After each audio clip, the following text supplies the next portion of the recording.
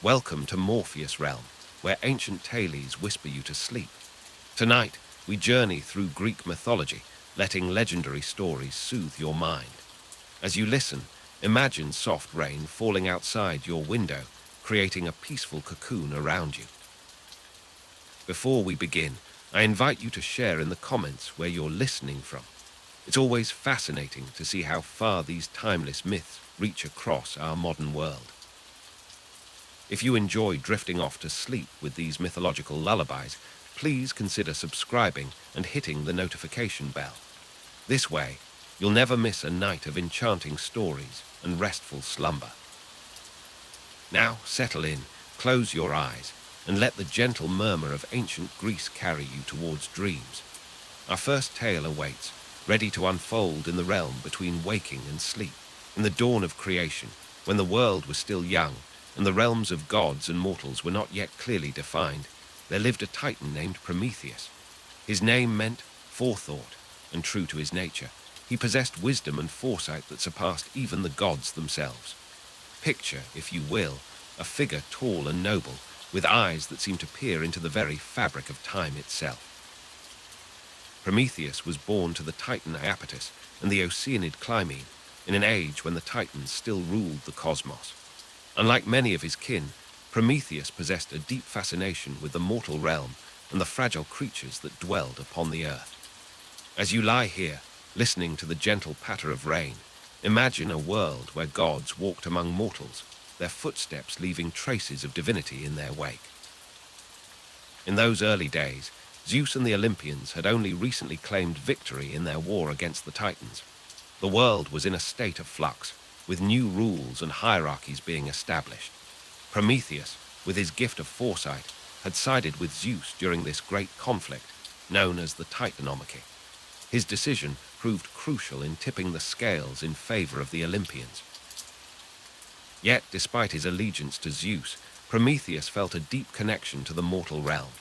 He watched as humans struggled in their primitive state, lacking the tools and knowledge to truly thrive.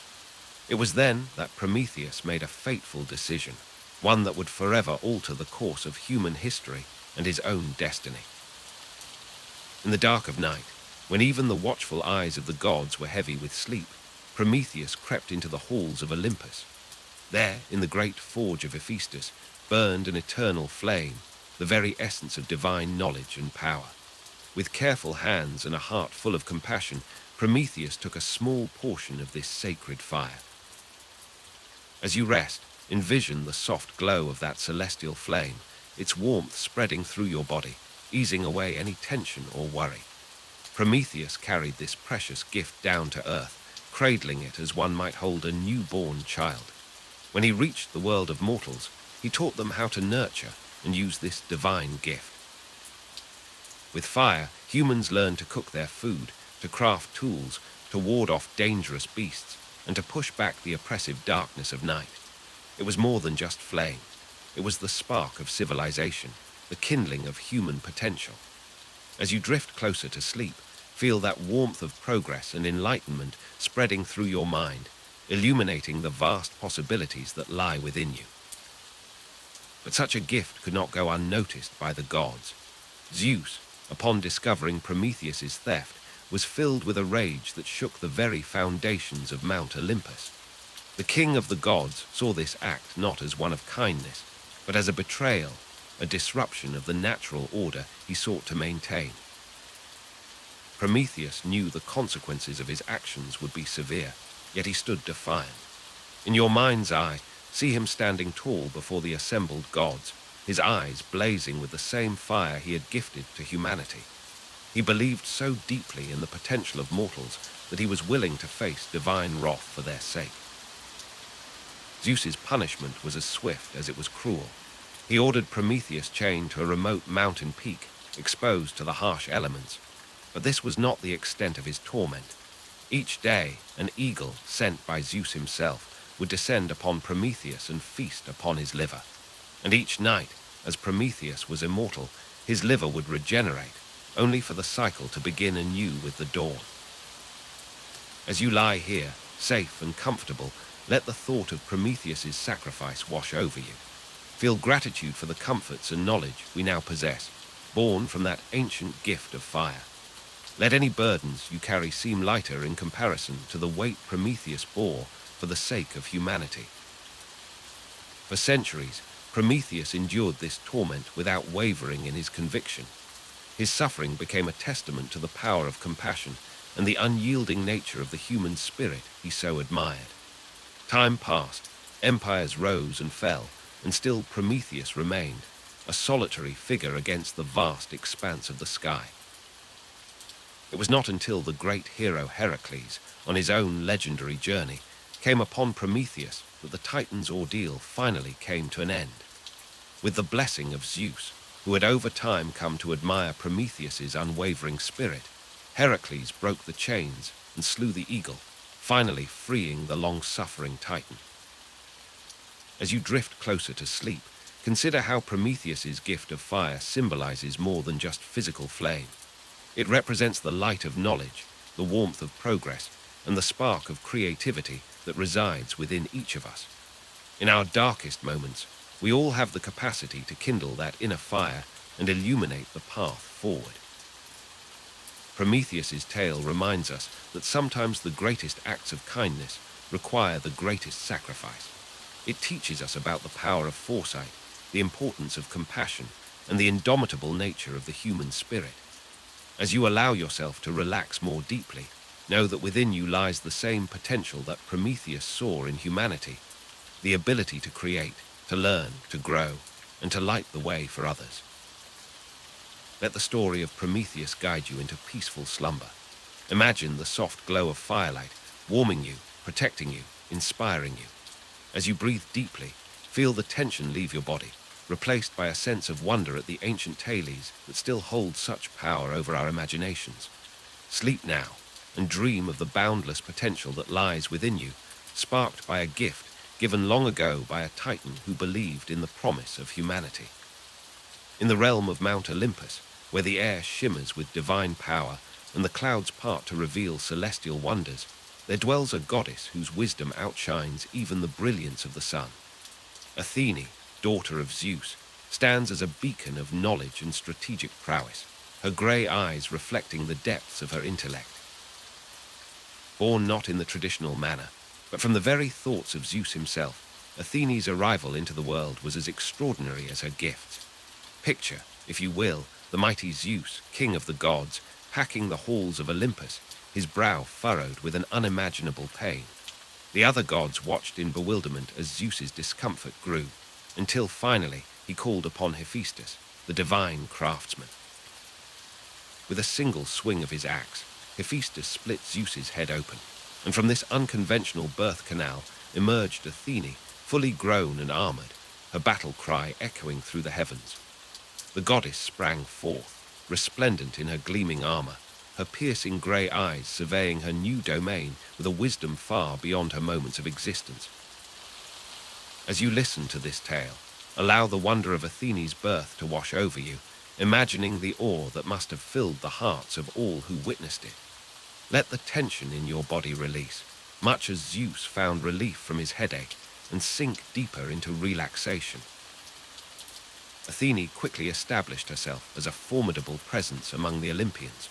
Her wisdom and strategic mind made her invaluable to both gods and mortals alike. Yet, it was in the mortal realm where Athene would face one of her greatest challenges, a contest for the patronage of a fledgling city that would one day become the crown jewel of Greek civilization. The people of this nascent city sought a divine patron, and both Athene and Poseidon, god of the seas, vied for this honor. The contest was simple. Each deity would offer a gift to the city, and the people would choose their patron based on which gift they deemed most valuable. Poseidon struck the ground with his mighty trident, and from the earth sprang a salt water spring, promising naval power and the bounty of the sea. The people marveled at this display of raw power, the briny scent of possibility filling the air. Then came Athene's turn. With graceful movement, she knelt and planted something in the soil. From this humble beginning grew an olive tree, its silvery leaves shimmering in the sunlight. Athene offered not just a tree, but the promise of food, oil, and wood, sustenance, and the foundation of commerce and peace. As you contemplate this contest, feel the weight of the choice before the people. Let the gentle rustling of the olive leaves in your mind's eye soothe you, carrying away any lingering stress or worry. The people chose Athene's gift, recognizing the long-term benefits of the olive tree over the immediate power of Poseidon's spring. In her wisdom, Athene had given a gift that would nourish and sustain for generations to come. The city was named Athens in her honor, and under her guidance, it flourished into a center of learning, art, and philosophy. Athene's influence extended far beyond Athens. She became known as a patron of heroes, guiding and protecting those who embodied courage and cleverness. She stood by Odysseus during his long journey home, advising Perseus in his quest against Medusa and offering her wisdom to Heracles as he faced his legendary labors. But Athene was more than a goddess of war and wisdom. She taught humanity the practical arts that elevated civilization. Under her tutelage, mortals learned the crafts of weaving, pottery, and metalworking. She championed both the intellectual and the practical, understanding that true wisdom lay in the balance between mind and hand. As you rest, imagine Athene's gentle hand guiding your own, instilling in you a sense of capability and wisdom. Feel the warmth of her olive tree's wood, the smoothness of woven cloth, the cool touch of crafted metal. Let these sensations ground you in a peaceful state of being. Athene's story teaches us that true power lies not in brute force, but in the application of wisdom and foresight. She represents the human capacity for reason, for finding clever solutions to daunting problems. In times of conflict, she advocates for strategy over aggression, for using one's intellect to navigate life's challenges. As you drift closer to sleep, reflect on how Athene's qualities might manifest in your own life. Perhaps you possess an untapped well of wisdom waiting to be drawn upon. Or maybe you have the power to nurture and sustain others, much like Athene's olive tree. Let Athene's grey eyes watch over your dreams tonight. May her wisdom infuse your thoughts, her strategic mind help you navigate your path, and her nurturing spirit give you strength. As you breathe deeply, imagine donning Athene's helm of wisdom, feeling its comforting weight dissolving your cares and worries. Allow yourself to float in the sea of Athene's knowledge, buoyed by her protection, drifting gently towards the shores of peaceful slumber. The goddess of wisdom stands guard over your rest, her olive tree's branches swaying gently in the night breeze, a lullaby of rustling leaves to soothe you into tranquil dreams. In the realm of ancient Greek mythology, few heroes shine as brightly as Perseus, a demigod born of divine and mortal parentage. As we delve into his tale, allow the gentle patter of rain outside to lull you into a state of peaceful relaxation. Close your eyes and let your mind drift to a time long ago, when gods and mortals intertwined their fates in grand adventures. Perseus's story begins not with a triumphant fanfare, but with a whispered prophecy that would shape his destiny. In the kingdom of Argos, King Acrisius received a dire warning. His grandson would one day cause his death. Fearing this fate, Acrisius took drastic measures. He imprisoned his daughter, Danae, in a bronze chamber, hoping to prevent her from ever bearing a child. But the will of the gods cannot be thwarted by mortal means. Zeus, the king of the gods, was enchanted by Danae's beauty and visited her in the form of a shower of golden rain. From this divine union, Perseus was conceived. As you listen, imagine the soft golden light filtering through the darkness, a symbol of hope in the face of adversity. When Acrisius discovered the infant Perseus, his fear overcame his love. He cast both mother and child into the sea in a wooden chest, leaving their fate to the whims of the waves. But Poseidon, moved by compassion, guided the chest safely to the island of Seriphos. There, a kindly fisherman named Dictys found them and took them under his protection. Perseus grew into a strong and noble young man, unaware of his divine heritage, but fate had not forgotten him. The king of Seriphos, Polydex, desired Danae for himself and saw Perseus as an obstacle. To rid himself of the young hero, Polydectes devised a cunning plan. He announced his intention to marry and asked all his subjects to bring gifts. Perseus, eager to prove himself, boldly promised to bring the head of the fearsome Gorgon, Medusa. As you rest, feel the weight of Perseus's challenge settling upon you.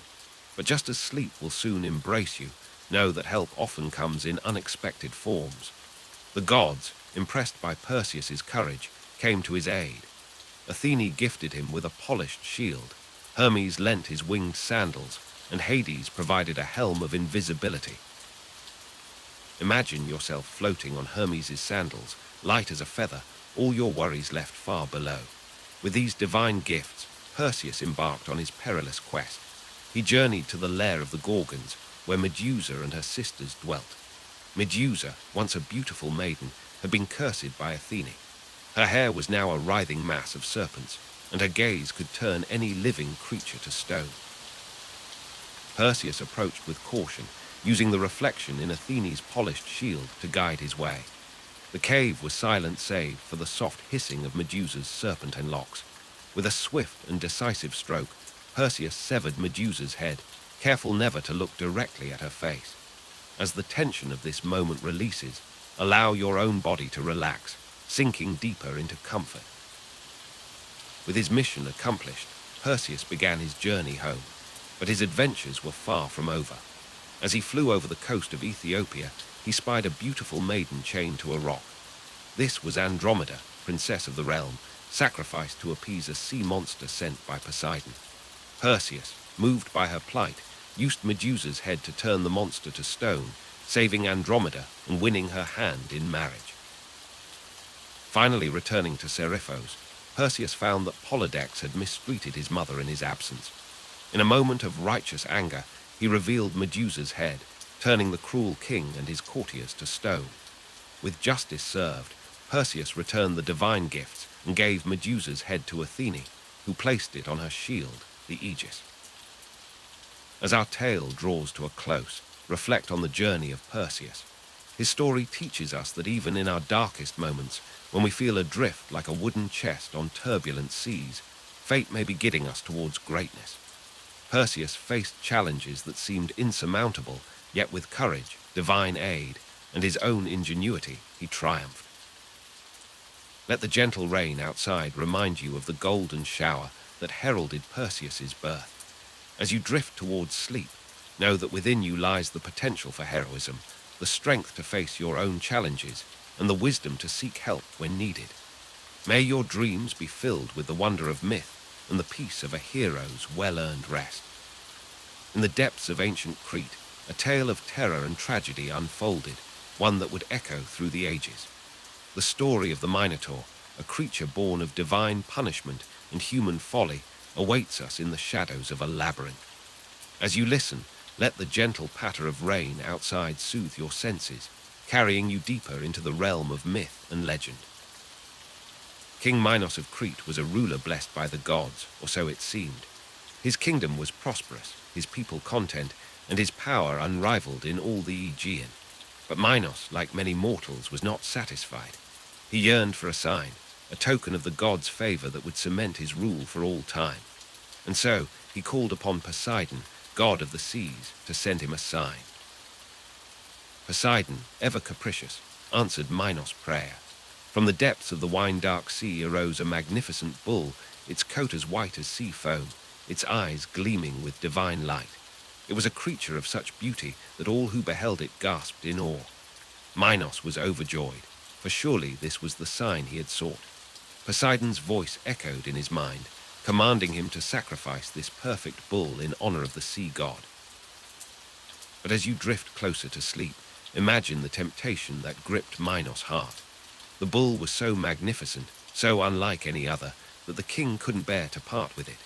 In a moment of weakness, he decided to keep the bull for himself, sacrificing a lesser animal in its place. He thought perhaps that Poseidon wouldn't notice or wouldn't care. But the gods are not so easily fooled, and their wrath, when roused, is terrible to behold. Poseidon's revenge was as swift as it was cruel. He reached out with his divine power and touched the mind of Pasiphae, Minos' wife, instilling in her an unnatural and overwhelming desire for the white bull. Consumed by this divinely inspired madness, Pasiphae sought out Daedalus, the legendary craftsman, and begged him for aid. Daedalus, whose genius knew no bounds, crafted a hollow wooden cow covered in the hide of a real animal. Inside this deception, Pasiphae was able to satisfy her unnatural lust. The union of woman and bull resulted in a monstrous birth, the Minotaur, a creature with the body of a man and the head of a bull. As you listen, feel the weight of sleep beginning to settle upon you, like a warm, comforting blanket. Let the rhythm of the rain outside merge with the cadence of this ancient tale, carrying you gently towards slumber. Minos, horrified by the monster his wife had borne, turned once again to Daedalus. The king commanded the craftsman to build a prison that would contain the Minotaur forever, hiding his shame from the world. And so, Daedalus created the labyrinth, a maze of such complexity that none who entered could ever hope to find their way out again. But the story of the Minotaur does not end there, for Minos, in his anger and shame, waged war against Athens. When he emerged victorious, he demanded a terrible tribute, 7 young men and 7 young women, to be sent every 9 years as sacrifices to the Minotaur. For years, this cruel practice continued until a hero arose who would challenge the monster in its lair. Theseus, son of the king of Athens, volunteered to be one of the 14 youths sent to Crete. His plan was bold: to enter the labyrinth, slay the Minotaur, and free Athens from its dreadful obligation. But even the bravest hero needs help sometimes, and Theseus found his in an unexpected place. Ariadne, daughter of Minos, fell in love with the Athenian prince at first sight. Unwilling to see him die in the labyrinth, she sought out Daedalus and begged him for a way to help Theseus survive. The old craftsman, perhaps seeking to atone for his role in creating the labyrinth, gave Ariadne a ball of thread and instructions on how to use it. As your body relaxes and your mind drifts, picture Theseus standing at the entrance to the labyrinth. In one hand, he clutches his sword. In the other, the end of Ariadne's thread. With a deep breath, he steps into the darkness, unwinding the thread behind him as he goes. The labyrinth was everything the legends claimed, a twisting, turning nightmare of stone corridors that seemed to shift and change with every step. But Theseus pressed on, guided by Ariadne's thread, until at last he reached the heart of the maze. There, in a chamber vast and dark, he found the Minotaur. The battle that followed was fierce and terrible. The Minotaur, driven by rage and hunger, charged at Theseus with all its monstrous strength. But Theseus was quick and clever, dodging the creature's attacks and striking when he could. In the end, it was the hero's human intellect that triumphed over the Minotaur's bestial fury. With the monster slain, Theseus followed Ariadne's thread back through the twisting passages of the labyrinth, emerging once more into the light of day. He had done what no one thought possible. He had entered the labyrinth and returned alive. As this tale draws to a close, let your mind wander through the twists and turns of your own thoughts, knowing that, like Theseus, you too have a thread to guide you back to wakefulness when the time comes. For now, though, allow yourself to sink deeper into the peaceful labyrinth of sleep. The story of the Minotaur teaches us that our actions, no matter how small they may seem, can have far-reaching consequences. Minos' pride and deceit led to the creation of a monster, while Theseus' courage and Ariadne's love brought about its downfall. In our own lives, we may face challenges that seem as daunting as the labyrinth, but with perseverance and the help of those who care for us, we can overcome even the most fearsome obstacles. As you drift off to sleep, imagine yourself standing on the shores of ancient Crete. The sea breeze caresses your face, carrying with it the scent of salt and adventure. In the distance, you can just make out the outline of a great palace, and beyond it, hidden from view, the entrance to the labyrinth. But you need not fear what lies within, for you carry with you the wisdom of Ariadne and the courage of Theseus. Let these ancient heroes guide your dreams tonight, as you journey through the winding paths of your own imagination. In the realm of ancient Greece, where gods and mortals intertwined their fates, there lived a musician whose melodies could charm even the stones. This is the tale of Orpheus and his beloved Eurydice, a story of love, loss, and the power of music to transcend the boundaries between life and death. Orpheus was the son of the muse Calliope and the Thracian king Oeagrus, though some say Apollo himself was his father. From birth, he was blessed with an extraordinary gift for music. His lyre, crafted by Apollo, produced sounds so beautiful that trees would uproot themselves to dance, rivers would change their courses to listen, and even the fiercest of beasts would lay down their arms in peaceful surrender to his melodies. As you listen to this tale, allow the soothing rhythm of Orpheus's music to wash over you, easing away the tensions of the day. Imagine the gentle strumming of the lyre, its notes floating on the evening breeze, carrying you towards a state of deep relaxation. One day, Orpheus met Eurydice, a wood nymph of incomparable beauty. Their eyes met, and in that instant, their hearts became forever entwined.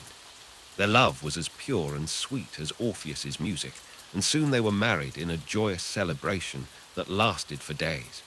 The forests echoed with melodies of love, and all of nature seemed to rejoice in their union. But fate, ever capricious, had other plans for the happy couple.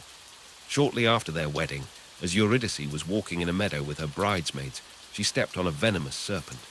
The creature, startled and defensive, sank its fangs into her heel. Eurydice's cry of pain pierced the air, reaching Orpheus's ears like a discordant note in his perfect symphony of love. As you immerse yourself in this story, feel the tension in your body begin to release.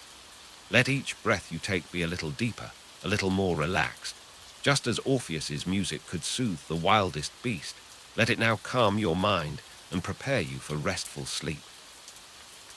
Eurydice died from the serpent's poison, her spirit descending to the underworld. Orpheus was inconsolable. His music, once a source of joy, now echoed with the haunting tones of grief. The world itself seemed to mourn with him. Flowers wilted, trees shed their leaves, and the sun hid behind dark clouds. But Orpheus refused to accept the finality of death. Driven by his undying love and armed with his lyre, he made the perilous journey to the underworld. At the gates of Hades, he played a melody so sorrowful yet so beautiful that Cerberus, the three-headed guardian dog, whimpered and allowed him passage. As you lie here, letting this ancient tale unfold in your mind, imagine yourself embarking on a journey of your own, a journey towards peaceful slumber. With each passing moment, you're traveling deeper into a state of tranquility, just as Orpheus descended into the depths of the underworld. Before Hades and Persephone, rulers of the underworld, Orpheus played his lyre and sang of his love for Eurydice. His music was filled with such passion and sorrow that even the cold hearts of the underworld gods were moved. Shades of the dead wept, and for the first time, the cheeks of the Erinyes, stern goddesses of vengeance, were wet with tears. Hades, moved by Orpheus's display of love and artistry, agreed to release Eurydice on one condition. Orpheus must lead her out of the underworld without looking back until they both reached the upper world. If he turned to look at her before then, she would be lost to him forever. As you continue to relax, envision yourself following in Orpheus's footsteps, climbing steadily towards the light of peaceful sleep. Each step takes you further from the worries of the day and closer to the restful realm of dreams. Orpheus began the long ascent, the sound of Eurydice's footsteps behind him his only reassurance. As they neared the exit, doubt began to creep into Orpheus's mind. Was she still there? Had Hades tricked him? Just as they were about to step into the light of the living world, Orpheus's resolve faltered. He turned to look at his beloved Eurydice. For a brief, joyous moment, their eyes met. But then, with a soft cry, Eurydice was pulled back into the depths of the underworld. Orpheus reached out, but his hands grasped only empty air. He had failed, and his love was lost to him once more. As this tale draws to a close, allow any remaining tension to melt away from your body. Like Orpheus, you've journeyed far, but unlike him, you're now ready to embrace the peaceful darkness of sleep. Orpheus returned to the world above, but he was never the same. His music, once capable of charming all of creation, now spoke only of his undying love and unending grief. He wandered the earth, playing his sorrowful melodies, until the day he too passed from this world, hopping to reunite with his beloved Eurydice in the afterlife. The story of Orpheus and Eurydice reminds us of the power of love and the pain of loss. It teaches us that sometimes trust and patience are as important as passion and determination. As you drift off to sleep, carry with you the melody of Orpheus's lyre, a lullaby of love eternal. Let the gentle rain sounds that accompany you tonight be reminiscent of the tears shed for Orpheus and Eurydice's tragic love. Allow them to wash away your cares, just as they washed away the sorrows of those who listened to Orpheus's music. Close your eyes now, and let sleep embrace you, carrying you to dreams as beautiful as the melodies of the greatest musician who ever lived. In the realm of the gods, where light and shadow dance in eternal harmony, there lived a deity whose radiance outshone even the brightest stars. Apollo, the god of light, music, poetry, and prophecy, was a figure of unparalleled beauty and grace.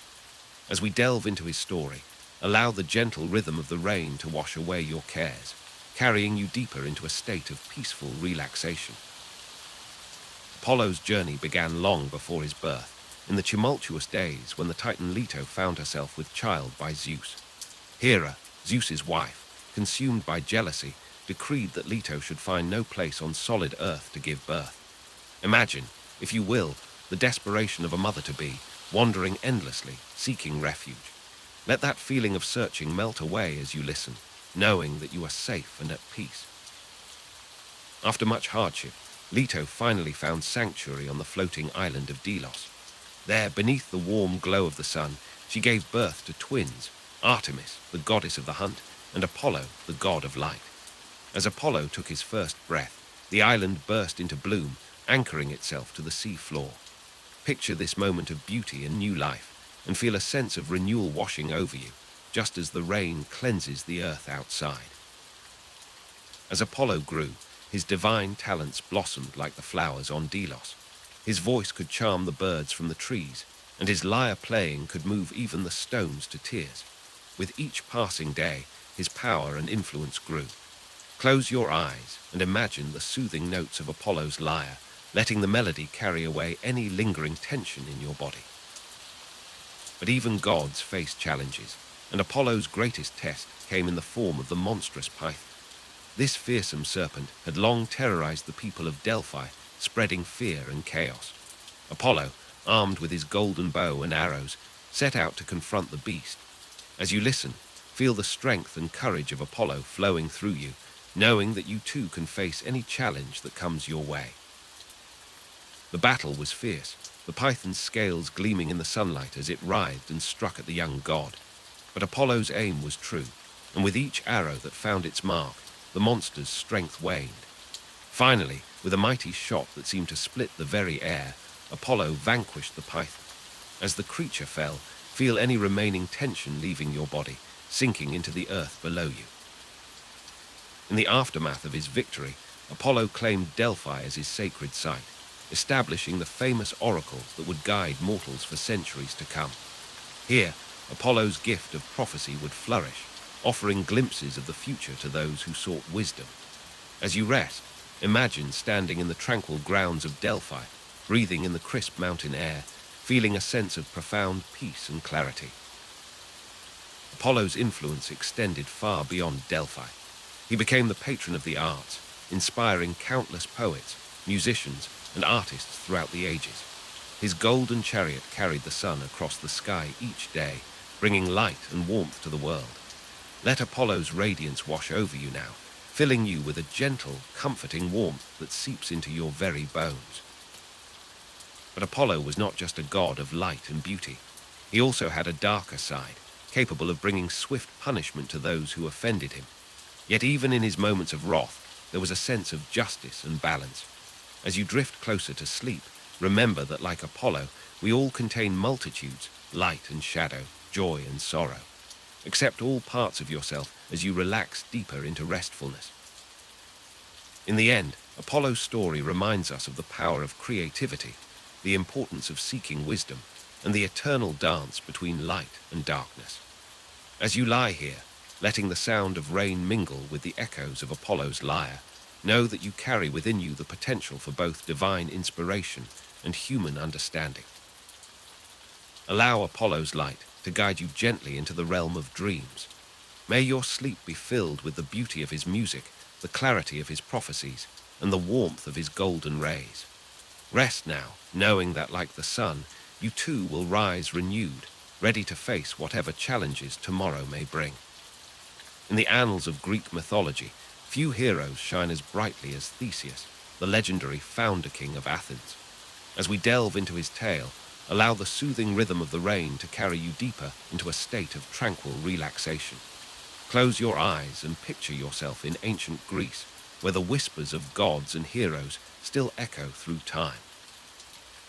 Theseus was born of both divine and mortal parentage, his father being the great King Aegeus of Athens, and his mother Aethra, daughter of King Pittheus of Troezen. As a young boy, Theseus grew up unaware of his true heritage, raised by his mother in the coastal city of Troezen. The sea breeze carried tales of his father's exploits, nurturing within him a desire for greatness that would shape his destiny. As you listen, feel the tension in your body begin to melt away, much like the mists that shrouded the mysteries of Theseus's birth.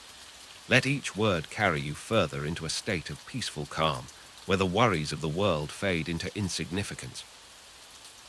When Theseus came of age, his mother revealed to him the secret of his birth. She led him to a great boulder beneath which lay his father's sword and sandals, left as tokens for the son he had never met. With strength that belied his years, Theseus lifted the massive stone, claiming his birthright and setting in motion a journey that would lead him to greatness. As Theseus embarked on his journey to Athens, he chose the treacherous land route, determined to prove his worth. Along the way, he faced numerous challenges, each one a test of his courage and wit. Like the steady fall of rain outside your window, let these trials wash away any lingering stress, leaving you cleansed and at peace. Theseus encountered the cruel Periphetes, who ambushed travelers with his iron club. With quick thinking and strength, Theseus overpowered the brute, claiming the club as his own. He then faced Sinis, the pine bender, who would tear travelers apart between two bent pine trees. Theseus used Sinis' own cruel method against him, showcasing not just his strength, but his cunning as well. As you drift deeper into relaxation, imagine the cool touch of sea spray on your skin as Theseus encounters Scion, the bandit who forced travelers to wash his feet at the edge of a cliff, only to kick them into the sea. With grace and agility, Theseus outmaneuvered Scion, sending him plummeting to his doom. In Eleusis, Theseus wrestled the mighty Circean, who challenged all passing travelers. Despite Circean's renowned strength, Theseus's skill and agility proved superior. As you picture this contest of strength, feel your own muscles loosening, tension flowing away like water over smooth stones. The final challenge, before reaching Athens, came in the form of Procrustes, the stretcher.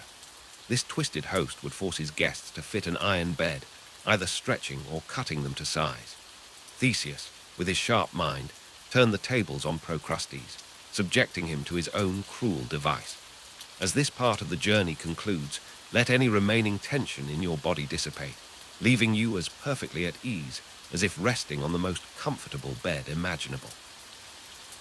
Upon reaching Athens, Theseus was nearly undone by the schemes of Medea, his father's new wife. Aegeus, not recognizing his son, was persuaded by Medea to offer Theseus a cup of poisoned wine. At the last moment, Aegeus recognized the sword Theseus carried and dashed the cup away, reuniting father and son in a moment of joy and relief. As you listen, feel a wave of warmth and security wash over you, knowing that even in our darkest moments, recognition and love can save us. Theseus's greatest challenge, however, lay ahead. Athens was under a terrible tribute to King Minos of Crete, forced to send 7 young men and 7 maidens every 9 years to be devoured by the monstrous Minotaur. Theseus volunteered to be one of the 14, vowing to slay the beast and end the cruel practice. As your mind drifts with the story, imagine the cool, dark labyrinth where the Minotaur dwelled. Feel the smooth stone walls, hear the distant echo of footsteps. Theseus, armed with a sword and a ball of thread given to him by Princess Ariadne, ventured into the maze. The thread, like the soothing narrative of this tale, guided him safely through the twisting passages. In the heart of the labyrinth, Theseus confronted the Minotaur. The battle was fierce but brief. With strength, skill, and determination, Theseus overcame the monstrous creature, freeing Athens from its terrible burden. As the Minotaur fell, let any lingering tension or worry fall away from your mind and body. Theseus's triumph over the Minotaur secured his place as a true hero and future king of Athens. His journey reminds us that with courage, wit, and compassion, we can overcome even the most daunting challenges life presents. As you rest now, safe and comfortable, know that you too possess the strength to face your own labyrinths, guided by the thread of your inner wisdom. Let the story of Theseus lull you gently towards sleep. Like the hero finding his way through the labyrinth, allow your mind to wander peacefully through the realm of dreams. The sound of rain continues, a soothing backdrop to your journey into restful slumber. Good night, and may your dreams be filled with the courage and wonder of ancient heroes. In the realm of ancient Greece, where gods and mortals intertwined, there lived a young man named Icarus. His story, a tale of ambition and caution, begins not on the solid ground of the earth, but in the confines of a tower that reached towards the heavens. As you listen, let the gentle patter of rain outside soothe your mind, carrying you deeper into this mythical world. Icarus was the son of Daedalus, a renowned craftsman and inventor whose skills were sought after by kings and commoners alike. Their tale begins on the island of Crete, where King Minos had commissioned Daedalus to build an intricate labyrinth to house the fearsome Minotaur. The maze was a marvel of engineering, its twisting corridors and dead ends confounding any who dared to enter. However, Daedalus' brilliance became his downfall. King Minos, fearing that the secret of the labyrinth might be revealed, imprisoned Daedalus and young Icarus in a high tower overlooking the sea. The waves crashed against the rocky shore below, their rhythm a constant reminder of the freedom that lay just beyond their reach.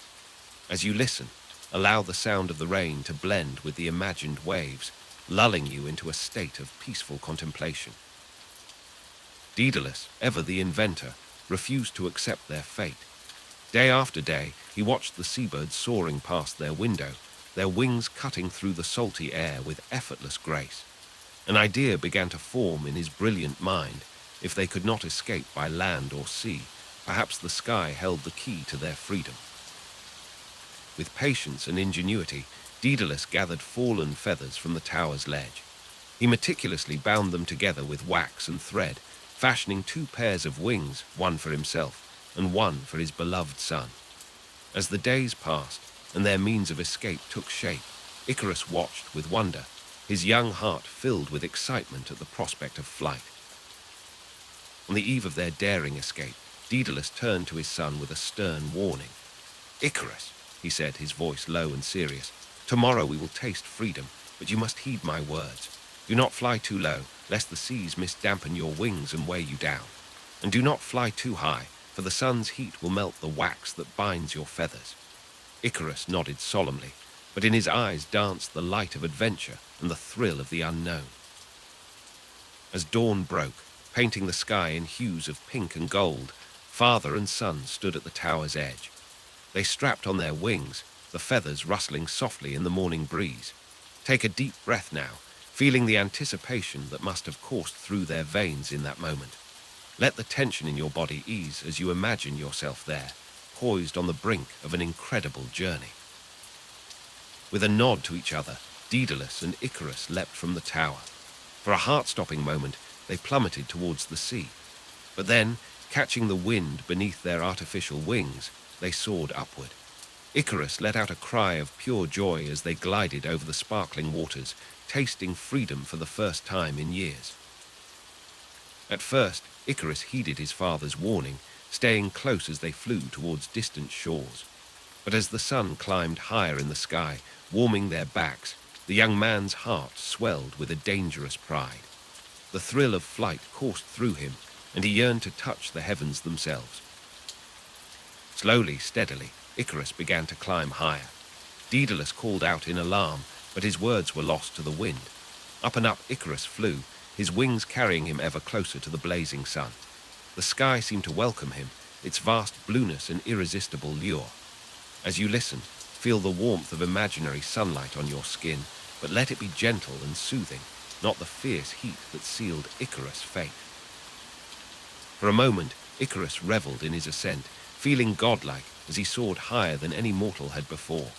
But then, disaster struck. The sun's heat began to soften the wax binding his wings. Feathers loosened and fell away, spiraling down to the sea far below.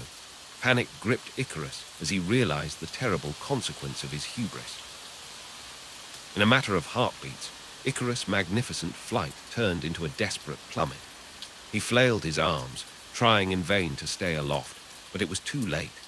Daedalus watched in horror as his beloved son fell from the sky, disappearing into the deep blue waters of the sea that would forever bear his name, the Icarian Sea. As the tale of Icarus comes to its tragic close, let us reflect on its timeless wisdom. It reminds us that while ambition and the desire to reach great heights are admirable, we must also heed the voice of caution and experience.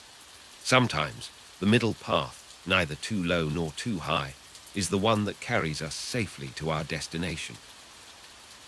As you rest now, imagine yourself gently gliding through calm skies, perfectly balanced between earth and heavens. Let the story of Icarus remind you that there is beauty and safety in moderation, in finding the perfect altitude where you can soar freely without risking a fall. Allow the sound of rain to wash away any tension, carrying you towards peaceful dreams where you fly effortlessly, wise and cautious, through skis of your own making. Let your breathing become as steady and gentle as the beating of wings, each inhale lifting you slightly, each exhale allowing you to glide. You are safe here, cradled in the arms of myth and imagination, drifting towards the shores of deep, restful sleep. In the realm of the gods, where the eternal seasons dance their never-ending waltz, there lived a goddess whose love for her daughter would change the very fabric of nature itself. This is the tale of Demeter, goddess of the harvest, and her beloved daughter Persephone. As you listen, allow the gentle rhythm of the rain to carry you deeper into a state of tranquil relaxation. Demeter was a goddess of nurture and growth, her presence bringing forth the bounty of the earth. Her daughter, Persephone, was as radiant as a spring morning, her laughter like the tinkling of wind chimes in a gentle breeze. Together, they roamed the verdant fields, tending to the flowers and crops that sustained both gods and mortals alike.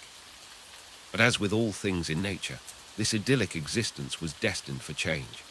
Hades, the somber ruler of the underworld, had long watched Persephone from afar, his heart growing ever fonder of her vibrant spirit. One fateful day, as Persephone gathered flowers in a meadow, the earth suddenly split open.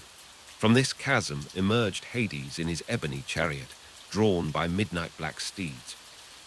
In an instant, he swept Persephone into his arms and descended back into the depths of his realm, leaving only an echo of her startled cry. Demeter, sensing her daughter's absence, began a frantic search across the world. For 9 days and 9 nights, she wandered, neither eating nor sleeping, her anguish growing with each passing moment. The earth, reflecting its mistress's sorrow, began to wither and die. Crops failed, leaves fell from trees, and a bitter chill settled over the land. As you listen to this tale of loss and longing, feel the weight of your own cares lifting away. Like Demeter, we all face times of struggle, but remember that even in our darkest moments, hope still flickers like a distant star. Finally, Zeus, king of the gods, intervened. He could not allow the earth to perish, for without the mortals' worship, even the gods would fade. He commanded Hades to return Persephone to her mother. However, during her time in the underworld, Persephone had eaten 6 pomegranate seeds, binding her irrevocably to that realm. A compromise was struck. Persephone would spend 6 months of the year with her mother in the world above, and 6 months with Hades in the underworld. And so the seasons were born. When Persephone returns to her mother, Demeter's joy brings forth spring and summer. When she descends to the underworld, Demeter's sadness ushers in autumn and winter. This cycle of joy and sorrow, of abundance and scarcity, reflects the very nature of life itself. Just as the seasons change, so too do our own circumstances. In times of darkness, we can take comfort in knowing that light will return, just as spring always follows winter. As you drift closer to sleep, imagine yourself as part of this eternal cycle. Feel the warmth of spring's renewal, the abundance of summer's growth, the gentle release of autumn, and the quiet rest of winter. Each has its place, each its purpose, just as each moment in our lives shapes who we are. Let the story of Demeter and Persephone remind you that even separation can lead to beautiful transformations. As you breathe deeply, envision the world renewing itself with each cycle, just as you renew yourself with each restful night's sleep. Allow your body to sink deeper into comfort, knowing that like Persephone returning to the world above, you too will emerge refreshed and renewed when morning comes. For now, simply rest in the gentle embrace of night, cradled by the timeless rhythms of myth and nature. In the realm of Greek mythology, there exists a god whose swift feet carry messages across the heavens and whose clever mind weaves tales of mischief and wonder. This is the story of Hermes, the messenger of the gods, patron of travelers, thieves, and merchants alike. As you listen, allow the gentle patter of rain to lull you deeper into relaxation, your mind drifting like clouds across the night sky. Hermes was born in a secluded cave on Mount Cyllene, the child of Zeus and the nymph Maia. From his very first breath, it was clear that this divine infant was unlike any other. While most newborns spend their early days sleeping and crying, young Hermes was already plotting his first adventure. Imagine, if you will, a cave bathed in soft moonlight, the air filled with the sweet scent of wildflowers, as a mischievous baby god begins to stir. Before he was even a day old, Hermes slipped away from his mother's watchful gaze. With feet as swift as the wind, he raced across the land until he came upon Apollo's sacred herd of cattle. With a gleam in his eye and a grin on his face, Hermes hatched a plan. He would steal these prized animals, not out of malice, but for the sheer thrill of the trick. As you picture this scene, feel the cool grass beneath your feet, hear the soft lowing of the cattle, and let any tension in your body melt away like morning dew. Hermes cleverly made the cattle walk backward, and he himself walked backward as well, all to confuse anyone who might try to follow their trail. He led the herd far away, hiding them in a distant cave. To cover his tracks even further, he fashioned the world's first sandals and wore them, leaving no telltale footprints behind. As you contemplate Hermes' ingenuity, allow your own mind to become still, your thoughts drifting peacefully like leaves on a gentle stream. When Apollo discovered his missing cattle, he was furious. He searched high and low, following the confusing trail until at last he suspected the newborn Hermes. Apollo stormed to Mount Cyllene, confronting the infant god. But Hermes, wrapped innocently in his blankets, denied everything with such charming conviction that even Apollo found himself doubting his own suspicions. As you listen, feel the warmth of those soft blankets around you, cocooning you in comfort and tranquility. Zeus, amused by his young son's antics, but knowing the truth, commanded Hermes to return the cattle. Hermes, ever the clever negotiator, agreed on one condition. He would be granted a place among the Olympian gods. To sweeten the deal, he presented Apollo with a gift, a lyre he had crafted from a tortoise shell. The music from this instrument was so beautiful that Apollo's anger melted away, replaced by wonder and delight. As you imagine the sweet melodies of the lyre, let them wash over you, carrying away any lingering thoughts or worries. From that day forward, Hermes took his place on Mount Olympus as the messenger of the gods. His winged sandals carried him swiftly across the sky, delivering messages and guiding souls to the underworld.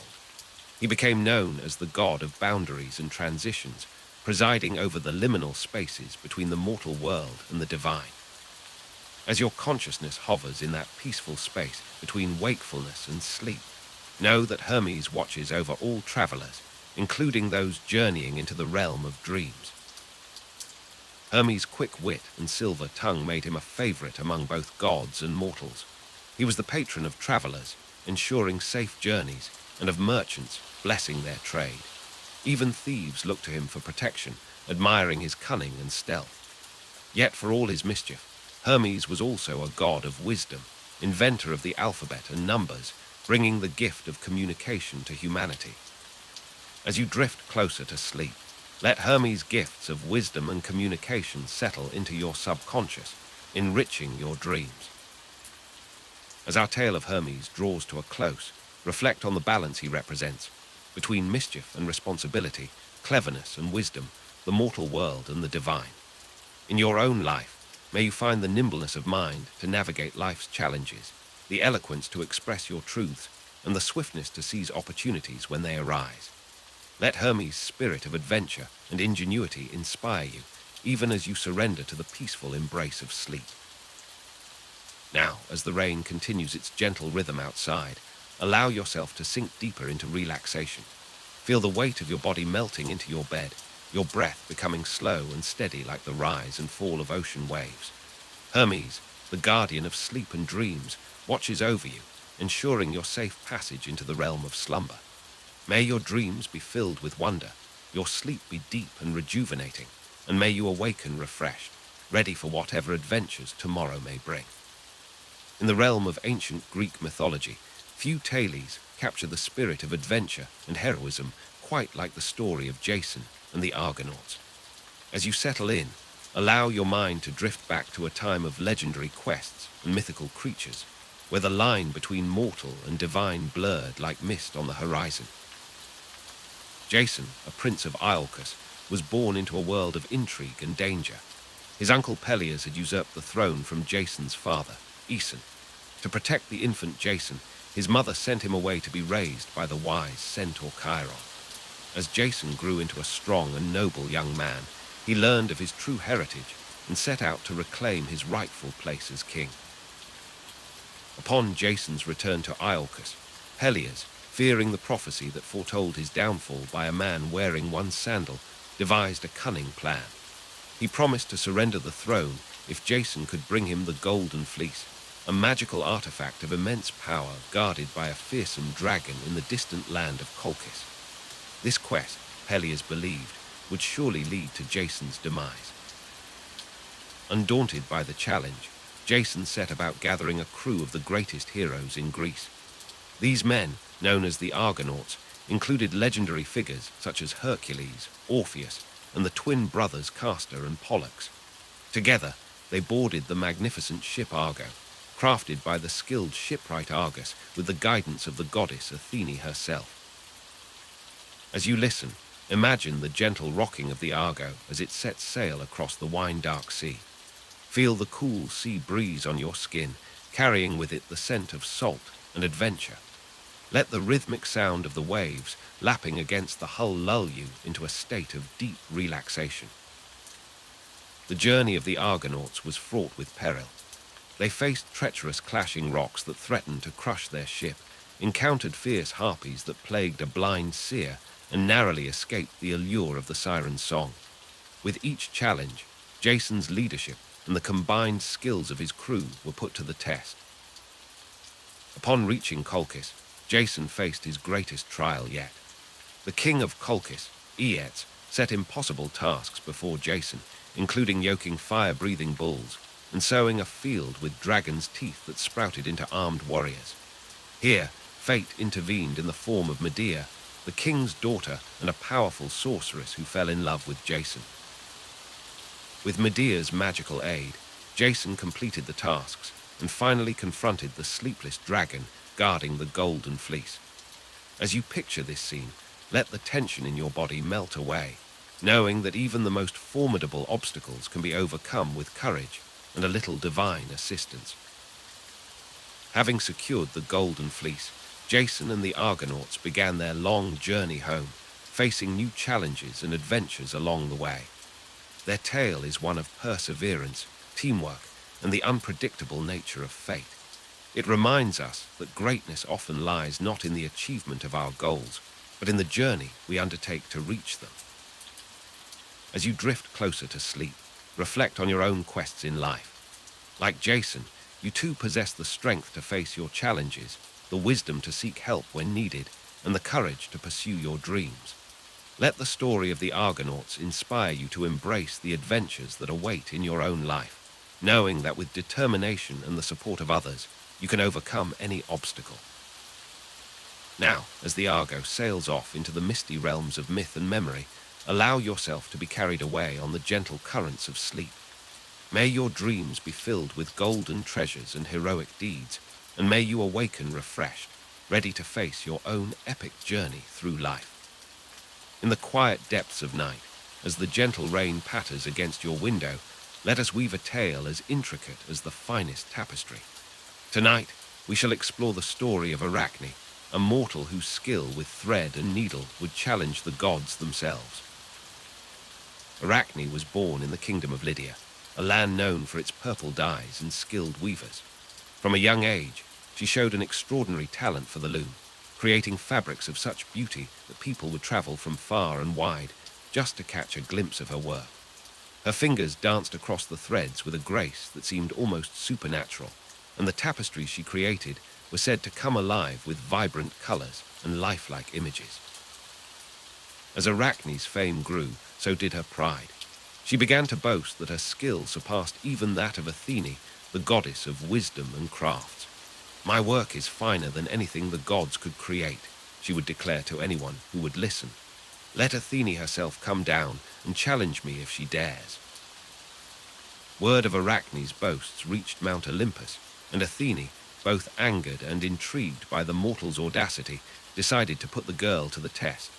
The goddess disguised herself as an old woman and approached Arachne, warning her against such prideful claims. "The gods are not to be trifled with, child," she cautioned. "Seek Athene's forgiveness before it's too late." But Arachne, blinded by her own skill and arrogance, scoffed at the warning. "Let Athene come," she replied. "I fear no contest with the goddess." At these words, Athene revealed her true form, her grey eyes flashing with divine power. The challenge was set, and both goddess and mortal took their places at their looms. As you listen to this tale, feel the tension in your body begin to unwind, much like the threads Arachne and Athene used in their fateful contest. Let each breath you take be as smooth and measured as the back and forth of the shuttle across the loom. The contest began, and both weavers worked with incredible speed and skill. Athene's tapestry depicted the gods in all their glory, showing scenes of divine justice and the consequences of mortal hubris. Her work was flawless, a testament to her godly powers and wisdom. Arachne, however, chose a different subject. Her tapestry showed the gods in moments of weakness and folly, highlighting their mistakes and indiscretions. The skill of her work was undeniable. Each thread was perfectly placed, each color blended with masterful precision. The images seemed to breathe and move, so lifelike were they in their execution. As the contest drew to a close, even Athene had to admit that Arachne's work was beyond reproach. The mortal's skill matched, perhaps even surpassed, that of the goddess. But the subject matter of Arachne's tapestry enraged Athene. The goddess saw it as a direct insult to the gods, a demonstration not just of skill, but of disrespect and defiance. In her anger, Athene tore Arachne's tapestry to shreds. The goddess struck the mortal girl with her weaving tool, cursing her for her pride and insolence. Arachne, overcome with shame and fear, fled from the scene and hanged herself from a nearby tree. As you rest, listening to this ancient tale, allow any feelings of pride or shame to dissolve. Like Arachne's thread, let them unravel and float away on the gentle breeze of your breath. Remember that we all possess talents, but humility is as valuable a trait as any skill. Athene, seeing the tragic result of her anger, felt a pang of regret. In a moment of compassion, she decided to give Arachne a form of immortality. The goddess sprinkled her with the juices of aconite, a magical herb, and Arachne's body began to shrink and transform. Her hair fell away, her nose and ears vanished, and her fingers elongated into delicate legs. Arachne became the first spider, destined to weave for all eternity. Her descendants would carry on her legacy, spinning webs of incredible intricacy and beauty. And so, the spider's web became a reminder of both the heights of human achievement and the dangers of excessive pride. As this tale comes to a close, imagine the delicate strands of a spider's web, glistening with dewdrops in the early morning light. Like Arachne's story, our lives are interwoven with moments of triumph and hubris, skill and learning. As you drift towards sleep, consider the intricate web of your own experiences, each strand connecting to create the unique tapestry of your life. Let the gentle sound of rain outside lull you deeper into relaxation. Like a spider tending to its web, allow your mind to gently smooth away any lingering thoughts or worries. Each breath you take is a silken thread, weaving a cocoon of tranquility around you. Remember, dear listener, that true mastery lies not just in skill, but in wisdom and humility. As you fall into the embrace of sleep, carry with you the lesson of Arachne's tale. May your dreams be as beautiful and intricate as the finest tapestry, woven with threads of peace and self-acceptance. In the depths of the underworld, where shadows dance and whispers echo through cavernous halls, there dwells a god both feared and misunderstood. Hades, ruler of the realm of the dead, is not a figure of evil, but rather a complex deity tasked with maintaining the balance between life and death. As we delve into his story, allow the gentle patter of rain to lull you deeper into relaxation, each drop a soothing reminder of the cyclical nature of existence. Hades, brother to Zeus and Poseidon, was born of the Titans Cronus and Rhea. When the world was divided among the three brothers, Hades was given dominion over the underworld. Far from being a punishment, this realm became his kingdom, a place of quiet power and solemn duty. Imagine, if you will, a vast subterranean world, not of fire and brimstone, but of shadowy beauty and eternal twilight. The palace of Hades stood at the heart of his realm, its obsidian walls gleaming with an otherworldly sheen. Here, the god of the dead sat upon his ebony throne, overseeing the souls that passed through his domain. His companion in this somber duty was Cerberus, the three-headed hound that guarded the gates of the underworld, ensuring that the dead remained in their eternal rest and the living did not trespass unbidden. Perhaps the most well-known tale of Hades is that of his love for Persephone, daughter of Demeter. Struck by her beauty and drawn to her vibrant spirit, Hades emerged from his shadowy realm to bring her to the underworld. This act, often misunderstood as an abduction, was in truth a complex interweaving of love, duty, and the inexorable pull of fate. Demeter's grief at the loss of her daughter plunged the world into winter, a stark reminder of the delicate balance between life and death. Yet from this conflict arose a compromise that would shape the very cycle of seasons. Persephone would spend part of the year in the underworld with Hades and part in the world above with her mother. As you rest, consider how this myth mirrors the natural rhythms of life, death, and rebirth that surround us. Hades, often portrayed as grim and unyielding, was in truth a just and fair ruler. Unlike his Olympian brethren, he rarely interfered in the affairs of mortals, focusing instead on maintaining order in his vast kingdom. The souls that entered his realm were judged not by him, but by impartial arbiters, ensuring that each received their due in the afterlife. As you sink deeper into comfort, imagine the fields of Asphodel, where ordinary souls wandered in peaceful contentment. Picture the Elysian fields, a paradise for heroes and the virtuous. Even the depths of Tartarus, where the wicked faced punishment, served a purpose in the grand balance of the cosmos that Hades maintained. One of the most poignant stories involving Hades is that of Orpheus and Eurydice. When the gifted musician Orpheus descended to the underworld to reclaim his beloved wife, it was Hades who was moved by his music and grief. In a rare act of mercy, Hades agreed to allow Eurydice to return to the world of the living, under the condition that Orpheus not look back until they had both reached the surface. This tale speaks to the immutable nature of death, yet also to the power of love and music to touch even the heart of the Lord of the underworld. As our journey through the realm of Hades draws to a close, Let the steady rhythm of the rain outside blend with the quiet whispers of the underworld in your mind. Feel the weight of your body sinking into restful repose, much as the souls in Hades' realm find their eternal peace. Remember that in the cycle of life and death, rest and renewal, there is a profound beauty and purpose. Hades, often feared, is also a symbol of the inevitable transition we all must face. Yet in his realm, there is not only an end, but also the promise of rest, of justice, and of a new beginning. As you drift towards sleep, know that like the changing seasons, like day following night, your rest is part of the grand cycle that Hades himself oversees. Let go of any lingering tension, and allow yourself to be carried gently into the embrace of sleep, watched over by the just and noble lord of the underworld. In the moonlit forests of ancient Greece, where shadows danced between silver-kissed leaves, there lived a goddess whose very presence commanded both awe and reverence. Artemis, the divine huntress, twin sister of Apollo and daughter of Zeus, roamed the wilderness with a grace that rivaled the most nimble of deer. Her story, like the night itself, is filled with mystery, power, and the untamed beauty of nature. Born on the island of Delos, Artemis emerged into the world moments before her twin brother Apollo.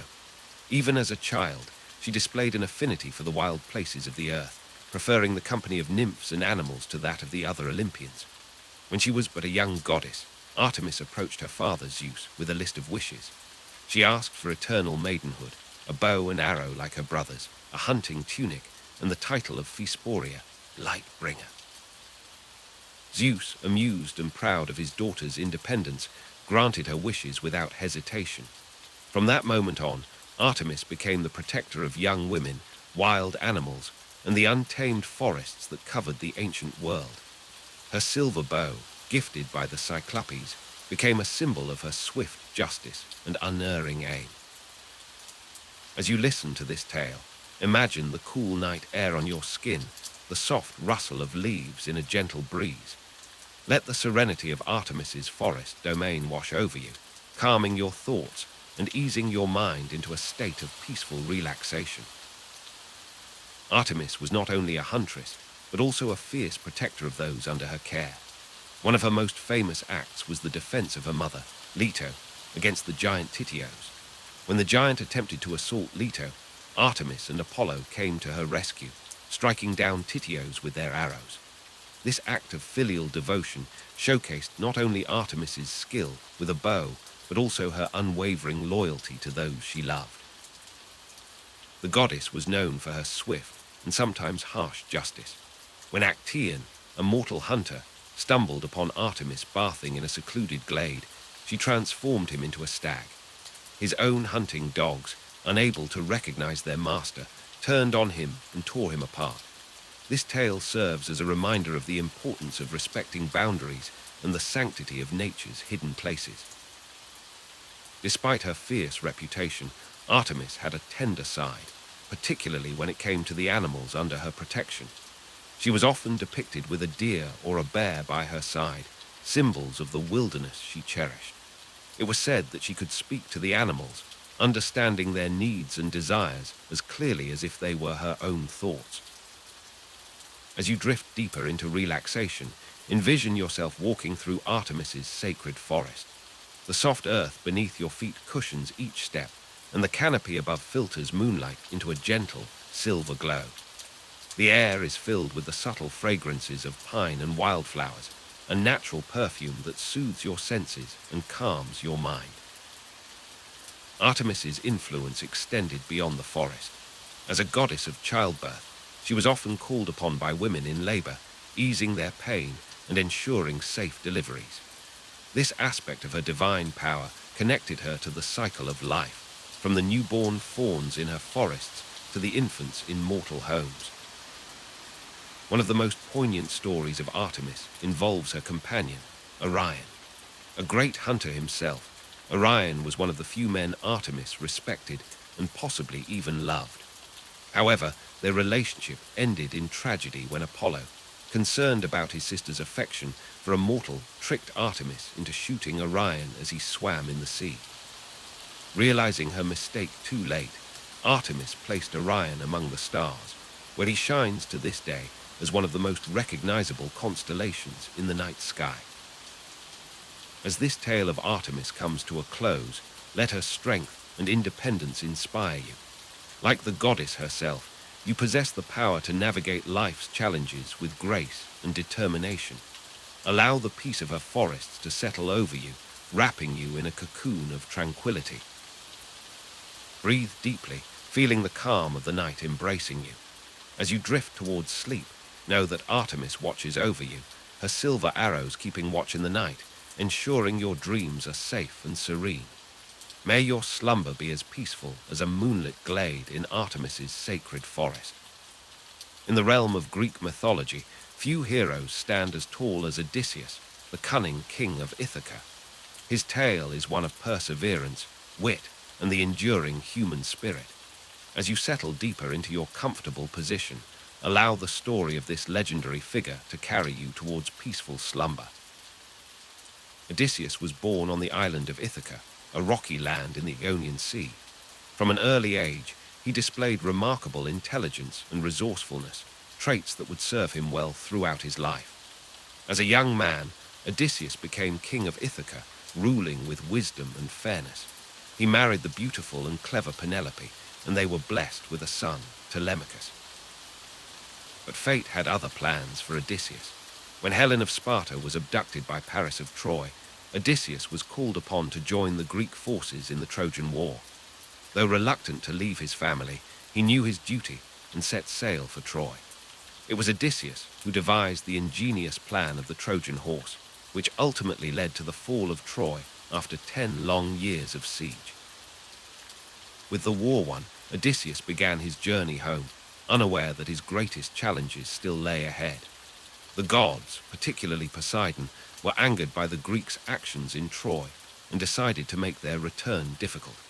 For Odysseus, this meant a decade-long odyssey filled with perilous adventures and extraordinary encounters. Picture yourself aboard Odysseus's ship, the gentle rocking of the waves lulling you into a state of deep relaxation. Feel the cool sea breeze on your skin as you drift along with our hero on his epic journey. Odysseus faced numerous trials on his voyage home. He outsmarted the monstrous Cyclops Polyphemus, resisted the allure of the siren's song, and navigated the treacherous passage between Scylla and Charybdis. Through each challenge, Odysseus's quick thinking and adaptability shone through, allowing him to overcome seemingly impossible odds. Perhaps the most difficult test for Odysseus was not a monster or a god, but time itself. Years passed as he was held captive by the nymph Calypso on her island. Though offered immortality, Odysseus's heart longed for home, for Penelope, and for Ithaca. His unwavering desire to return home became a testament to the power of love and the strength of the human spirit. As you listen, allow yourself to feel the same sense of determination that drove Odysseus. Let go of any worries or obstacles in your own life, knowing that like this great hero, you too have the strength to overcome any challenge. Finally, after 10 long years, Odysseus returned to Ithaca, but his trials were not yet over. He found his home overrun with suitors vying for Penelope's hand, believing Odysseus to be dead. With the help of his son Telemachus and the goddess Athene, Odysseus devised a plan to reclaim his throne and reunite with his faithful wife. In a display of both strength and cunning, Odysseus revealed himself, defeated the suitors, and reclaimed his rightful place as king of Ithaca. His reunion with Penelope, who had remained faithful all those years, stands as one of the most touching moments in Greek mythology. Odysseus's story is not just a tale of adventure, but a profound exploration of the human experience. It speaks to the enduring power of love, the strength found in perseverance, and the triumph of wit over brute force. As you drift closer to sleep, consider how these timeless themes resonate in your own life. Let the wisdom of Odysseus guide you towards peaceful dreams. Like him, you have the ability to navigate life's challenges with grace and intelligence. Allow the gentle waves of sleep to carry you to your own Ithaca, a place of rest and rejuvenation. As we conclude the tale of Odysseus, Take a deep breath and feel the tension leave your body. The journey of this great hero reminds us that no matter how long or difficult the path may seem, home and peace await us in the end. Close your eyes, relax, and let the soothing embrace of sleep welcome you, just as Ithaca welcomed Odysseus after his long odyssey. In the lush forests of ancient Greece, where the leaves whisper secrets and the streams sing lullabies, there lived two beings whose tale would echo through the ages. As you settle deeper into your comfortable rest, allow the gentle patter of rain to carry you into this story of love, longing, and reflection. Echo was a beautiful nymph, known for her melodious voice and her gift of gab. She was a favorite among the gods for her ability to entertain them with endless stories and witty conversation. However, her talkative nature would soon lead to her downfall. One day, Zeus, the king of the gods, descended to earth to dally with the nymphs. His wife, Hera, suspicious of her husband's frequent absences, followed him. As Hera approached the group of nymphs, Echo, ever loyal to Zeus, engaged the goddess in long-winded conversation, allowing the other nymphs to escape with Zeus.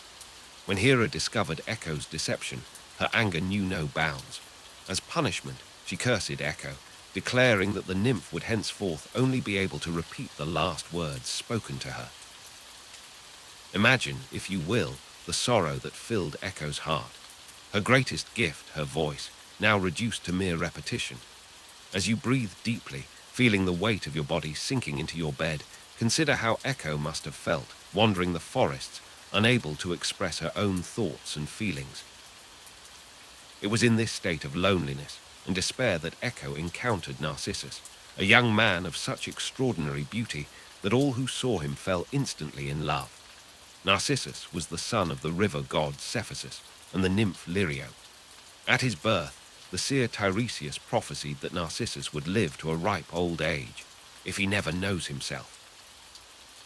As you drift closer to sleep, picture Narcissus walking through the forest, his beauty illuminating the shadows between the trees. Echo, hidden among the foliage, saw him and was immediately smitten. She longed to call out to him to express her love, but her curse prevented her from speaking first. Narcissus, sensing a presence, called out, "Is anyone there?" Echo, bound by her curse, could only respond, "There, there." Intrigued, Narcissus called again, "Come here," and Echo joyfully repeated, "Here, here." She emerged from her hiding place, arms outstretched to embrace Narcissus. But he, repulsed by her appearance and her inability to speak except in echoes, cruelly rejected her. Let the gentle sound of rain soothe you as you contemplate Echo's pain. Heartbroken, she retreated deep into the forest, her body wasting away with grief until only her voice remained, forever repeating the last words of others. But fate had not finished weaving its tale. Nemesis, the goddess of retribution, heard of Narcissus's cruelty and decided to punish him. One day, as Narcissus bent to drink from a clear pool, he saw his reflection for the first time. Instantly, he fell in love with his own image, unaware that it was merely a reflection. As your body relaxes further, imagine Narcissus, transfixed by his own beauty, unable to leave the poolside. He tried to embrace his reflection, to kiss it, but each time he reached out, the water's surface rippled, and the image disappeared. Narcissus stayed by the pool, neglecting food and rest, slowly wasting away as he pined for his unattainable love. In a twist of irony, Narcissus experienced the same pain he had inflicted on Echo and countless others. As he lay dying by the pool, he cried out, "Oh, marvelous boy, I loved you in vain. Farewell." And from the depths of the forest, Echo's voice returned those final words, "Farewell, farewell." Where Narcissus died, a flower grew, the narcissus, its head forever bowed as if gazing at its reflection. And Echo, though now only a voice, continued to dwell in the forests, caves, and mountains, repeating the last words of those who pass by. As you drift closer to sleep, reflect on the lessons of Echo and Narcissus. Their story reminds us of the importance of empathy, the dangers of excessive self-love, and the power of our words. In your own life, may you find balance between self-appreciation and compassion for others. Let the gentle rhythm of the rain blend with your breathing, carrying away any lingering thoughts or tensions. Like Echo's voice, soft and fading, allow your consciousness to drift, repeating the soothing mantra of relaxation and peace. Sleep now, knowing that in your dreams you may find reflections of yourself, but also the echoes of those who love you. In the realm of the gods, where beauty and perfection reign supreme, there existed a deity unlike any other. Hephaestus, the god of fire, metalworking, and craftsmanship, was born with a unique story that sets him apart from his divine brethren. As you settle in, allow the gentle crackle of a distant forge to lull you into a state of peaceful relaxation. Hephaestus was the son of Zeus and Hera, the king and queen of the gods. However, his entrance into the world was far from glorious. Born with a deformity that left him lame, Hephaestus was cast from Mount Olympus by his own mother, Hera, who was ashamed of his imperfect form. As he fell through the clouds, imagine the wind rushing past, carrying away all your worries and tensions. For 9 days and nights, Hephaestus plummeted through the sky, finally landing in the sea. There, he was rescued by the sea nymphs Thetis and Eurynome, who took him to their underwater grotto. In this safe haven, Hephaestus began to hone his craft, turning his pain and rejection into beautiful creations. Let the rhythmic sound of waves washing upon a shore soothe your mind as you picture the young god working tirelessly at his forge. As Hephaestus grew, so did his skill. He created wonders beyond imagination, automatons that could think and move on their own, weapons of incredible power, and jewelry of unparalleled beauty. His creations were so magnificent that word of his talent spread to Olympus itself. Close your eyes and envision the warm glow of the forge, its heat melting away any lingering stress in your body. One day, Hephaestus crafted a golden throne of exquisite design and sent it as a gift to Hera. Delighted by its beauty, Hera sat upon it, only to find herself trapped by invisible bonds. The other gods pleaded with Hephaestus to free her, but he refused, demanding justice for the pain he had endured. As you listen, feel the weight of your own body sinking deeper into relaxation, just as Hera sank into the golden throne. It was Dionysus, the god of wine, who finally convinced Hephaestus to return to Olympus and release Hera.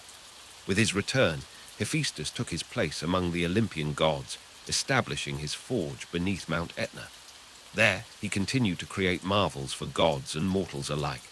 Let the steady rhythm of a blacksmith's hammer guide you further into tranquility.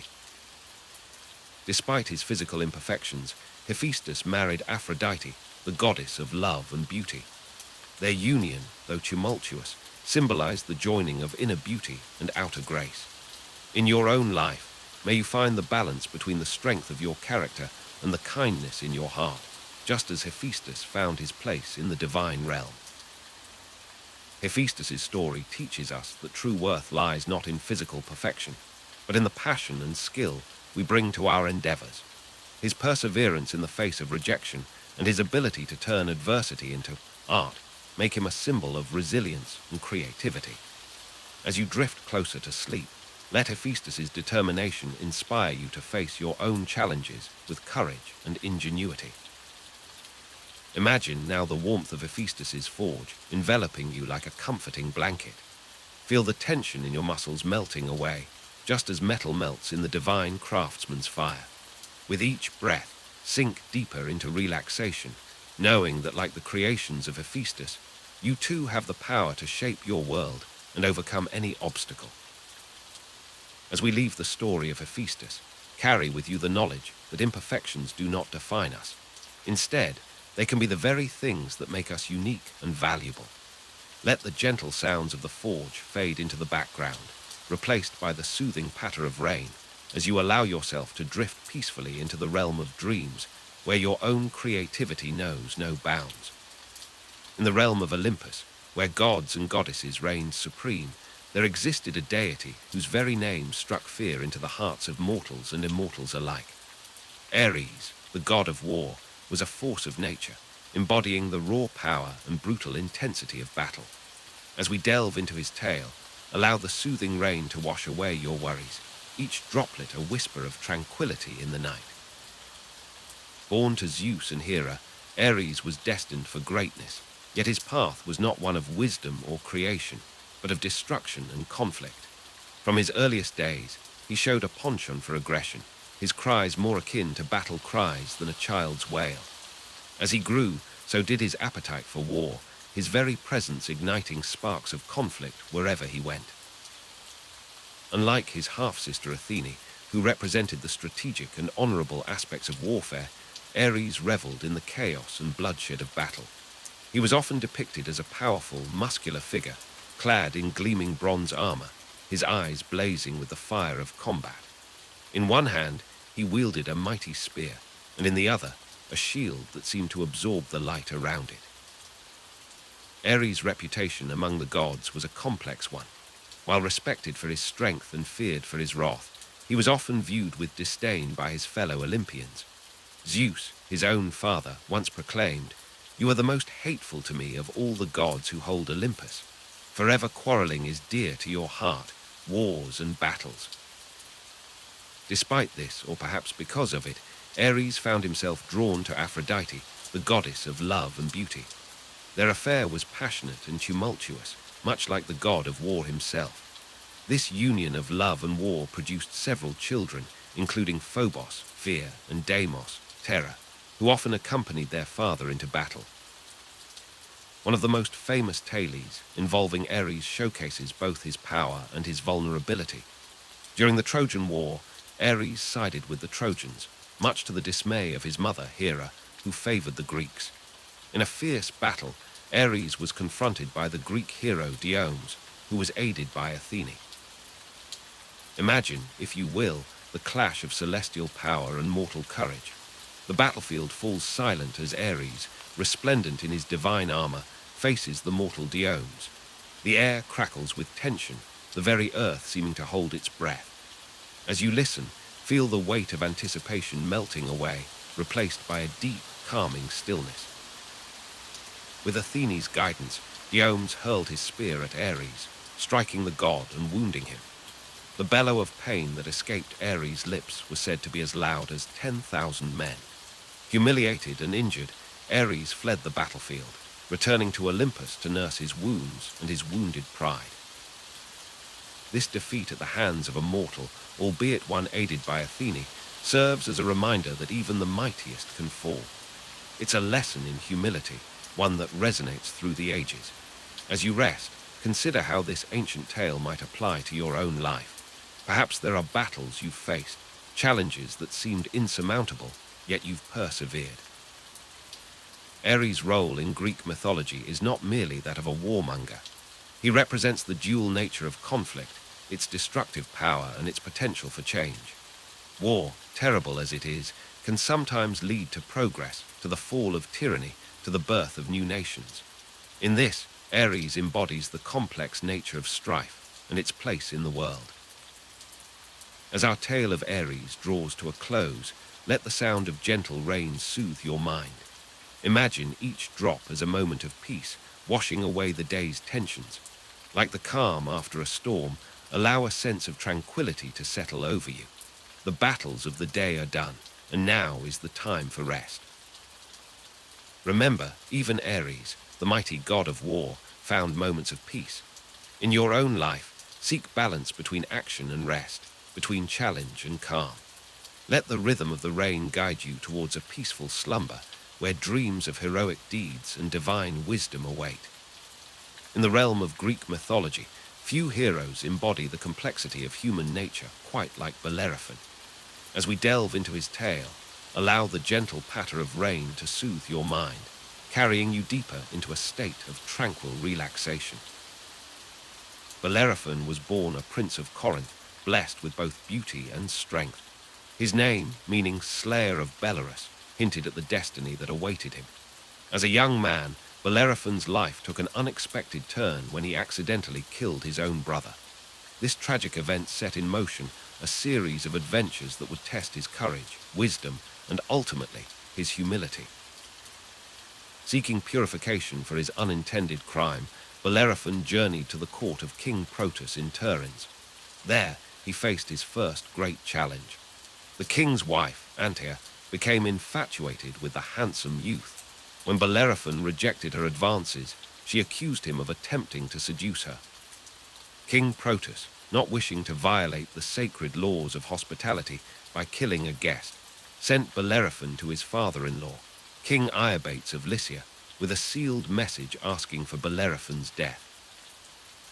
As you listen to this tale, feel the weight of expectations and false accusations melting away. Like Bellerophon, you too can face life's challenges with grace and determination. Let the rhythm of the rain remind you that even in the darkest moments, hope persists. Upon arriving in Lycia, Bellerophon was warmly welcomed by King Iobates. For 9 days they feasted and celebrated. On the 10th day, the king finally read the letter from Protus.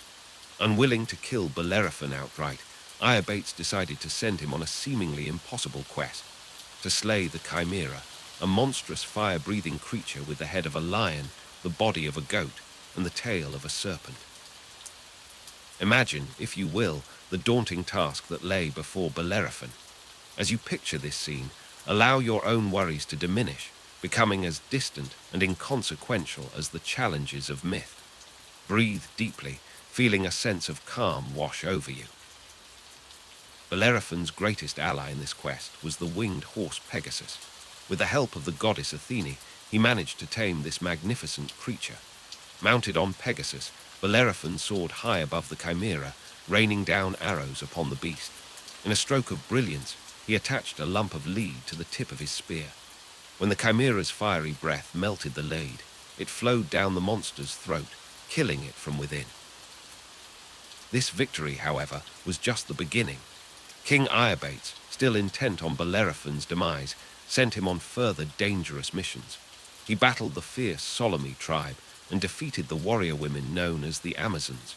Each time, Bellerophon emerged victorious, his fame growing with every feat. As you rest, consider how Bellerophon's perseverance in the face of seemingly insurmountable odds mirrors your own inner strength. Let the sound of rain remind you that you too possess the power to overcome life's challenges, no matter how daunting they may seem. Finally, Iobates set an ambush for Bellerophon with his best warriors. To everyone's astonishment, Bellerophon defeated them all without a single casualty. Recognizing the hero's divine favor, Iobates abandoned his plans and instead offered Bellerophon his daughter's hand in marriage and half of his kingdom. For a time, Bellerophon lived in contentment, honored by all. But his story serves as a cautionary tale about the dangers of hubris. Believing himself to be worthy of joining the gods on Mount Olympus, Bellerophon attempted to fly Pegasus to the divine realm. Zeus, angered by this presumption, sent a gadfly to sting Pegasus, causing the horse to buck and throw Bellerophon from his back. As you drift closer to sleep, reflect on the lesson of Bellerophon's fall. In life, as in dreams, it is wise to appreciate our achievements without allowing pride to blind us to our limitations. Let go of any lingering feelings of inadequacy or overconfidence, finding instead a peaceful balance. Bellerophon survived his fall, but was crippled and blinded. He spent the remainder of his days wandering the earth alone, shunned by both gods and mortals. His tragic end reminds us of the importance of humility and the fleeting nature of mortal glory. As our tale of Bellerophon comes to a close, allow the gentle rain to wash away any remaining tension in your body. Like the heroes rise and fall, let your breath rise and fall in a soothing rhythm. Remember that true heroism lies not in grand gestures or divine aspirations, but in facing each day with courage, wisdom, and humility. Drift now into the realm of dreams, where you may soar with Pegasus or face your own chimeras, knowing that within you lies the strength of heroes and the wisdom to use it wisely. Sleep peacefully, cradled in the timeless tales of myth and the soothing embrace of the rain. In the realm of ancient Greek mythology, there exists a tale that speaks to the very nature of humanity, a story of curiosity, hope, and the consequences of our actions. As you settle into your comfortable position, allow your mind to drift back to a time when gods walked among mortals, and the world was filled with both wonder and mystery. This is the story of Pandora, the first mortal woman. Long ago, in the age when Prometheus had stolen fire from the gods and gifted it to humanity, Zeus, the king of the gods, sought a way to punish mankind for this transgression. His plan was as cunning as it was cruel. He would create a being of such beauty and charm that no mortal man could resist her, but within her would lie the potential for great calamity. Zeus called upon Hephaestus, the divine craftsman, to mold a figure from clay. As you listen, imagine the skilled hands of the god of fire and forge, shaping the earth with gentle precision. The form that emerged was that of a woman, so lifelike that she seemed to breathe even before life was granted to her. The other gods and goddesses, seeing this marvelous creation, were moved to bestow upon her their own gifts. Athene clothed her in a silvery gown and taught her the arts of weaving. Aphrodite gave her beauty and the power to entice. Hermes granted her a smooth tongue and a curious mind. Each god contributed something to make her irresistible to mortals. As you breathe deeply, feeling the weight of your body sinking further into restfulness, picture Pandora as she came to life. Her eyes, sparkling with intelligence and wonder, opened for the first time to gaze upon the world. Her hair, as dark as a moonless night, cascaded over her shoulders. Her smile, warm and inviting, could melt the heart of even the sternest individual. Zeus named her Pandora, which means all-gifted, for she had received talents and charms from all the gods. But Zeus had one final gift for her, a beautiful box, intricately carved and sealed tight. He instructed her never to open it, knowing full well that the curious nature Hermes had given her would eventually overcome this command. Pandora was sent to Earth as a gift to Prometheus's brother, Epimetheus. Despite Prometheus's warnings to be wary of gifts from the gods, Epimetheus was enchanted by Pandora's beauty and welcomed her into his home. For a time, they lived in harmony, and Pandora's presence brought joy and light to the world of mortals. But always in the back of her mind was the mystery of the box. It sat on a high shelf, calling to her, tempting her with its secrets. As you listen, feel the tension of curiosity building within you, much as it did within Pandora. The desire to know, to understand, to explore. These are deeply human traits that resonate through the ages. One day, when Epimetheus was away, Pandora could resist no longer. With trembling hands, she reached for the box. As you imagine this moment, let the anticipation wash over you, feeling the smoothness of the box in your hands, the weight of potential consequences. Slowly, ever so slowly, Pandora lifted the lid. In an instant, a swarm of evils rushed out. Sickness, death, strife, jealousy, and all manner of misfortunes that had never before plagued the world of mortals. Pandora, horrified by what she had done, quickly slammed the lid shut. But it was too late. The evils had escaped and spread across the earth, bringing suffering to all of humanity. As you lie here, letting the story envelop you like a warm blanket, consider how this ancient tale reflects the complexities of human nature. Our curiosity, our desire to understand the unknown, can lead to both great discoveries and unforeseen consequences. Yet the story of Pandora does not end in complete despair. For at the very bottom of the box, trapped beneath all the evils, was one final gift: hope. When Pandora reopened the box to see if anything remained, hope fluttered out, a tiny, glowing presence that would help humanity endure all the trials that had been released into the world.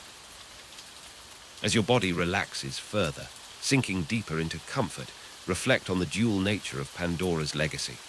She brought both suffering and hope into the world, much as our own actions can have far-reaching and sometimes unexpected consequences. Yet even in our darkest moments, hope remains, a beacon to guide us through troubled times. The myth of Pandora teaches us that while we cannot always control the outcomes of our actions, we can choose how we face the challenges that come our way. Like the hope that remained in the box, there is always a glimmer of light, even in the darkest of situations. As you drift closer to sleep, let the story of Pandora remind you of the resilience of the human spirit. In your own life, may you find the strength to face whatever difficulties arise, knowing that hope is always present, waiting to be discovered. Allow your mind to gently release the details of the story, focusing instead on the peaceful rhythm of your breath. Like Pandora's box, your consciousness holds many thoughts and feelings, but for now, let them rest undisturbed. As you exhale, imagine releasing any lingering tension, sinking deeper into a state of tranquil relaxation. The tale of Pandora, like all great myths, will continue to resonate through time, whispering its wisdom to those who listen. But for now, let the gentle waves of sleep begin to wash over you, carrying you towards peaceful dreams where hope shines eternal and the mysteries of the world unfold in the safe realm of your imagination. In the realm of the gods, where power and beauty intertwine like golden threads in a tapestry of eternity, there lived a goddess whose very name commanded respect and awe. Hera, queen of the gods, wife of Zeus, and protector of marriage, stood as a paragon of divine majesty. Her story, like the gentle rain falling outside your window, will wash over you, carrying you deeper into the peaceful realms of sleep. Hera's origins were as lofty as the peaks of Mount Olympus itself. Born to the titans Cronus and Rhea, she was swallowed by her father along with her siblings, only to be later rescued by her brother Zeus.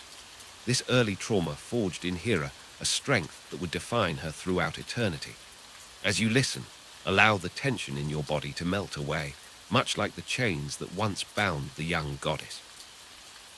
In time, Zeus pursued Hera, captivated by her beauty and grace.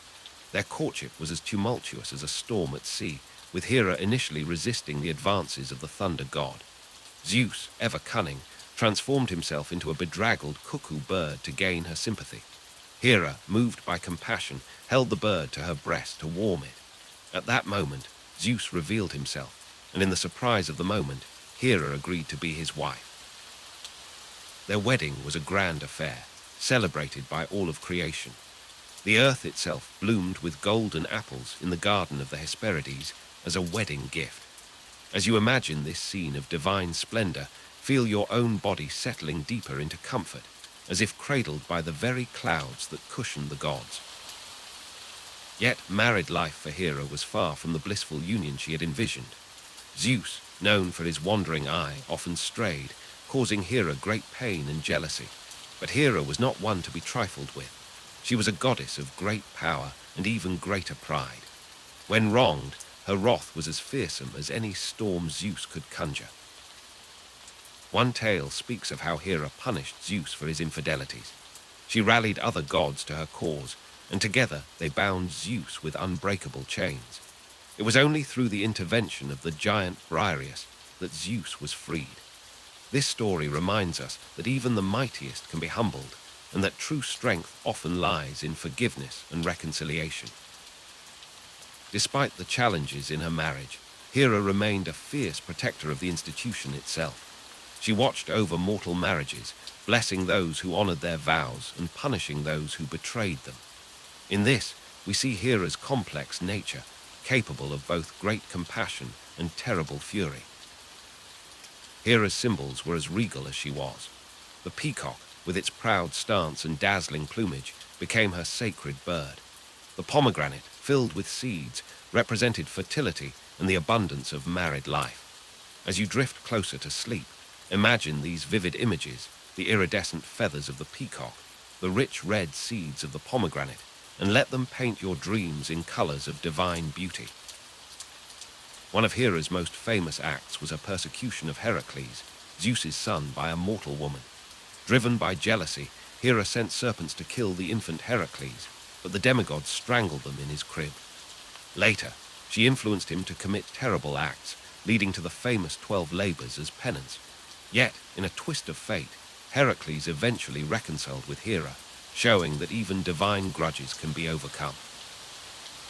As queen of the gods, Hera embodied grace, power, and the complexities of love.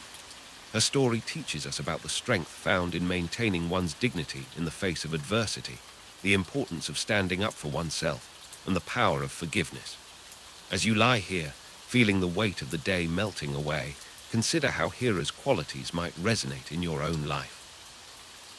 In the end, Hera's tale is not just one of a goddess who ruled beside the king of gods, but a story of resilience, of fierce loyalty, and of the enduring power of self-respect. May her strength inspire you to face your own challenges with grace and determination. As you drift closer to sleep, imagine yourself in Hera's celestial garden. The air is sweet with the scent of divine blossoms, and the soft rustle of peacock feathers whispers secrets of the gods. Let the peace of this heavenly realm envelop you, guiding you gently into the arms of restful slumber. Remember, like Hera, you too possess an inner strength that can weather any storm. Now, close your eyes and let the wisdom of the Queen of the Gods watch over your dreams. In the realm of Greek mythology, few gods embody the spirit of reverie and transformation quite like Dionysus. As you settle deeper into your comfortable position, allow the soothing rain sounds to wash over you, creating a peaceful backdrop for our next tale. Let the story of Dionysus, god of wine and ecstasy, gently carry you towards a tranquil state of relaxation. Dionysus was not born of typical divine circumstances. His mother, Semele, was a mortal woman who caught the eye of Zeus, king of the gods. Their union was passionate but brief, for Hera, Zeus's wife, discovered the affair and plotted her revenge. In her jealousy, Hera tricked Semele into asking Zeus to reveal his true divine form, knowing that no mortal could withstand such a sight. Zeus, bound by an unbreakable oath to grant Semele's wish, appeared before her in all his godly splendor. The sight was too much for Semele's mortal form, and she was consumed by divine fire. Yet, in a moment of desperate love, Zeus managed to save their unborn child, sewing the fetus into his own thigh to complete its gestation. As you listen, allow the tension in your body to melt away, much like the worries of mortals dissipate in the presence of Dionysus's intoxicating influence.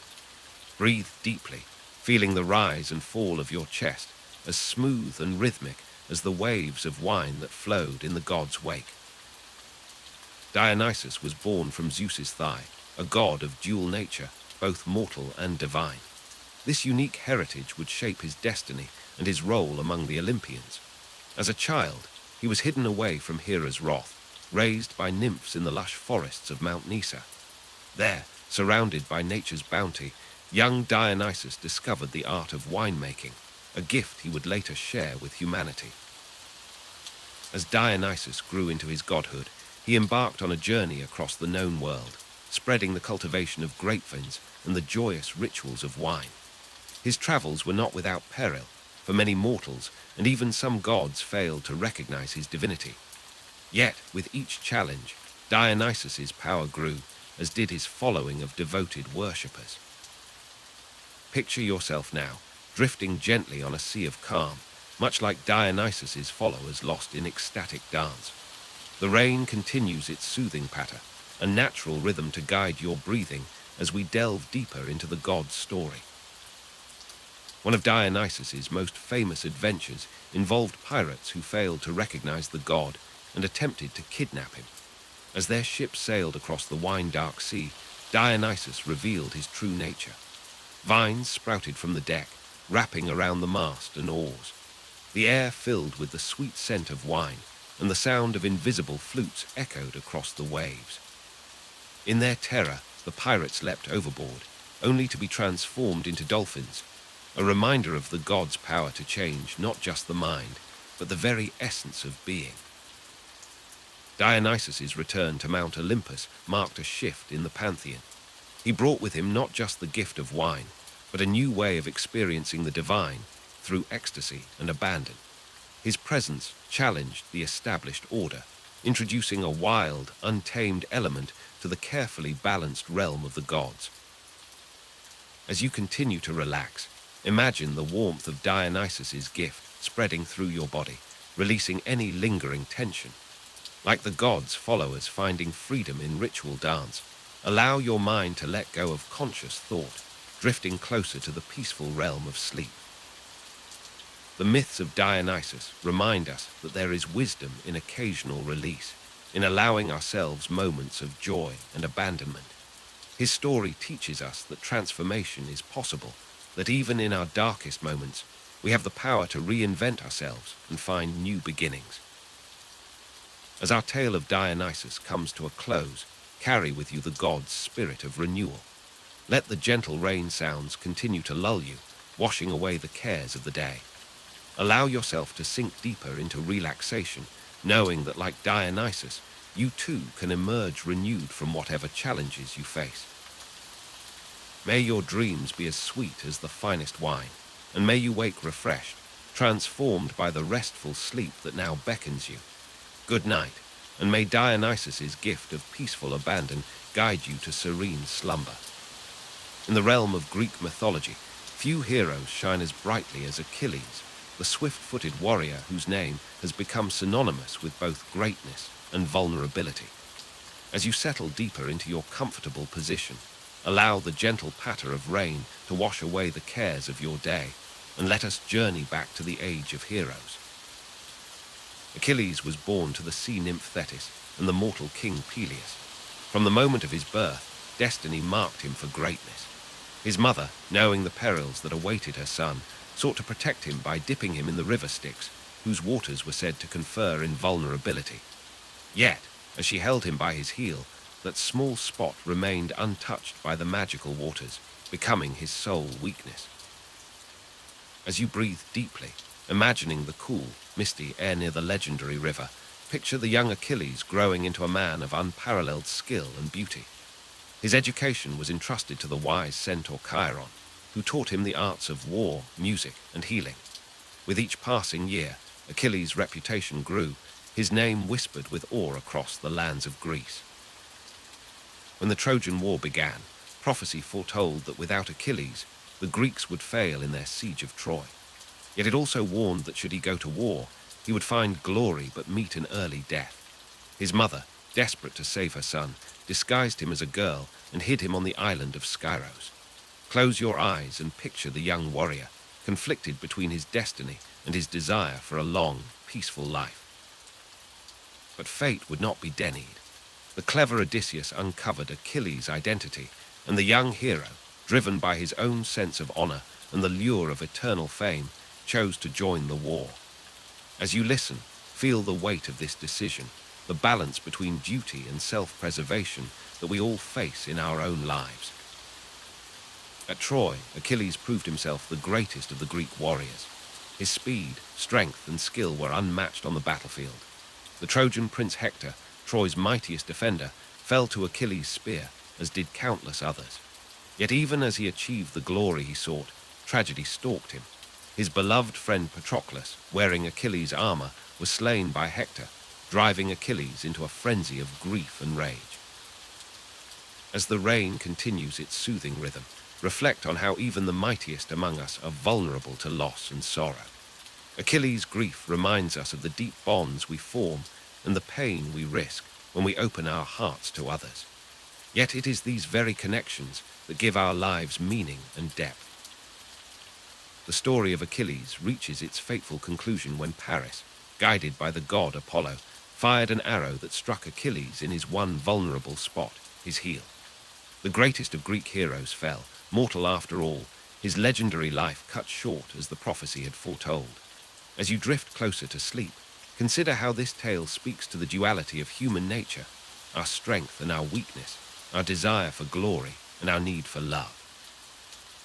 Achilles' story endures not just as a tale of martial prowess, but as a reflection on the choices we make and the prices we pay for our ambitions. It reminds us that even the most seemingly invulnerable among us have their weaknesses, their points of vulnerability. As you relax more deeply, let this ancient wisdom settle into your mind, a gentle reminder of our shared humanity. Now, as the tale of Achilles fades like mist in the morning sun, allow yourself to sink deeper into relaxation. Feel the weight of your body melting into your bed, each breath bringing you closer to peaceful slumber. The rain continues its gentle lullaby, washing away the cares of the day, leaving you floating in a sea of tranquility.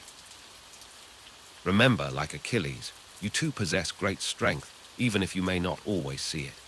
And like him, it's okay to acknowledge your vulnerabilities, for they are part of what makes you human.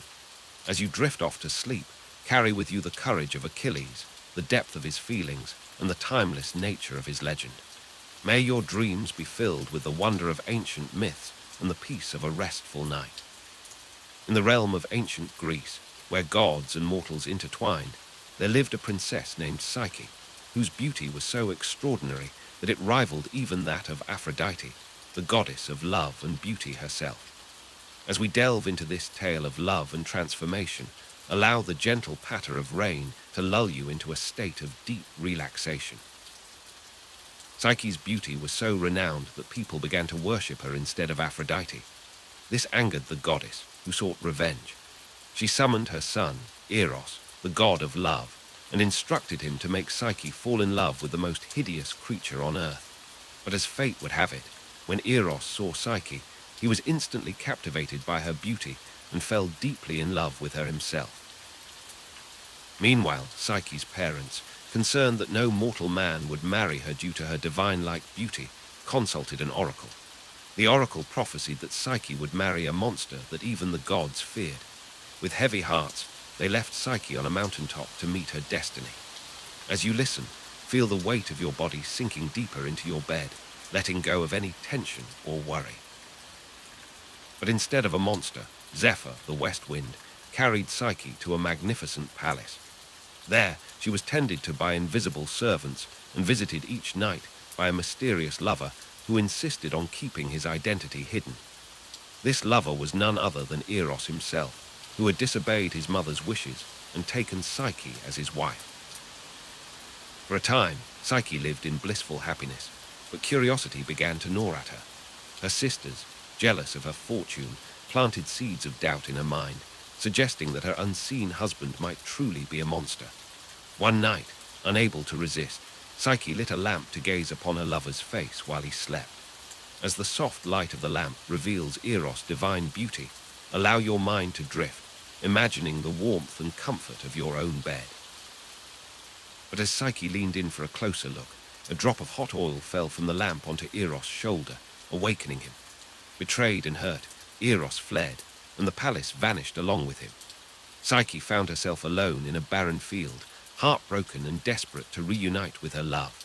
Let the sound of the rain outside remind you of the gentle tears Psyche shed, washing away your own cares and worries. Determined to win back Eros, Psyche embarked on a series of impossible tasks set by Aphrodite, who was still furious with the mortal girl. These tasks included sorting a huge pile of mixed seeds, gathering golden wool from violent sheep, and retrieving water from the river Styx. With each challenge, Psyche's love for Eros grew stronger, as did her own inner strength and wisdom. For her final task, Aphrodite sent Psyche to the underworld to retrieve a box of beauty from Persephone. Psyche successfully completed this task, but overcome by curiosity once again, opened the box. Inside was not beauty, but a deep, magical sleep that overtook her. As you listen, feel yourself drifting closer to that peaceful realm of sleep, just as Psyche did. Eros, who had been watching over Psyche all along, could no longer bear to see her suffer. He flew to her side, wiped the sleep from her eyes, and pleaded with Zeus to make Psyche immortal so they could be together forever. Zeus, moved by their love, granted Eros' wish. Psyche drank ambrosia, the drink of the gods, and became immortal. In the end, even Aphrodite accepted their union, and Psyche became the goddess of the soul. Their love story teaches us that true love can overcome any obstacle, and that through perseverance and growth, we can achieve our heart's deepest desires. As you drift off to sleep, carry with you the warmth of Psyche and Eros' love, knowing that even in the darkest times, love and hope can guide us to our own divine nature. Let the gentle rain outside become a lullaby, carrying you deeper into the realm of dreams. Like Psyche, you too are on a journey of self-discovery and love. Allow your body to relax completely, your mind to quiet, and your soul to soar on the wings of this timeless tale of love and transformation. In the realm of the gods, where beauty and love reign supreme, there exists a goddess whose allure is unmatched. Aphrodite, born from the sea foam, emerged as the epitome of desire and passion. As you listen to her tale, allow the gentle waves of her story to wash over you, carrying you deeper into a state of peaceful relaxation. Aphrodite's origin is as mysterious as it is captivating.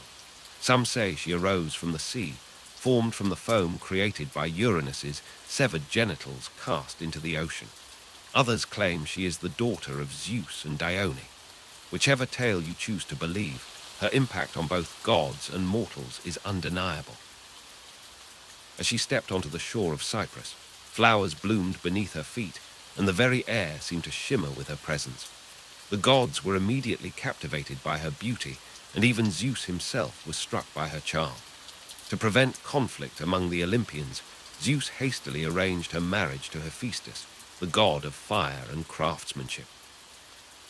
But Aphrodite's heart was as wild and free as the sea from which she was born. Her passion could not be contained by the bonds of marriage, and she found herself drawn to Ares, the god of war. Their affair was passionate and tumultuous, a dance of love and conflict that would become legendary. Imagine, if you will, the contrast between Aphrodite's gentle beauty and Ares' fierce strength. Like the delicate balance between calm seas and raging storms, their love was a force of nature. As you rest, picture the ebb and flow of their relationship, letting it lull you into a deeper state of tranquility. Aphrodite's influence extended far beyond the realm of the gods. She played a pivotal role in the Trojan War, a conflict that would shape the course of history. It was her promise to Paris, offering him the love of the most beautiful woman in the world, that set the wheels of fate in motion. Helen of Troy, whose face would launch 1,000 ships, became both a blessing and a curse, all because of Aphrodite's meddling. As the goddess of love, Aphrodite's power was immense yet subtle. She could ignite passion in the coldest of hearts or soothe the most turbulent of emotions. Her domain encompassed not just romantic love, but also the bonds of family, friendship, and even self-love. In this, we find a profound truth that love, in all its forms, is the foundation of human existence. Aphrodite's beauty was not just skin deep. She embodied the very essence of love, desire, and beauty in all its forms. From the gentle caress of a lover's hand to the fierce protectiveness of a parent, from the warm embrace of a friend to the passionate pursuit of one's dreams, all these were under Aphrodite's influence. As you drift closer to sleep, consider the power of love in your own life. Like Aphrodite, you too have the capacity to bring beauty and passion into the world. Your love, whether given to family, friends, or even to yourself, has the power to transform and uplift. Let Aphrodite's gentle presence wash over you now. Feel the warmth of love enveloping you like a soft, comforting blanket. Allow your body to relax, knowing that you are cradled in the arms of divine love. With each breath, sink deeper into this feeling of peace and contentment. As our tale of Aphrodite comes to a close, remember that her gifts of love and beauty are always within reach.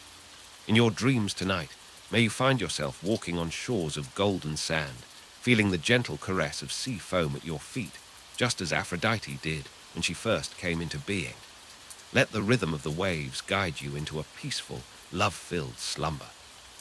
In the realm of Greek mythology, few heroes shine as brightly as Hercules, the son of Zeus and a mortal woman named Alcmene. His name has become synonymous with strength, courage, and perseverance. As you settle deeper into your comfortable resting place, allow the tale of this legendary demigod to wash over you, carrying you gently towards the peaceful shores of sleep. Hercules was born into a world of both divine privilege and mortal struggle. From his very first breath, he was marked for greatness, yet also destined to face tremendous challenges. As an infant, he demonstrated his extraordinary strength by strangling 2 serpents sent by the jealous goddess Hera to kill him in his crib. This act foreshadowed the remarkable feats he would accomplish throughout his life. As Hercules grew into a young man, his strength and skills became renowned throughout Greece. However, his life took a tragic turn when Hera, still consumed by jealousy, drove him temporarily mad. In this state of madness, Hercules committed a terrible act that would haunt him for the rest of his days. To atone for his actions, he was tasked with completing 12 seemingly impossible labors. These labors would test not only Hercules' legendary strength, but also his wit, courage, and determination. From slaying the Nemean lion with its impenetrable hide to capturing Cerberus, the three-headed guard dog of the underworld, each task pushed Hercules to his limits. Yet with each triumph, he grew not just in strength, but in wisdom and humility. Perhaps the most famous of Hercules' labors was his battle with the Hydra, a monstrous serpent with multiple heads. Each time Hercules cut off one of the Hydra's heads, two more would grow in its place. This challenge required Hercules to think beyond brute force, teaching him the value of strategy and perseverance in the face of seemingly insurmountable odds. As you listen to this tale, imagine the cool night air around you, the gentle rustling of leaves in a distant forest. Let the rhythm of your breath mirror the steady determination of Hercules as he faced each of his trials. With each inhale, draw in strength. With each exhale, release any tension or worry that may be lingering in your mind or body. Hercules' journey was not just one of physical prowess, but also of spiritual growth. Through his labors, he learned compassion, humility, and the true meaning of heroism. He used his great strength not just for personal glory, but to help others and right wrongs. In doing so, Hercules became more than just a mighty warrior. He became a symbol of hope and inspiration for mortals and gods alike. As our story of Hercules draws to a close, reflect on how his tale resonates with your own life. We all face our own labors, our own challenges that may seem insurmountable at times. But like Hercules, we possess inner strength and resilience that can surprise us. As you drift closer to sleep, carry with you the knowledge that you too have the power to overcome obstacles, to grow, and to become the hero of your own story. Let the legendary strength of Hercules infuse your dreams tonight. May you find yourself capable of amazing feats, lifting mountains of worry with ease, and conquering any challenge that your dreaming mind conjures. As your consciousness gently fades into the realm of sleep, know that like Hercules, you are destined for greatness in your own unique way. In the realm of ancient Phrygia, there once lived a king whose name would become synonymous with both boundless wealth and tragic folly. This is the tale of King Midas, whose insatiable desire for gold would teach him the true value of life's simplest pleasures. Midas was a man who had everything, a vast kingdom, loyal subjects, and a loving daughter. Yet his heart yearned for more. Gold was his obsession, its gleam and weight a constant source of fascination. Each night he would wander through his treasure rooms, running his fingers through piles of coins and jewels, believing that true happiness lay in amassing ever greater riches. One day, as Midas sat upon his golden throne, a strange and unexpected visitor appeared before him. It was Silenus, the companion of the god Dionysus, who had lost his way and stumbled into the king's garden. Midas, recognizing the satyr, treated him with great hospitality, offering him food, drink, and a comfortable place to rest for several days. When Dionysus learned of Midas's kindness to his friend, he appeared before the king and offered to grant him any wish he desired. Without hesitation, Midas made his fateful request. "I wish that everything I touch would turn to gold." Dionysus, knowing the folly of such a wish, granted it with a sad smile, hoping that Midas would learn a valuable lesson. At first, Midas was overjoyed. He touched a twig, and it transformed into a gleaming golden branch. He plucked a rose, and its delicate petals became shimmering metal. The king danced with glee, touching stones, furniture, and the very walls of his palace, turning everything around him into gold. But as the sun began to set on that fateful day, Midas felt the pangs of hunger. He sat down at his table, laden with a feast fit for a king. Yet, as he reached for a grape, it turned to gold in his fingers. The bread became a golden loaf, too heavy to lift.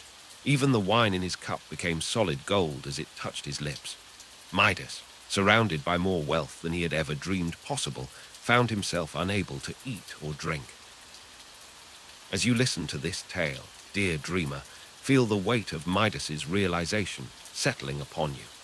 Let the tension in your body melt away, just as Midas's desire for gold began to fade in the face of his newfound curse. Desperate and afraid, Midas fled to his garden, hoping to find solace among the flowers and trees.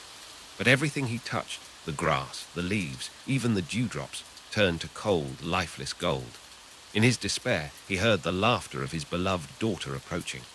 Before he could warn her, she ran to embrace him, and in an instant she too was transformed into a golden statue. It was in this moment of profound loss that Midas finally understood the true nature of his folly. Wealth meant nothing without the warmth of his child's embrace, the taste of food, or the fragrance of a flower. Falling to his knees, he begged Dionysus to take back his gift. Moved by the king's genuine remorse, Dionysus appeared once more. He instructed Midas to wash his hands in the Pactolus River to rid himself of the golden touch. The gods, in their wisdom, knew that sometimes the greatest lessons come from our own mistakes. Midas did as he was told, watching as the power flowed from his hands into the river, turning its sands golden. He then tenderly carried his daughter to the water, relief washing over him as she returned to flesh and blood in his arms. As you rest, imagine the cool waters of the Pactolus River washing over you, carrying away any burdens or worries that weigh upon your mind. Let each breath be a reminder of the simple joys that truly make life rich, the love of family, the beauty of nature, the peace of contentment. From that day forward, Midas lived a changed man. He opened his palace to those in need, sharing his wealth freely. He found joy in simple pleasures, the laughter of children, the taste of ripe fruit, the gentle caress of a summer breeze. His kingdom flourished not because of gold, but because of the kindness and wisdom of its ruler. The tale of King Midas reminds us that true wealth lies not in what we possess, but in what we cherish. As you drift towards sleep, reflect on the riches in your own life, the love you share, the memories you treasure, the simple moments that bring you joy. These are the true golden touches in our lives, more precious than any metal. Let the gentle rain sound soothe you, each drop a reminder of life's true treasures. May your dreams be filled with the warmth of love and the peace of contentment, far more valuable than all the gold in Midas's kingdom. In the vast tapestry of Greek mythology, few beings held as much power and mystery as the three sisters known as the Fates. As you settle deeper into your comfortable position, allow your mind to drift back to a time when the destiny of gods and mortals alike hung by a delicate thread, spun by these ancient and enigmatic entities. The Fates, also known as the Moirai, were three sisters: Clotho, the spinner of life's thread; Lachesis, the measurer who decided how long each life would be; and Atropos, the cutter, who chose the manner of each person's death.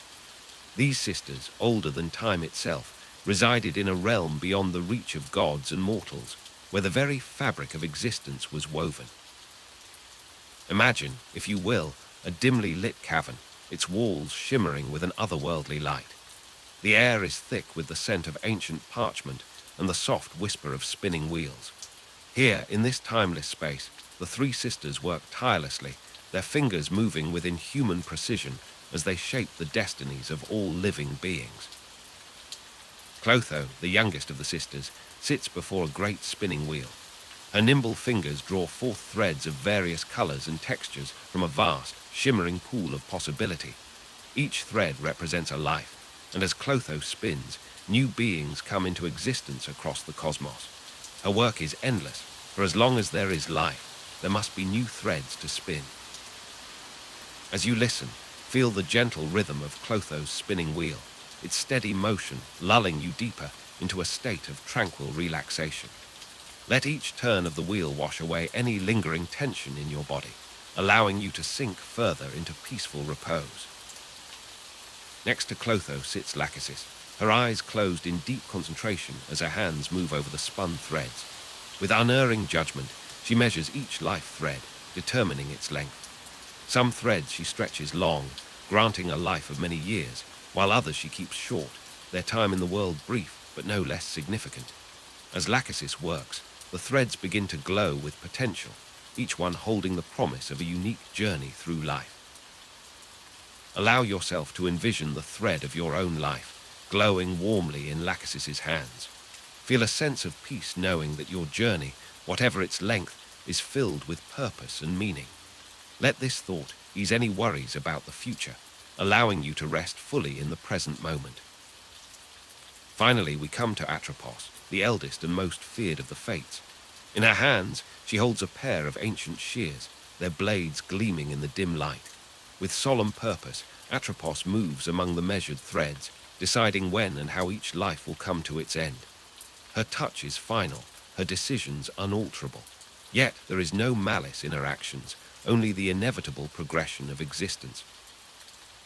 As you contemplate Atropos and her shears, rather than fear, allow yourself to feel a deep acceptance of life's natural cycles. Just as day must turn to night, all journeys must eventually come to an end. This knowledge, far from being frightening, can bring a profound sense of peace and appreciation for the present moment. The power of the Fates was so great that even the mightiest of the Olympian gods were said to be subject to their decrees. Zeus himself, king of the gods, was bound by the threads spun by these three sisters. This serves as a reminder that in the grand tapestry of existence, all beings, no matter how powerful, play their part in a greater design. As you continue to relax, imagine the intricate web of threads surrounding the Fates, each one connected to countless others.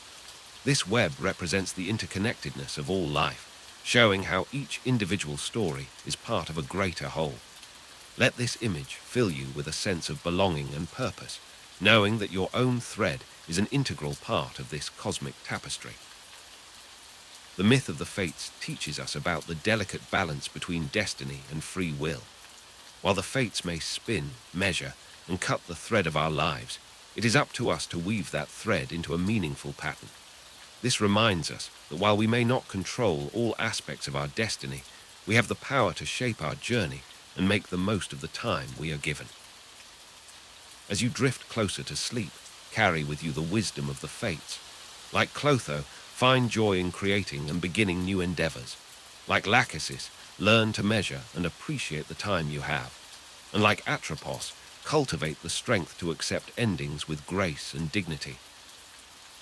Let the steady rhythm of the Fates' work become the rhythm of your own breath, deep and regular.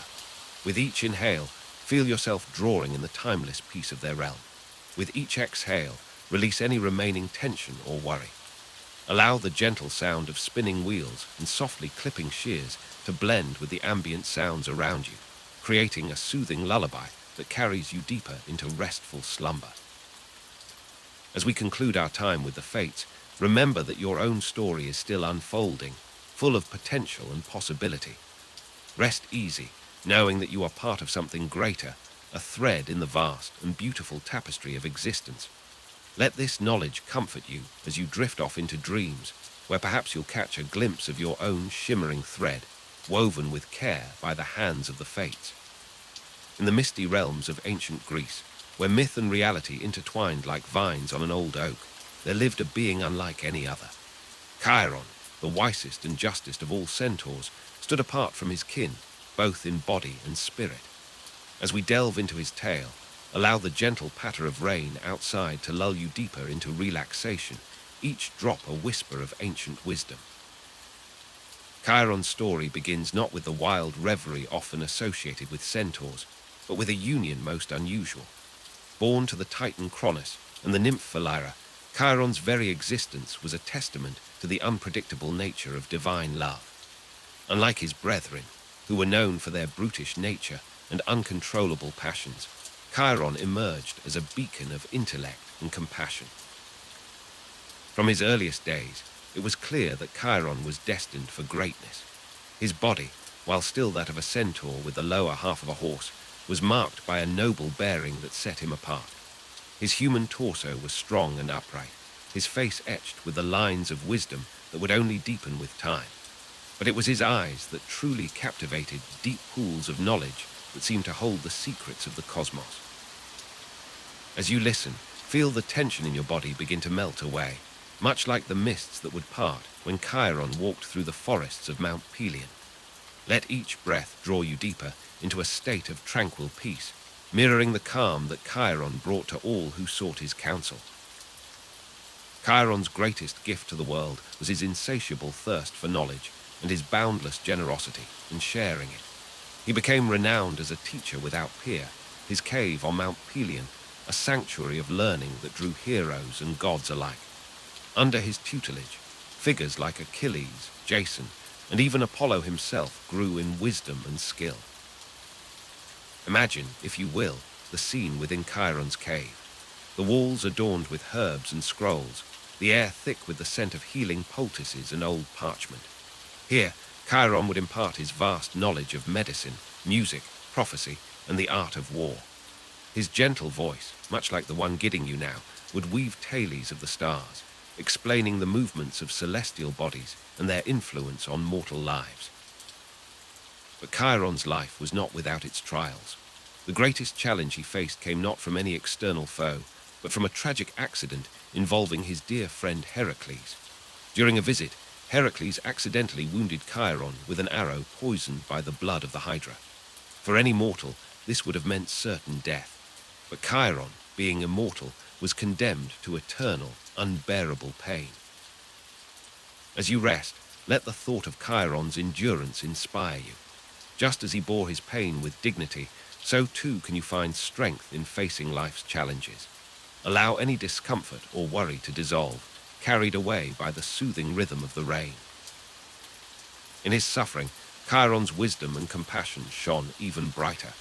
He continued to teach and heal, his pain becoming a profound lesson in empathy for all who knew him. It was this selflessness that ultimately led to his release. When Prometheus needed someone to take his place in order to be freed from his eternal punishment, Chiron volunteered, willingly giving up his immortality. This final act of sacrifice transformed Chiron in the eyes of the gods. Zeus, moved by his nobility, placed him among the stars as the constellation Centaurus, where he shines to this day, a celestial teacher still guiding those who look to the heavens for wisdom. As our tale of Chiron draws to a close, let his legacy of wisdom, compassion, and sacrifice settle over you like a warm, comforting blanket. In your own life, may you find the strength to face challenges with grace, the wisdom to guide others with kindness, and the peace that comes from living with purpose. Allow your mind to drift now, floating amongst the stars where Chiron resides. With each breath, feel yourself becoming lighter, more relaxed. The gentle rain continues its soothing melody, a lullaby from the ancient world, carrying you towards the realm of dreams where wisdom and peace await. In the realm of Greek mythology, where gods and mortals intertwine, there exists a tale of healing and compassion. As you settle deeper into your resting place, allow the soothing story of Asclepius to wash over you, like a gentle balm for both body and mind. Asclepius, the god of medicine and healing, was not born divine. His story begins with a tragedy that would shape his destiny. He was the son of Apollo, the god of light and music, and a mortal woman named Coronis. But Coronis, though carrying Apollo's child, fell in love with a mortal man. When Apollo learned of this betrayal, his anger burned hot as the son he commanded. In a fit of jealous rage, he struck Coronis down. But as her body lay upon the funeral pyre, Apollo was overcome with remorse. With great care, he cut the unborn child from her womb, saving the infant Asclepius from the flames. Imagine, if you will, the tiny babe, rescued from death's embrace, cradled in the arms of the sun god. As you picture this scene, feel the warmth of protection enveloping you, just as it did young Asclepius. Let that warmth spread through your body, releasing any tension you may be holding. Apollo entrusted his son to the wise centaur Chiron, who lived in a cave on Mount Pelion. Under Chiron's tutelage, Asclepius learned the arts of medicine, surgery, and the use of drugs. His hands, guided by both divine heritage and mortal compassion, became instruments of miraculous healing. As Asclepius grew, so did his reputation. People came from far and wide, seeking his aid. He cured the sick, healed the wounded, and even restored sight to the blind. With each life he touched, Asclepius's understanding of the human body and its ailments deepened. His knowledge surpassed that of any mortal healer, and soon even that of many gods. Close your eyes now, if they aren't already, and envision Asclepius tending to those in need. See his gentle hands moving with purpose and care, feel the calm assurance of his presence. As you imagine this scene, allow your own body to relax further, knowing that healing and rest are intertwined. But Asclepius's greatest achievement, and ultimately his downfall, came when he discovered a way to raise the dead. Using his vast knowledge, and perhaps a drop of blood from Medusa's slain body, he brought life back to those who had passed beyond the veil of death. This power, however, disrupted the natural order of things.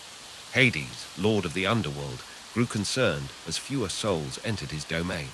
He appealed to Zeus, warning that the balance between life and death was being upset. Zeus, seeing the wisdom in Hades' words, knew he had to act. With a heavy heart, Zeus struck Asclepius down with a thunderbolt, ending his mortal life. But in recognition of Asclepius's great gifts and compassion, Zeus placed him among the stars as the constellation of Fucus, the serpent-bearer, forever remembered in the night sky. As you lie here, drifting towards sleep, think of Asclepius's legacy. His story teaches us that healing is not just about curing ailments, but about compassion, wisdom, and understanding the delicate balance of life. Let these thoughts gently guide you towards peaceful slumber. Apollo, grieving for his son, pleaded with Zeus to honor Asclepius's memory. In response, Zeus not only created the constellation, but also raised Asclepius to godhood, making him the divine patron of healing and medicine. Temples were built in his honor, where the sick would come to sleep, hopping for healing dreams sent by the god. As you rest now, imagine yourself in one of these ancient healing temples. Feel the cool stone beneath you, hear the distant murmur of prayers and gentle breezes. Just as those ancient seekers did, allow yourself to be open to the restorative power of sleep, guided by the benevolent spirit of Asclepius. Remember, like Asclepius, we all have the capacity for healing within us. Sometimes, the most powerful medicine is rest, allowing our bodies and minds to restore themselves naturally. As you drift deeper into relaxation, know that you are participating in this ancient, natural healing process. Let the story of Asclepius remind you that even in times of difficulty or pain, there is always hope for healing and renewal. As the night deepens around you, may you feel the gentle, healing presence of Asclepius watching over your dreams, guiding you towards restful, restorative sleep. In the realm of ancient Greece, where gods and mortals intertwined their fates, there lived a man whose brilliance rivaled that of the divine. Daedalus, the legendary craftsman and inventor, whose name would echo through the ages as a testament to human ingenuity and the perils of hubris. Daedalus was born in Athens, blessed by Athene herself with unparalleled skill in craftsmanship. His hands could shape wood and metal into wonders that left even the gods in awe. As a young man, he quickly gained renown for his incredible inventions and architectural marvels. Kings and nobles sought his services, eager to have their palaces and temples adorned with his creations. But with great talent often comes great pride, and Daedalus was no exception. He took on an apprentice, his own nephew named Perdix, who showed remarkable promise. As you rest and listen, imagine the workshop of Daedalus, filled with the soft sounds of chisels on stone and the gentle scraping of tools shaping wood. The air is thick with the scent of sawdust and molten metal, a sensory lullaby to carry you deeper into relaxation. One day, as Perdix worked on a new invention, Daedalus felt a pang of jealousy. The young apprentice had created a saw inspired by the jawbone of a snake, a tool so ingenious that it threatened to overshadow Daedalus's own creations. In a moment of weakness, overcome by envy, Daedalus lured Perdix to the edge of the Acropolis and pushed him to his death. As you drift closer to sleep, let the weight of Daedalus's guilt wash over you, then float away like leaves on a gentle stream. For his crime, Daedalus was exiled from Athens, forced to seek refuge on the island of Crete. There, he found favor with King Minos, who commissioned him to build a great labyrinth to house the fearsome Minotaur. Daedalus poured all his skill and knowledge into the labyrinth, creating a maze so complex that even he could barely find his way out. But as the years passed, Daedalus grew weary of his gilded cage on Crete. King Minos, fearful of losing his prized inventor, refused to let Daedalus leave the island. In the silence of your room, as you listen to this tale, imagine the frustration of Daedalus, a man of boundless creativity trapped by the very walls he had built. Feel the tension in your body, then consciously release it, letting go as Daedalus yearned to do. It was then that Daedalus conceived his most daring invention yet. Gathering feathers from birds and wax from bees, he crafted 2 pairs of wings, one for himself and one for his young son, Icarus. As dawn broke, father and son stood atop the highest tower of Crete, ready to embrace the freedom of the skies. Daedalus warned Icarus not to fly too close to the sun, lest the heat melt the wax holding the feathers together. With hearts pounding, they leaped from the tower, their wings catching the wind, lifting them higher and higher. For a moment, imagine the exhilaration of flight, the cool breeze caressing your skin, then let that sensation gently lower you deeper into tranquility. But you know how the story ends. Icarus, intoxicated by the thrill of flight, soared too high. The sun's heat melted the wax, and the boy plummeted into the sea that would forever bear his name. Daedalus, watching helplessly as his son fell, was left to carry the burden of his loss and the knowledge that his greatest triumph had led to his greatest tragedy. As you rest here, reflecting on the tale of Daedalus, consider the delicate balance between ambition and caution, between reaching for the stars and keeping our feet on the ground. In your own life, may you find the wisdom to soar to great heights while remembering the importance of humility and restraint. Let the story of Daedalus be a lullaby for your soul, a reminder that even in our darkest moments, there is always hope for redemption and new beginnings. As you drift closer to sleep, imagine yourself crafting wings of your own, not of wax and feathers, but of dreams and aspirations. May they carry you gently into the realm of peaceful slumber, where the ingenuity of Daedalus and the courage of Icarus live on in the timeless tales of mythology. In the vast expanse of the night sky, where stars twinkle like distant dreams, there exists a goddess whose radiant beauty has captivated mortals and immortals alike for millennia. Her name is Selene, the goddess of the moon, and her story is one of eternal cycles, of light and shadow, of love and longing. Selene was born of the Titans Hyperion and Theia, siblings to Helios, the god of the sun, and Eos, the goddess of dawn. From the moment of her birth, Selene was destined to rule the night, her silvery glow a beacon of hope and mystery in the darkness.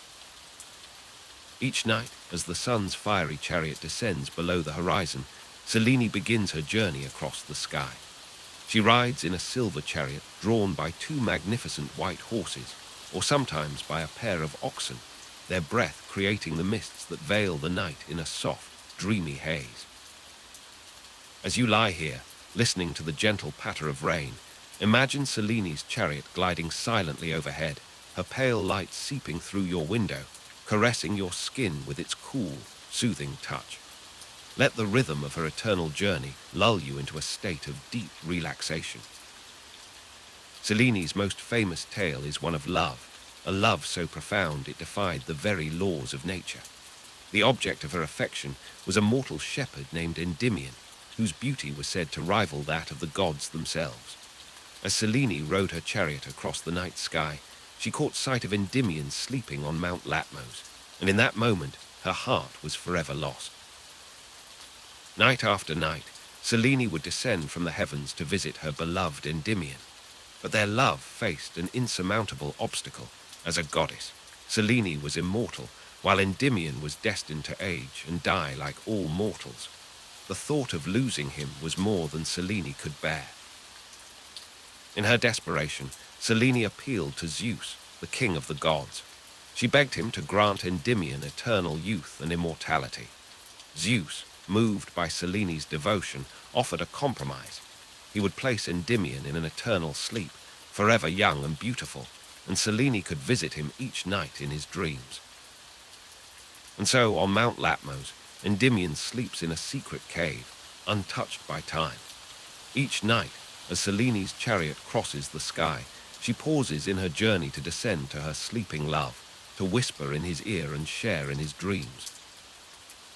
As you rest here, feel yourself sinking deeper into relaxation, much like Endymion in his eternal slumber. Let the gentle light of the moon wash over you, carrying away your cares and worries on its silver beams.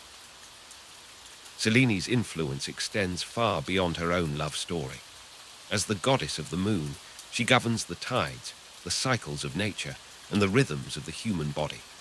Her waxing and waning are a constant reminder of the ebb and flow of life itself, of beginnings and endings, of light emerging from darkness.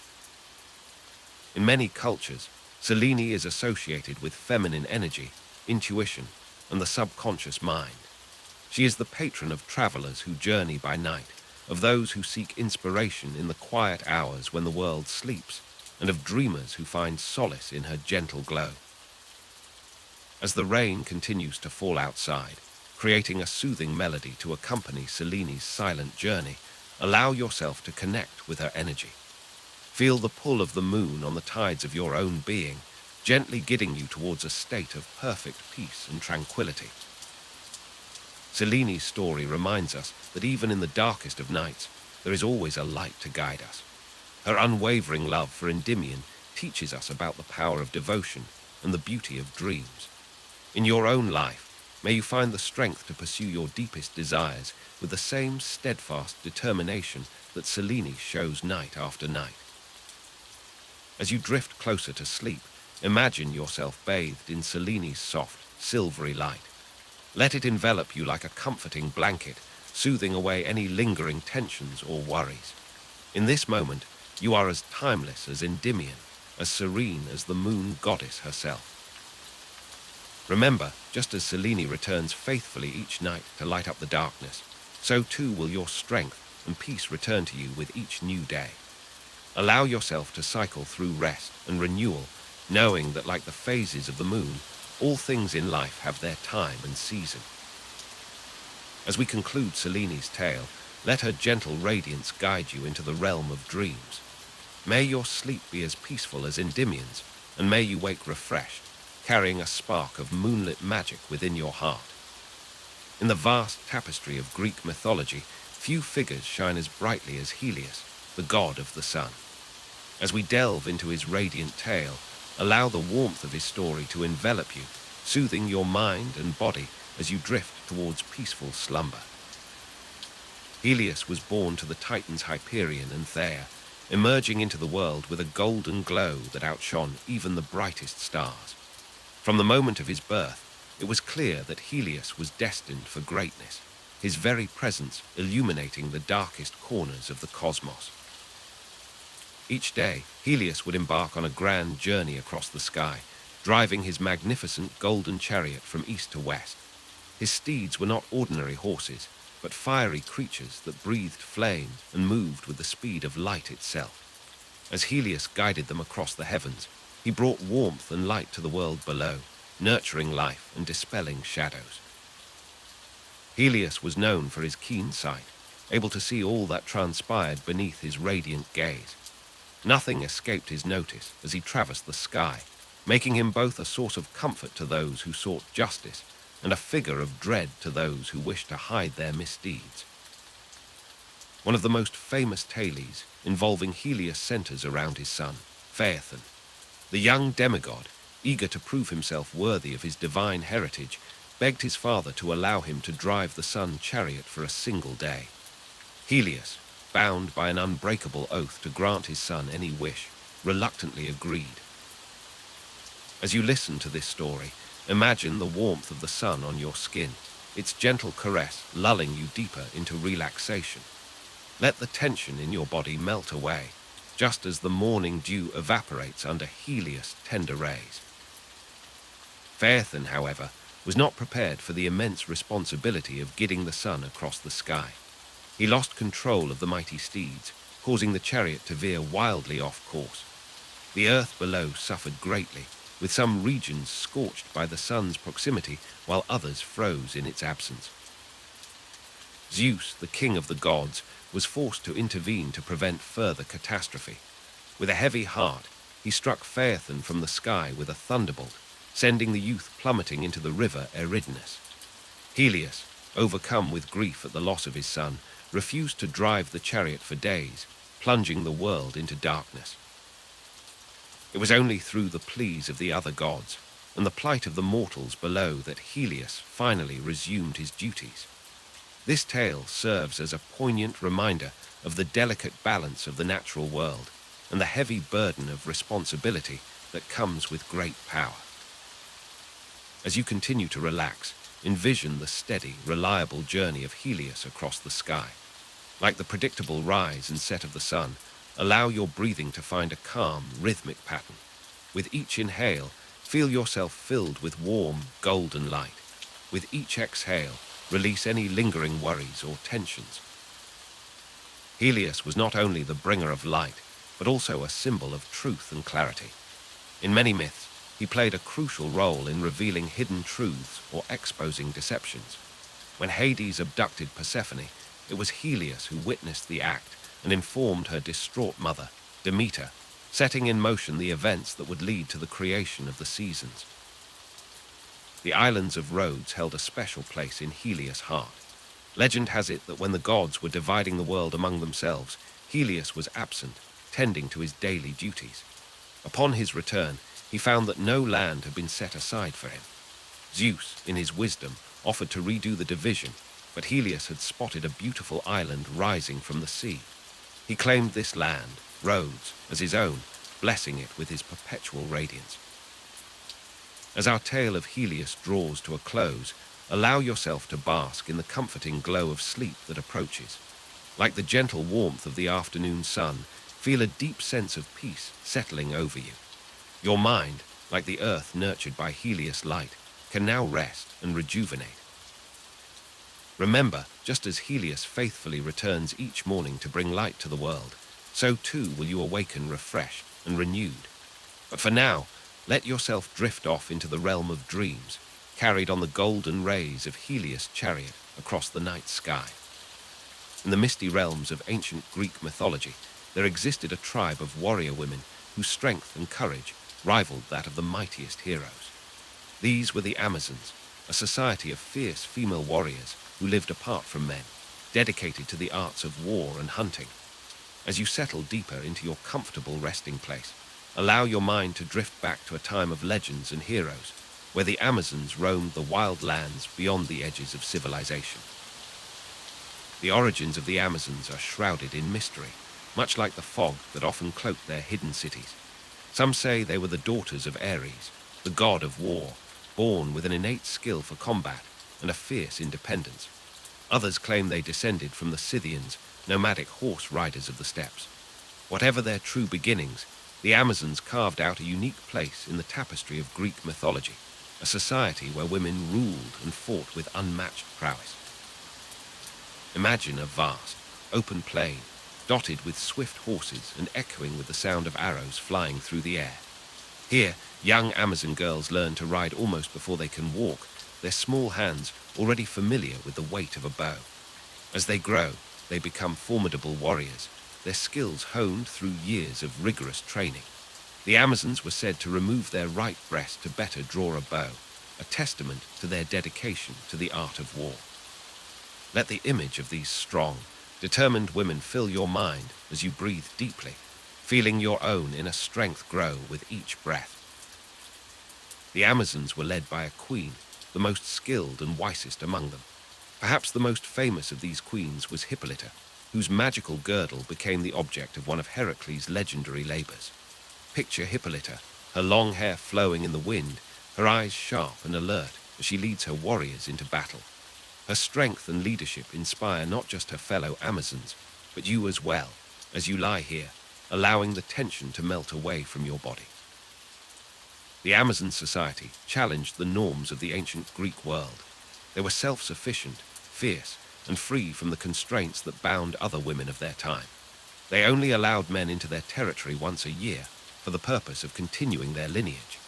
Male children born to Amazons were either sent away or, in some darker tales, killed. Female children were raised to be warriors, continuing the cycle of their unique culture.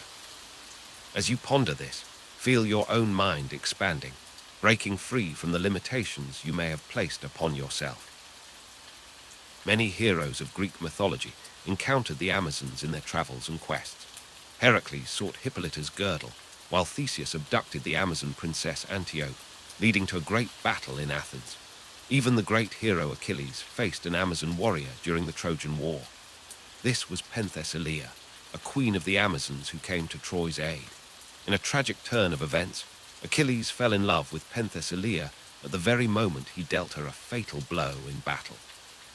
Let the bittersweet nature of this tale remind you that even in mythology, life is complex and filled with both triumph and sorrow. As our tale of the Amazons draws to a close, allow your mind to wander through the lush forests and across the open plains where these warrior women once roamed. Feel the strength of their legacy coursing through you, a reminder that we all have the potential for greatness within us. Let the sound of galloping horses and the whisper of arrows through leaves lull you deeper into relaxation. With each breath, imagine yourself becoming as strong and centered as an Amazon warrior. Your body relaxes further into your resting place, while your mind remains alert and peaceful, like a sentry keeping watch over a sleeping camp. The Amazon story is one of power, independence, and the breaking of boundaries. As you drift closer to sleep, know that you too have the strength to overcome any obstacle, to forge your own path in life. Allow the spirit of the Amazons to guard your dreams tonight, their strength and courage a protective shield around your resting mind. May your sleep be as peaceful as a calm night on the Amazon's territory, and may you wake refreshed, ready to face your own battles with the heart of a true warrior. In the realm of Greek mythology, few tales are as haunting and profound as that of Sisyphus, the king condemned to an eternity of futile labor. As you settle deeper into your restful state, allow the gentle patter of rain to wash away your cares, and let us delve into this timeless story of hubris and punishment. Sisyphus was once the king of Ephyra, now known as Corinth. He was renowned for his cunning and cleverness, traits that would ultimately lead to his downfall. In his mortal life, Sisyphus was not content with the wisdom granted to humans by the gods. Instead, he sought to outsmart them, believing his intellect to be superior even to that of Zeus himself. His first transgression came when he witnessed Zeus abducting Aegina, the daughter of the river god Asopus. Sisyphus, seeing an opportunity to gain favor, struck a deal with Asopus. He offered to reveal Zeus's actions in exchange for a spring of fresh water for his citadel. This betrayal of divine secrets infuriated Zeus, who sent Thanatos, the personification of death, to claim Sisyphus's life. But Sisyphus, ever the trickster, was not ready to succumb to death. When Thanatos arrived, Sisyphus feigned interest in the chains meant to bind him. He asked Thanatos for a demonstration of how they worked, and when death obliged, Sisyphus quickly locked the chains, trapping Thanatos himself. With death imprisoned, no mortals could die, disrupting the natural order of the world. This clever ploy, however, could not last forever. The gods, angered by the imbalance Sisyphus had caused, sent Ares to free Thanatos. Sisyphus was then forcibly dragged to the underworld, but even in the face of eternal punishment, Sisyphus's cunning did not desert him. Before his descent, he instructed his wife not to perform the proper burial rites for his body. Upon reaching the underworld, Sisyphus approached Persephone, queen of the dead. He pleaded with her, claiming that his wife had neglected his funeral rites, an act that offended the gods of the underworld. Persephone, moved by his apparent piety, granted Sisyphus permission to return to the world of the living to chastise his wife for her negligence. Once back in the land of the living, Sisyphus refused to return to the underworld. He lived on, defying death and the will of the gods until, at last, Hermes forcibly dragged him back to face his eternal punishment. It was then that the true weight of his transgressions fell upon him. The gods devised a punishment that would torment Sisyphus for all eternity. He was condemned to roll an immense boulder up a hill, only to watch it roll back down each time he neared the summit.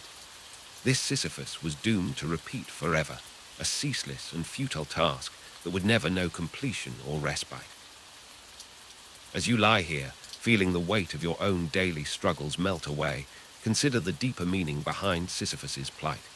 His story is not merely one of punishment, but a reflection on the human condition itself.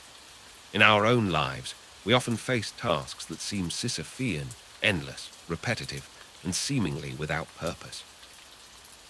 Yet in his essay, The Myth of Sisyphus, the philosopher Albert Camus suggests that we must imagine Sisyphus happy. In the acceptance of his fate, in the acknowledgement of the absurdity of his task, Sisyphus finds a form of freedom.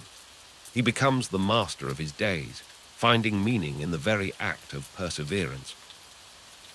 As you drift closer to sleep, reflect on the times in your own life when you faced seemingly insurmountable challenges.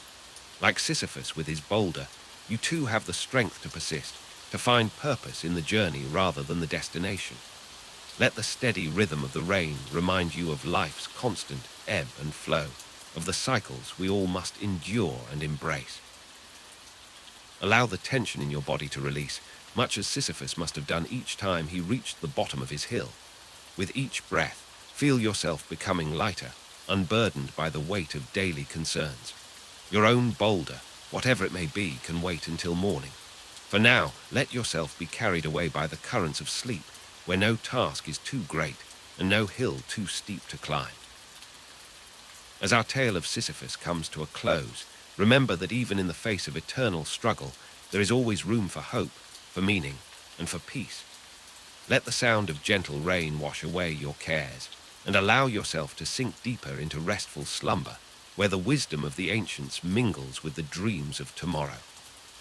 In the realm of ancient Greek mythology, there are tales of heroes and gods, monsters and magic. But few stories capture the essence of determination and skill quite like that of Atalanta, a woman whose speed and prowess rivaled that of the greatest heroes.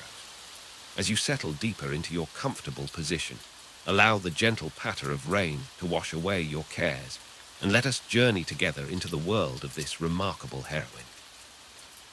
Atalanta's story begins not in the halls of gods or the palaces of kings, but in the wild forests of Arcadia. Born to King Iasus, who had desperately desired a son, Atalanta was abandoned as an infant, left to the mercy of the wilderness. But fate, it seemed, had other plans for this extraordinary child. As you listen, imagine the soft rustling of leaves, the whisper of wind through ancient trees, cradling the infant Atalanta. In a twist of divine intervention, Artemis, goddess of the hunt, took pity on the abandoned babe. She sent a she-bear to nurse and care for Atalanta, raising her to be as wild and free as the forest itself. Under the watchful eyes of the goddess and the nurturing care of the bear, Atalanta grew into a young woman of unparalleled strength and beauty. Let the thought of this untamed, natural upbringing soothe your mind, connecting you to the primal peace of the forest. As Atalanta matured, her skills in hunting and athletics became legendary. She could outrun any man, her arrows always found their mark, and her courage knew no bounds. Word of her exploits spread far and wide, reaching even the ears of her father, who now regretted his hasty decision to abandon her. As you breathe deeply, feel the strength and confidence of Atalanta flowing through you, calming your thoughts and relaxing your body. One of Atalanta's greatest adventures came when she joined the famous Caledonian boar hunt. This monstrous creature, sent by Artemis to ravage the land as punishment for a king's neglect, had defeated many great heroes. But Atalanta, swift and sure, was the first to draw blood from the beast with her well-aimed arrow. This act not only proved her worth among the greatest heroes of Greece, but also caught the eye of the hero Meleager, who awarded her the boar's hide in recognition of her skill. Yet despite her many suitors, Atalanta had no desire for marriage. She had vowed to remain unwed unless a man could defeat her in a foot race. Many tried, and all failed, for Atalanta's speed was unmatched. As you listen, let the rhythm of Atalanta's swift feet lull you, like a gentle lullaby carrying you towards peaceful slumber. However, fate had one more twist in store for our heroine. A young man named Hippomenes sought the help of Aphrodite, goddess of love, to win Atalanta's hand. The goddess gifted him 3 golden apples, advising him to use them during the race. As Atalanta and Hippomenes ran, he cleverly dropped the apples one by one.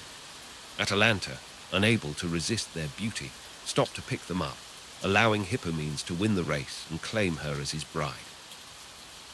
In this moment, we see that even the swiftest and most determined can be swayed by beauty and love. As you drift closer to sleep, reflect on how sometimes our greatest challenges come not from outside, but from within our own hearts and desires.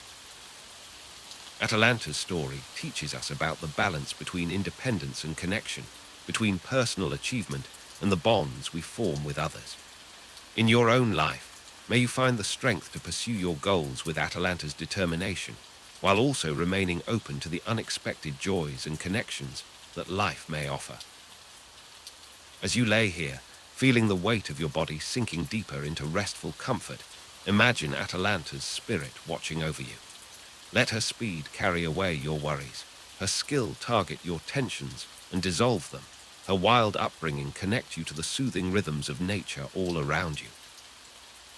With each breath, picture yourself running freely through Arcadian forests, as swift and sure as Atalanta herself.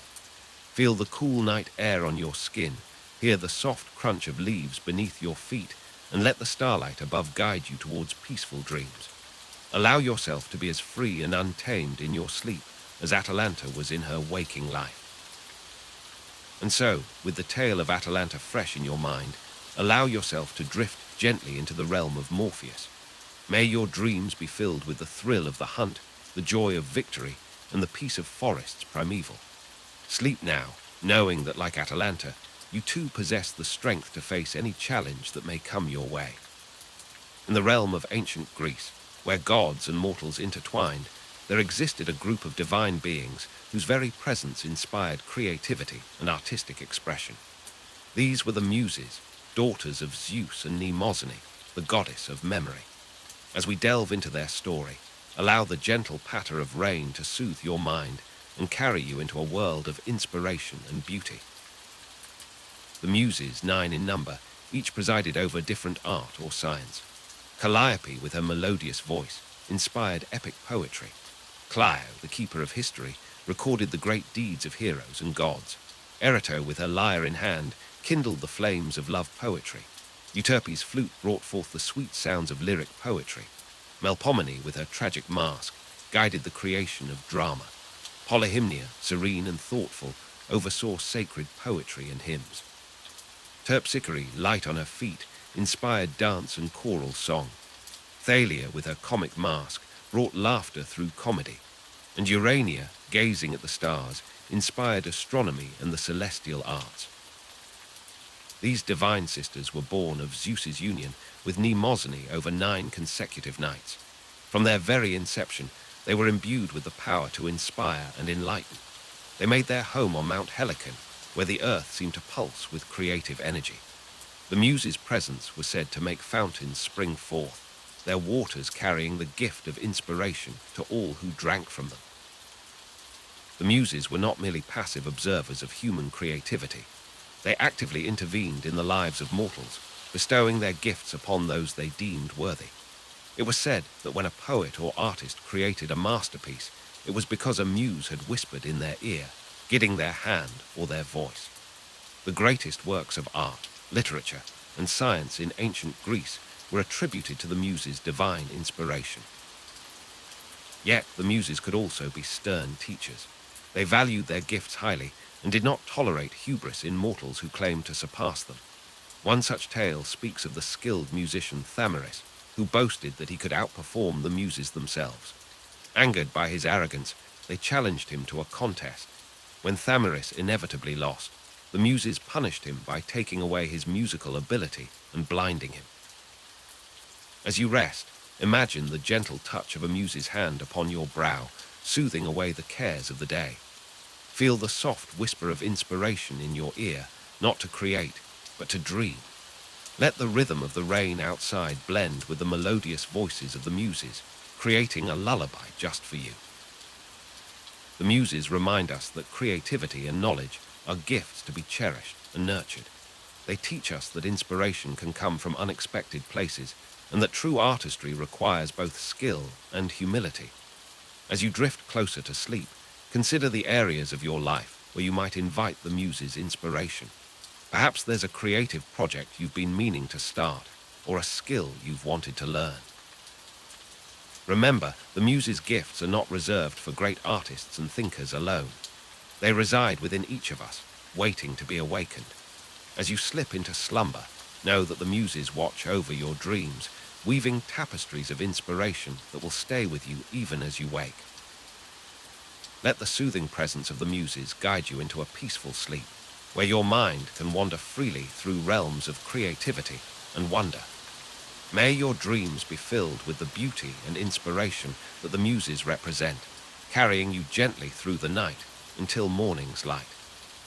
In the realm of Greek mythology, there are tales of triumph and tragedy, of heroes and villains, but few stories are as haunting as that of Tantalus, a man whose fate serves as a stark reminder of the consequences of hubris and the eternal nature of divine punishment. As you settle deeper into your comfortable position, allow the gentle patter of rain to wash away your daily concerns, and let us journey together into this ancient tale. Tantalus was born into privilege, a son of Zeus himself and the nymph Plauto. His lineage granted him a place among the gods, dining at their table and sharing in their immortal feasts. But Tantalus was not content with this extraordinary honor. His heart harbored a darkness, a desire to test the gods' omniscience, to prove himself superior in some way to these divine beings. In a moment of supreme arrogance, Tantalus devised a test for the gods. He invited them to a grand banquet, but the main course he prepared was beyond horrific. Tantalus took his own son, Pelops, slaughtered him, and served his flesh to the unsuspecting deities. As you listen to this tale, feel the weight of this betrayal sink into you, allowing any tension in your body to dissolve, replaced by a deep, restful calm. The gods, in their wisdom, immediately saw through Tantalus's deception, all except Demeter, who, distracted by grief for her lost daughter Persephone, absent-mindedly ate a small portion of the shoulder. Filled with rage and disgust, Zeus ordered the other gods to restore Pelops to life, replacing his consumed shoulder with one crafted from ivory. For Tantalus, however, there would be no redemption. The king of the gods decreed an eternal punishment, one that would torment Tantalus for all time. He was banished to Tartarus, the deepest part of the underworld, where he was made to stand in a pool of water beneath a fruit tree. Let the image of this eternal scene wash over you, as soothing as the sound of rain outside your window. But this was no peaceful eternity. Tantalus was cursed to endure unending hunger and thirst. Whenever he bent to drink from the pool, the waters receded beyond his reach. When he stretched to pluck the ripe fruit hanging above him, the branches would lift away, always just beyond his grasp. This punishment gave rise to the word tantalize, a lasting reminder in our language of the torment Tantalus endured. As you breathe deeply, imagine the frustration of Tantalus, so close to satisfaction yet eternally denied. Let this image remind you to appreciate the simple comforts around you, the softness of your pillow, the warmth of your blanket, the peace of this moment. Unlike Tantalus, you can find contentment in the here and now. The tale of Tantalus serves as a powerful warning against the dangers of pride and the folly of attempting to deceive the gods. It reminds us of the importance of humility and gratitude for what we have. As you drift closer to sleep, consider the blessings in your own life, the simple joys that Tantalus would long for in his eternal torment. In your own journey through life, may you find contentment in the present moment, free from the endless yearning that plagued Tantalus. Let the gentle sound of rain remind you that, unlike him, you can quench your thirst and satisfy your hunger. As you relax deeper into restful sleep, know that you are free from eternal torment, able to find peace in the simple act of closing your eyes and drifting off to dream. Allow the story of Tantalus to fade from your mind now, replaced by the soothing rhythm of the rain and the comfort of your bed. Let go of any remaining tension, any lingering thoughts, and surrender to the peaceful embrace of sleep. The gods have no punishment for you tonight, only the gift of rest and rejuvenation. In the gentle embrace of night, let us journey to ancient Cyprus, where a tale of love and artistry unfolds.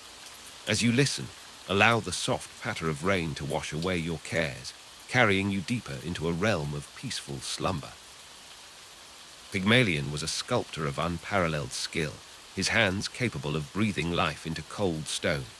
Yet, for all his talent, he found himself disillusioned with the women of Cyprus, their flaws too apparent to his critical eye.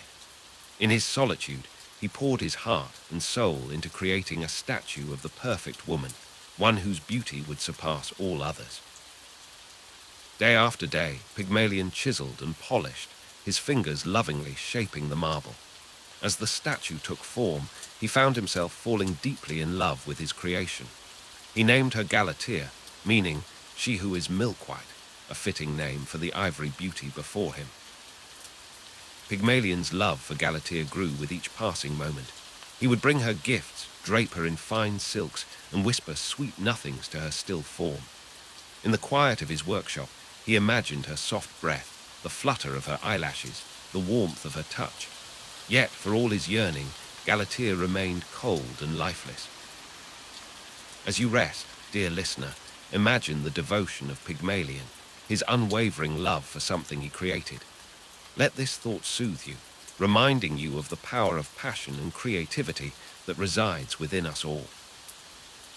The festival of Aphrodite approached, and Pygmalion, his heart heavy with longing, made his way to the temple. There, before the altar of the goddess of love, he whispered a prayer.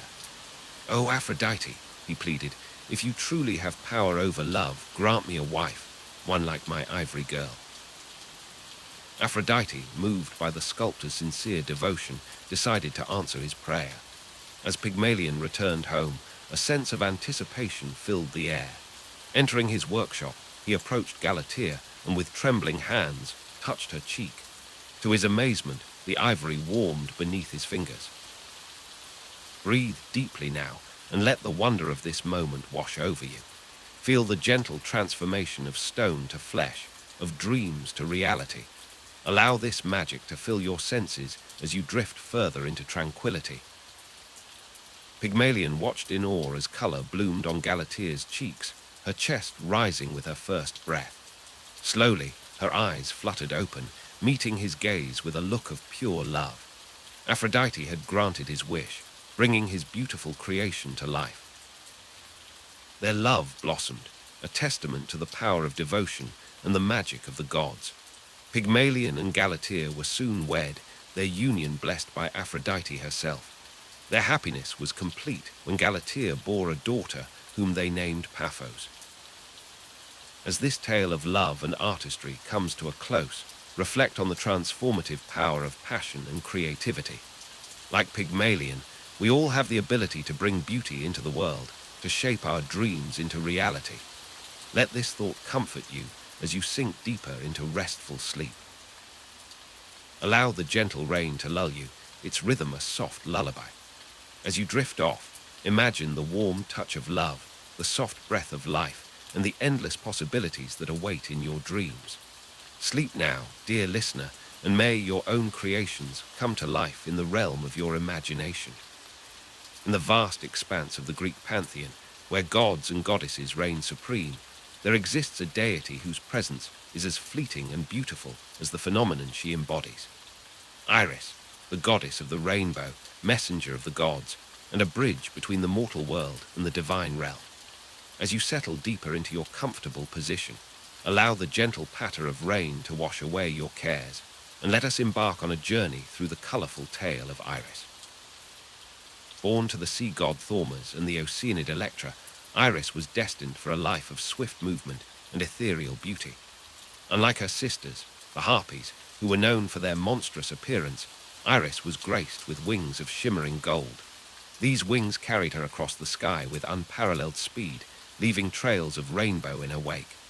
Imagine, if you will, the gentle flutter of those golden wings, each movement sending ripples of color across the heavens. As the personal messenger of Hera, queen of the gods, Iris held a position of great trust and responsibility. She was often tasked with delivering messages not only between the gods, but also from the divine to the mortal realm. Picture Iris gliding through the clouds, her form a blur of iridescent light, carrying words that could shape the fate of gods and mortals alike. With each mission, she embodied the connection between sky and earth, between the lofty heights of Mount Olympus and the grounded reality of the mortal world. One of Iris's most significant roles was to carry water from the river Styx, the boundary between the world of the living and the realm of the dead. This water was used in the most solemn of godly oaths. When a god swore upon the waters of the Styx, brought by Iris herself, it was a binding promise that could not be broken without severe consequences.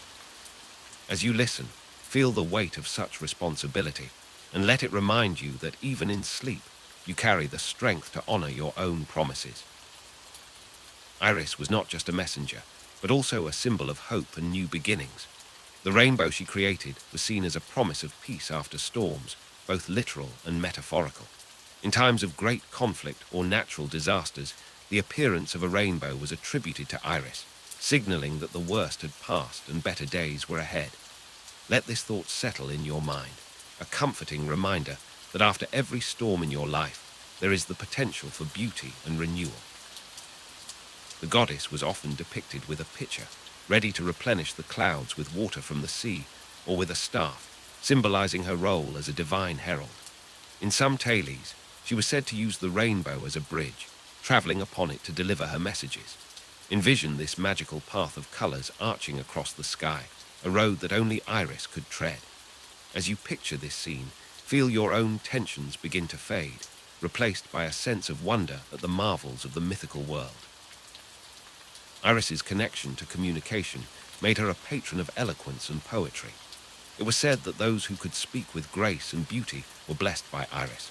Her influence extended to the namming of the iris flower and the iris of the eye, both reflecting her association with color and vision. As you rest, consider how the ability to see beauty in the world around you is a gift, one that Iris continues to bestow upon those who look for it. In one particularly touching myth, Iris played a crucial role in the tale of Achilles and his beloved friend Patroclus.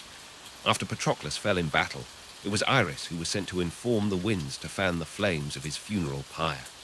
This act of kindness and respect showcases the compassionate side of Iris, a goddess who not only delivered messages, but also understood the weight they carried. Let this story remind you of the importance of empathy and kindness, even in moments of sorrow. As we near the end of our tale, reflect on how Iris embodies the fleeting nature of beauty and the power of communication.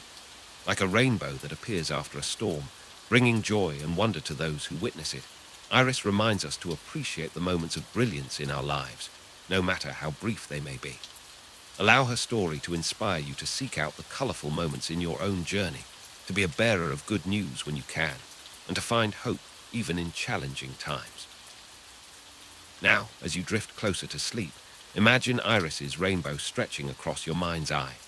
Each color represents a different aspect of your day, the challenges, the joys, the moments of peace. Watch as they blend together into a harmonious arc, a promise of renewal and hope for tomorrow. Let the gentle sound of rain merge with the soft whisper of Iris's wings, carrying you deeper into a peaceful slumber where dreams as vivid and beautiful as a rainbow await you. In the realm of Greek mythology, where gods and mortals intertwine, there exists a figure both feared and revered. Circe, the enchantress of Aea, stands as a testament to the power of magic and the complexity of divine beings. As you settle deeper into your comfortable position, allow the gentle patter of rain to wash away your thoughts, and let us journey to the shores of Circe's mysterious island. Circe was born of divine lineage, the daughter of Helios, the sun god, and Perse, an Oceanid nymph. Her very essence was imbued with the radiance of the sun and the depths of the sea. From an early age, Circe displayed an uncanny affinity for herbs and potions, her knowledge growing as rapidly as the plants she tended. The other gods, wary of her burgeoning powers, began to whisper and cast sidelong glances at the young goddess. As you listen, feel the warmth of the sun on your skin, much like the glow that emanated from Circe herself. Let the tension in your body melt away, just as Circe's worries dissolved when she practiced her craft. Breathe deeply, inhaling the imaginary scent of her herb garden, rich with lavender, rosemary, and mysterious plants known only to the gods. Circe's life took a dramatic turn when she fell in love with Glaucus, a mortal fisherman turned sea god. But Glaucus's heart belonged to another, the beautiful nymph Scylla. In a moment of jealousy and passion, Circe used her magical prowess to transform Scylla into a hideous sea monster. This act of vengeance would set the tone for how mortals and gods alike would view Circe for centuries to come. As we delve deeper into Circe's tale, allow the rhythm of the rain to sync with your heartbeat. Let each drop represent a moment in time, washing away the concerns of your day, just as the tides of change washed over Circe's life. Exiled to the island of Aeaea for her transgression, Circe found solace in solitude. She honed her skills, becoming a master of transmutation magic. Sailors who stumbled upon her shores often fell victim to her spells, transformed into animals that reflected their inner natures.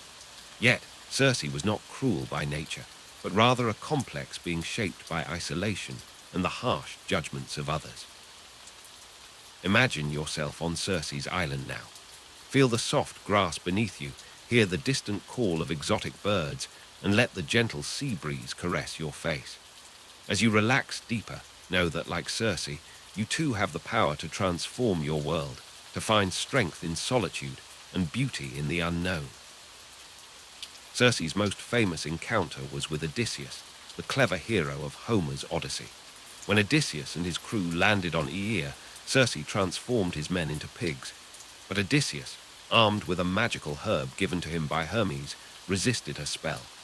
Impressed by his wit and courage, Circe welcomed Odysseus, and he stayed with her for a year, finding respite from his long journey. As you drift closer to sleep, consider how Circe's story reflects the human experience. We all face moments of exile, whether self-imposed or thrust upon us by circumstances. Yet in these moments of solitude, we often find our greatest strength, our true selves emerging like Circe's potent herbs from fertile soil. In the end, Circe's tale is one of redemption and growth. She aided Odysseus in his quest to return home, providing him with valuable advice for the perils that lay ahead.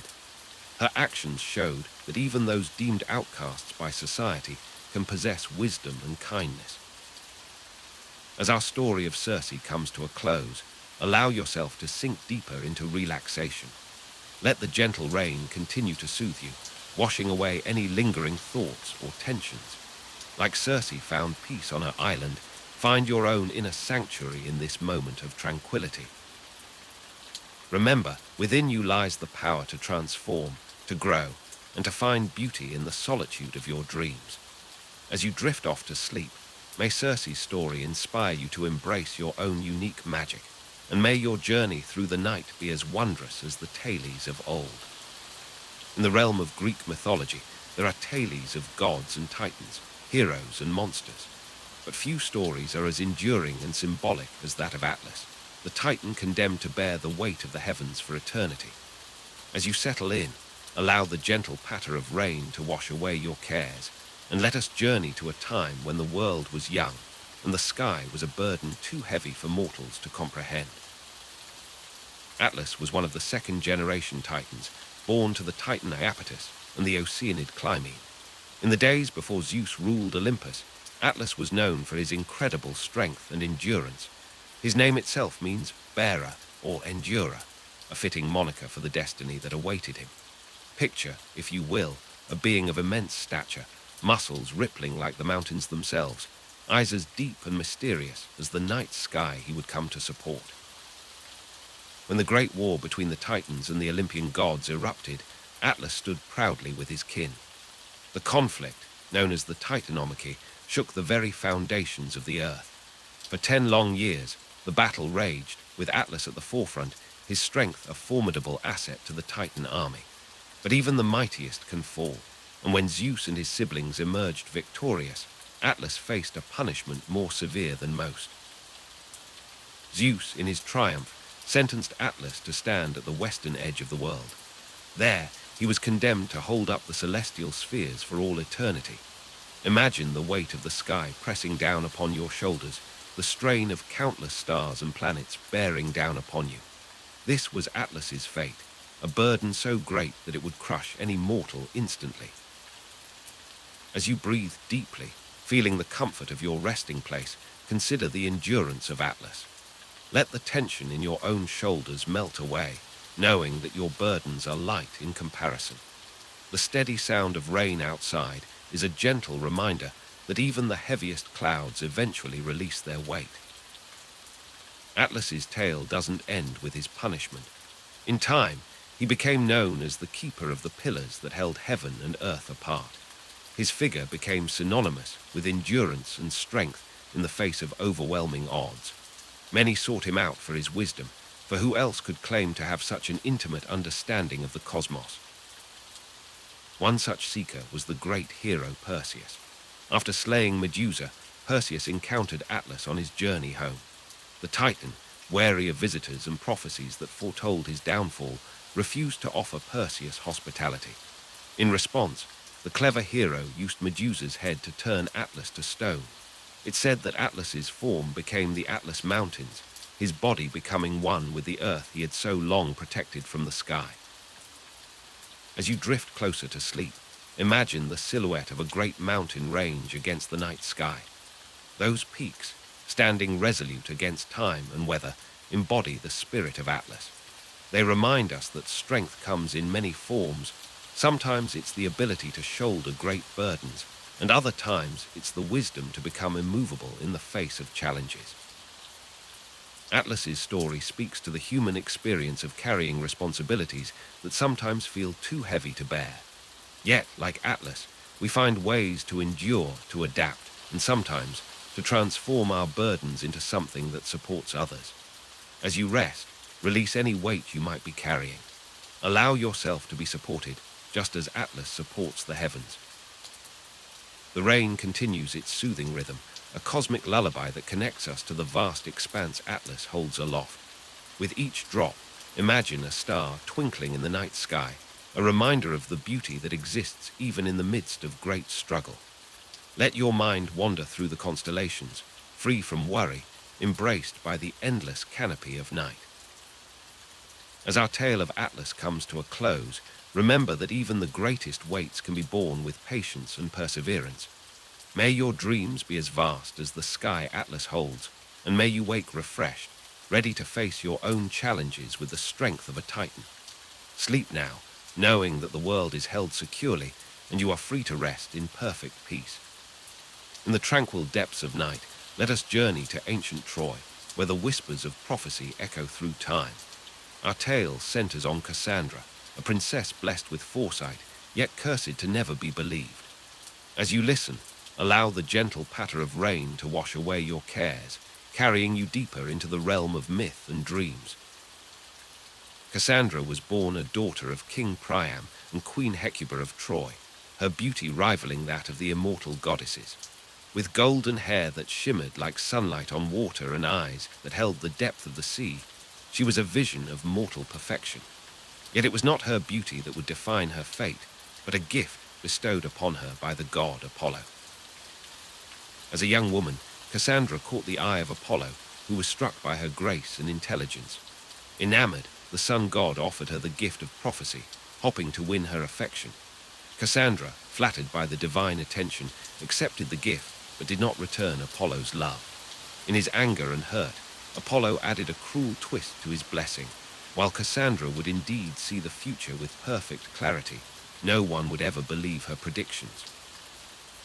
Imagine, if you will, the weight of such knowledge pressing upon your mind. As you rest, feel the tension of Cassandra's burden slowly melting away from your own shoulders, replaced by the soothing rhythm of falling rain. Cassandra's life became a tapestry of frustration and sorrow. She foresaw the arrival of Helen in Troy and the decade-long war that would follow, but her warnings fell on deaf ears. Her family and fellow Trojans dismissed her as mad, her frantic pleas nothing more than the ravings of a disturbed mind. Even as she begged them not to bring the infamous wooden horse into the city, her words were lost in the celebration of what seemed to be the end of the war. As Troy fell and burned around her, Cassandra sought refuge in the temple of Athene. There, she was found by Ajax the Lesser, who dragged her away, defiling the sacred space. This act of sacrilege would later bring Athene's wrath upon the Greek fleet as they sailed home. In the chaos of the city's fall, Cassandra was claimed as a war prize by Agamemnon, the leader of the Greek forces. Let the ebb and flow of Cassandra's tale wash over you, like gentle waves upon a shore. Her story reminds us that sometimes the hardest truths are those we cannot share, a burden we must learn to carry with grace. Taken to Mycenae as Agamemnon's concubine, Cassandra foresaw their violent end at the hands of Clytemnestra, Agamemnon's vengeful wife. Yet, true to her curse, her warnings went unheeded. In a final tragic act, Cassandra accepted her fate with dignity, walking willingly to her death alongside Agamemnon. Cassandra's tale is one of tragic irony, a reminder that knowledge is not always power, and that the gift of foresight can be as much a curse as a blessing. Her story teaches us the importance of listening, of being open to truths that may be difficult to hear or believe.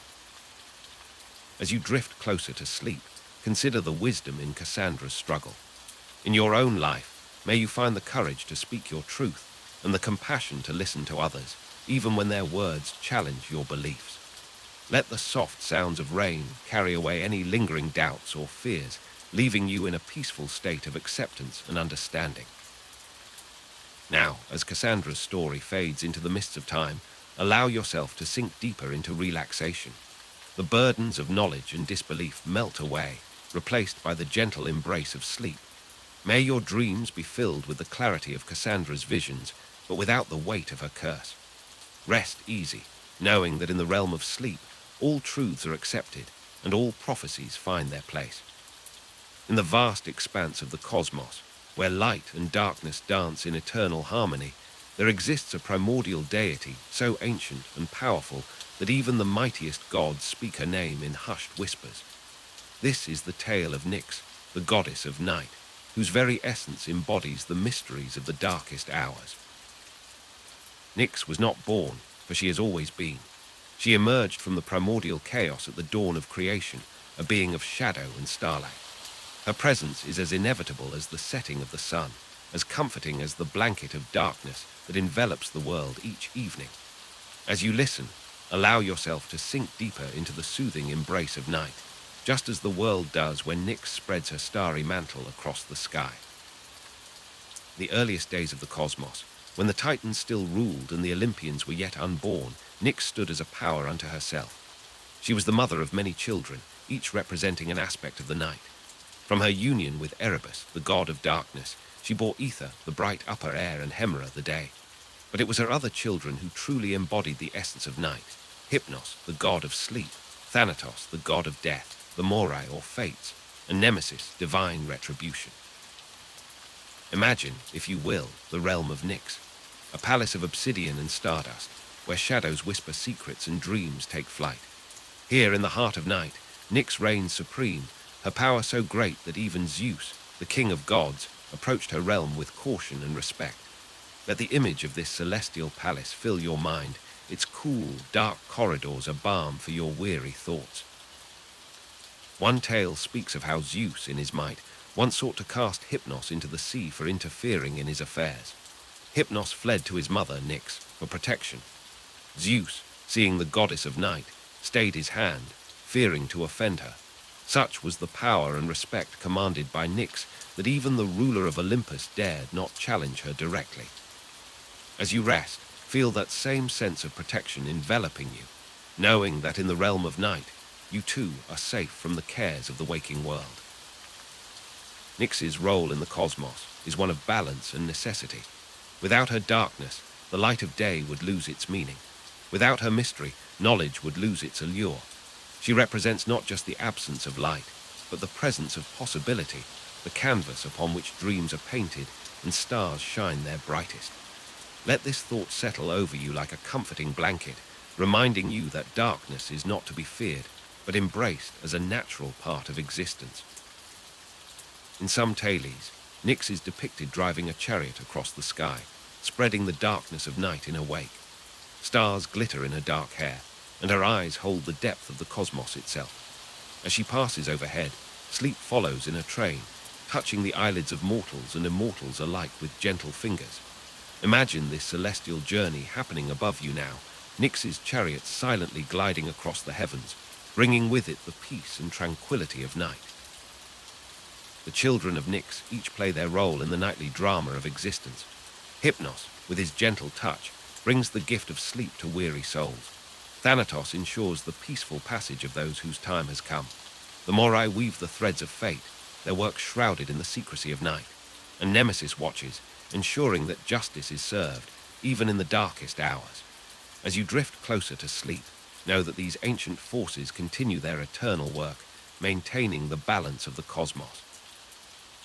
Nyx's power is subtle but all-encompassing. In her realm, secrets are whispered, lovers meet in clandestine embrace, and the world is remade in dreams.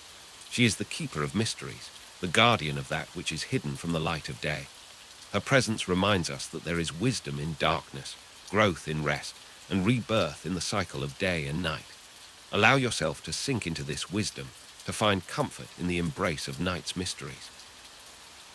As our tale of Nyx draws to a close, remember that she is always present, even when unseen. In the quiet moments before dawn, in the depths of a dreamless sleep, in the shadow of a passing cloud, Nyx's influence touches all. Embrace the night as a time of rest, reflection, and renewal. Let the cares of the day fade away, replaced by the soothing presence of darkness and the promise of a new dawn to come. And now, as you lie here, feel the gentle touch of Nyx upon your brow. Allow her soothing darkness to envelop you, carrying you deeper into the realm of sleep. The night is your ally, a time of peace and restoration. With each breath, sink further into its embrace, knowing that like all things, this too shall pass, giving way to the light of a new day.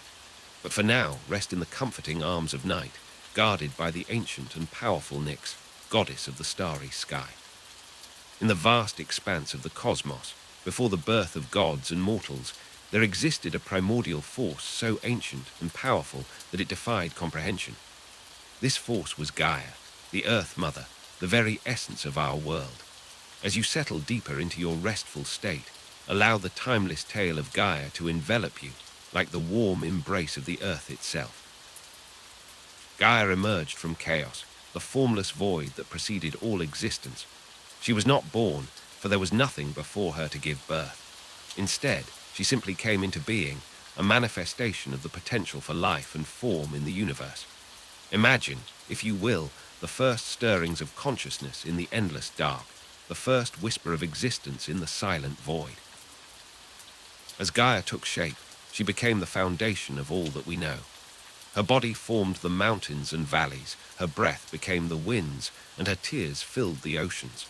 From her very being, she brought forth Uranus, the sky, to be her equal and her mate. Together, they would create the world as we know it. But Gaia was more than just the physical earth. She was the nurturing mother of all life, the wellspring from which all creatures would eventually emerge. Her wisdom was as deep as the roots of the oldest trees, her patience as enduring as the slow dance of continents. As you listen, feel the steady presence of Gaia beneath you, supporting you just as she supports all life.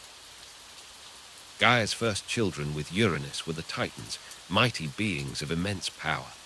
Among them were Oceanus, the great river encircling the world, and Rhea, who would become the mother of the Olympian gods.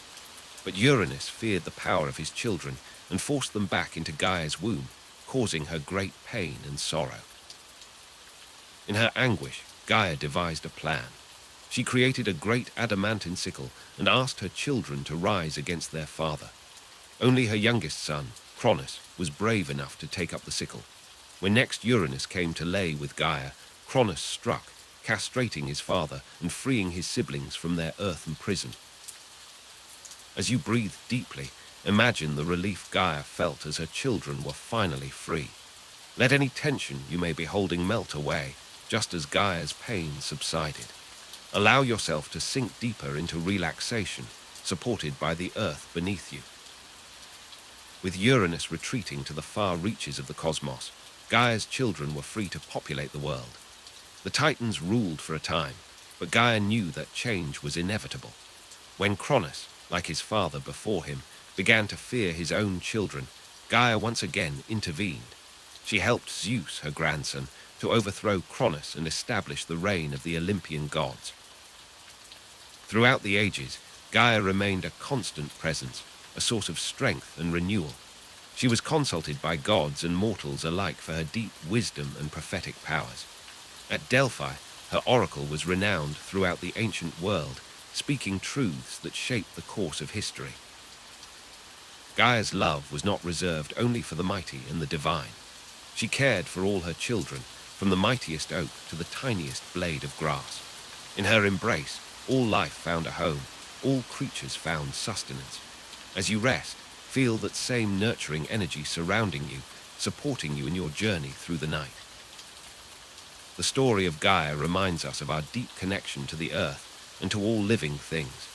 It speaks to the cycles of creation and destruction, of nurturing and renewal that are fundamental to existence. As you drift closer to sleep, consider how you too are part of this great cycle, connected to the very essence of the world around you. Let the steady presence of Gaia lull you deeper into tranquility. Imagine roots growing from your body, connecting you to the earth below. Feel the ancient wisdom of Gaia flowing through these roots, filling you with peace and serenity. With each breath, you sink deeper into the embrace of the Earth Mother, safe and protected in her timeless arms.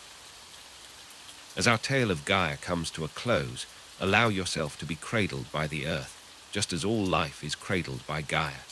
Let go of your thoughts and worries, surrendering to the deep, restful sleep that awaits you. Remember, in Gaia's embrace, all is well, all is peaceful, and all is as it should be.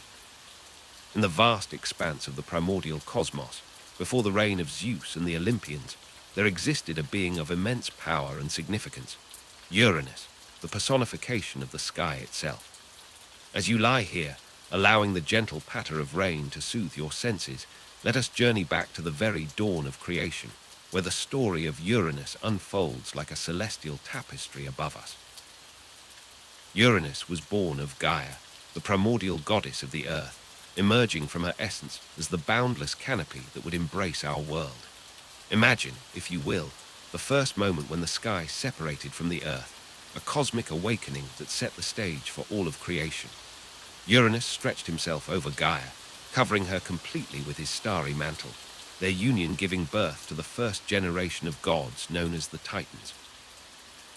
As you breathe deeply, feeling the weight of your body sinking into restful comfort, picture the majestic Uranus, his form vast and ethereal, dotted with the glimmering lights of distant stars. His presence was constant, eternal, a father figure to the fledgling universe.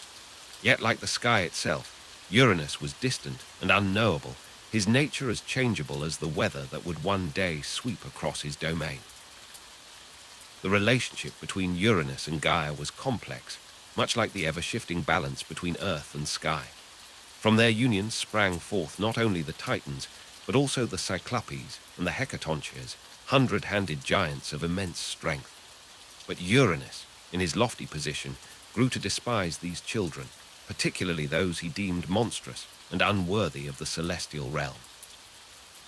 In an act that would echo through the annals of myth, Uranus made a fateful decision. He pushed the Cyclopes and Hecatoncheires back into the womb of Gaia, imprisoning them in the depths of the earth. This cruel act caused Gaia great pain and sorrow, setting in motion a chain of events that would forever alter the cosmic order. As you listen, allow the tension in your body to release, much as the mounting pressure within Gaia sought release from Uranus's tyranny. Gaia, in her anguish, crafted a great adamantine sickle and beseeched her children to rise against their father. It was Cronus, the youngest of the Titans, who answered his mother's call, driven by ambition and the promise of power. In a moment that would change the course of mythological history, Cronus lay in wait for his father. When Uranus descended to lay with Gaia, Cronus struck, using the sickle to castrate Uranus in a single, decisive blow. The sky god's essence fell to the earth and sea, giving birth to new divine beings, including Aphrodite, born from the sea foam created by Uranus's fallen divinity. With this act, the reign of Uranus came to an end. The sky god retreated, his influence diminished but not forgotten. From that moment on, the sky and earth were forever separated, creating the world as we know it.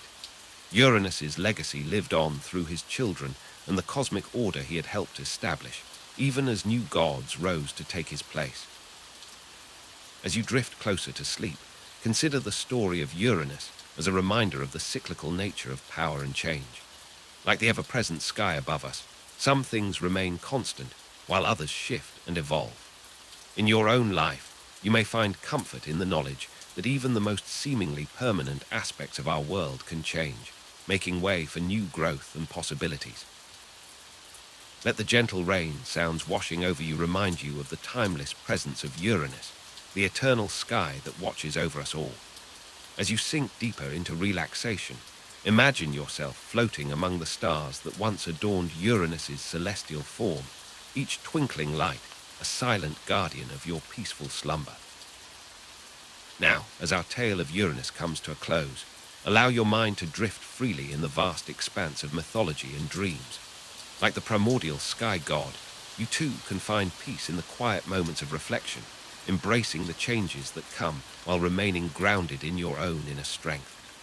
Rest easy, knowing that the stories of old continue to watch over us, their wisdom as eternal as the stars themselves. In the vast expanse of the primordial cosmos, where light and darkness danced in eternal balance, there existed a being of incomparable radiance. Hyperion, the titan of heavenly light, stood tall among his brethren, his very presence illuminating the ancient world. Hyperion was one of the 12 Titan children of Gaia, the earth, and Uranus, the sky. His name, meaning the one above, spoke of his lofty position in the celestial hierarchy. With hair of spun gold and eyes that shone like twin suns, Hyperion embodied the very essence of light itself. In the age before the Olympian gods, Hyperion's role was crucial. He was tasked with driving the chariot of the sun across the sky each day, bringing warmth and life to the world below. His journey began in the east, where he would emerge from the depths of Oceanus, the great river encircling the world. As Hyperion's chariot ascended into the heavens, the world below would awaken.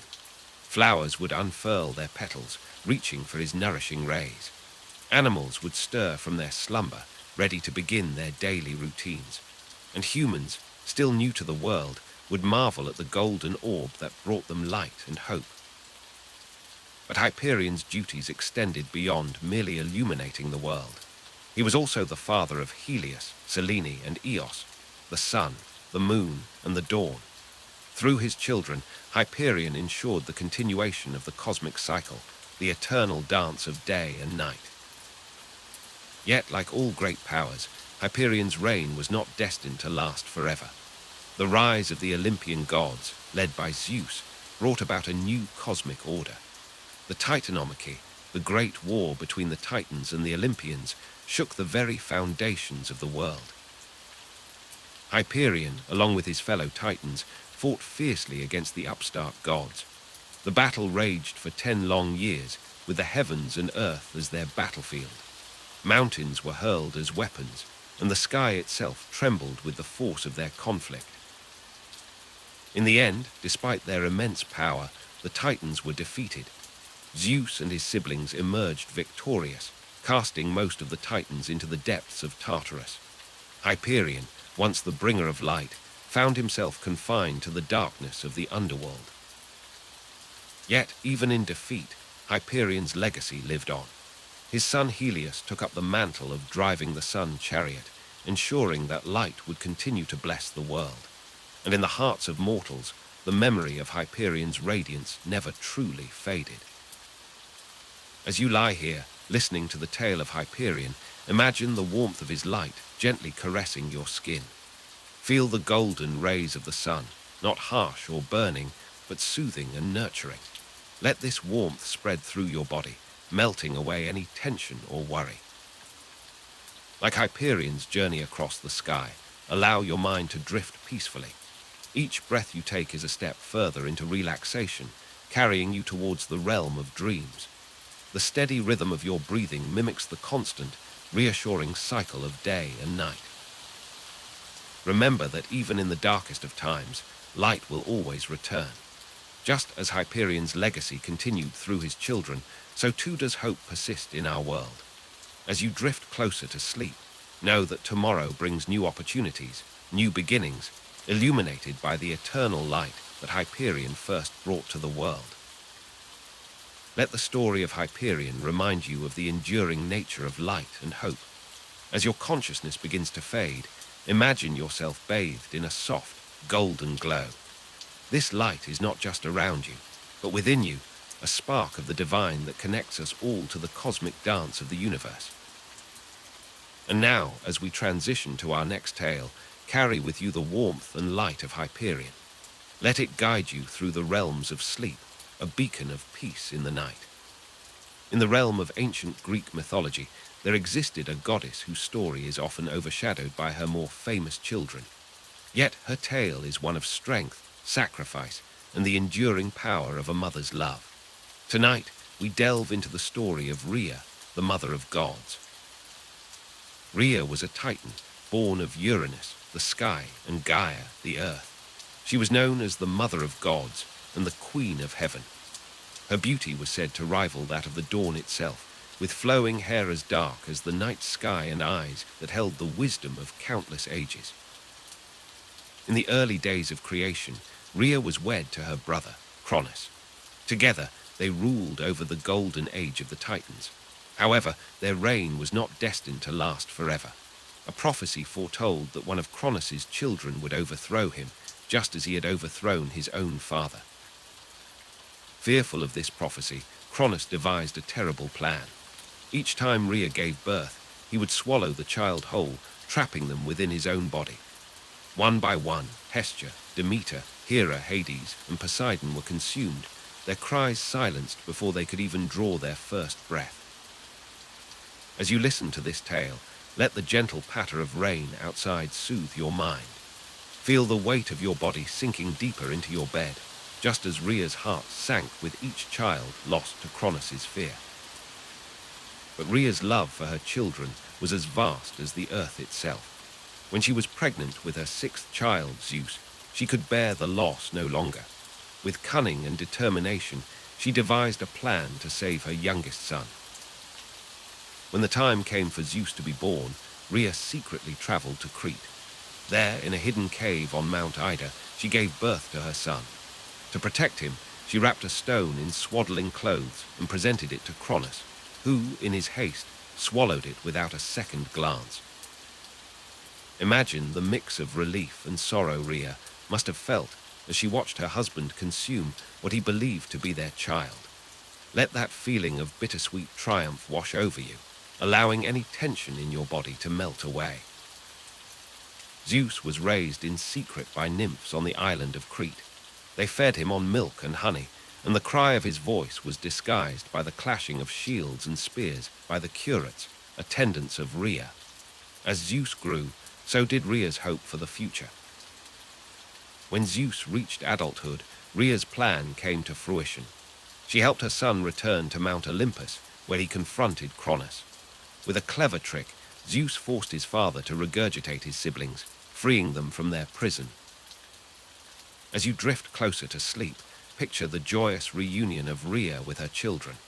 Feel the warmth of their embrace, the relief of a mother's long vigil finally rewarded. Let that sense of peace and completion envelop you. The freed gods, led by Zeus, waged a great war against the Titans. Rhea, torn between her love for her children and her ties to the old order, chose to stand with her offspring. Her decision tipped the scales in favor of the younger gods, leading to their ultimate victory. With the Titans defeated, Zeus and his siblings established a new order on Mount Olympus. Rhea, having played her crucial role, stepped back from the forefront of divine affairs. She became a symbol of maternal love and protection, honored by gods and mortals alike. Rhea's story teaches us about the power of patience, the strength found in a mother's love, and the courage to stand up against injustice, even when it comes from those closest to us. As you rest, reflect on the sacrifices made by those who love you and the quiet strength that often goes unnoticed. Let the steady rhythm of the rain outside mirror the steady beat of your heart. Allow your breathing to slow, matching the calm, measured pace of Rhea's eternal watch over her divine children. With each breath, sink deeper into relaxation, knowing that like Rhea's children, you too are protected and loved. As we conclude Rhea's tale, remember that even in the darkest of times, hope can be nurtured and grow into something powerful. May your dreams be as vast as Rhea's love for her children, and may you wake refreshed, carrying with you the wisdom of the Mother of Gods. In the depths of time, before the world as we know it came to be, there existed a being of immense power and terrible hunger. This was Cronus, the youngest of the Titans, whose reign would shape the course of all that was to come. As you settle deeper into your comfortable resting place, allow the gentle patter of rain to wash away your cares, and let us journey back to the dawn of creation. Cronus was born to Gaia, the primordial goddess of the earth, and Uranus, the god of the sky. From the moment of his birth, Cronus was destined for greatness and tragedy in equal measure. His mother, weary of Uranus's tyrannical rule, chose Cronus as her champion to overthrow his father and usher in a new age. With a sickle forged from the very essence of the earth, Cronus ambushed his father and castrated him, casting the severed parts into the sea. From the mingling of blood and foam, new life would spring forth, but that is a tale for another time. For now, let the rhythmic sound of the rain soothe you as we delve deeper into the story of Cronus. As the new ruler of the cosmos, Cronus initially brought about a golden age. The world knew peace and plenty, and for a time it seemed as though this harmony would last forever.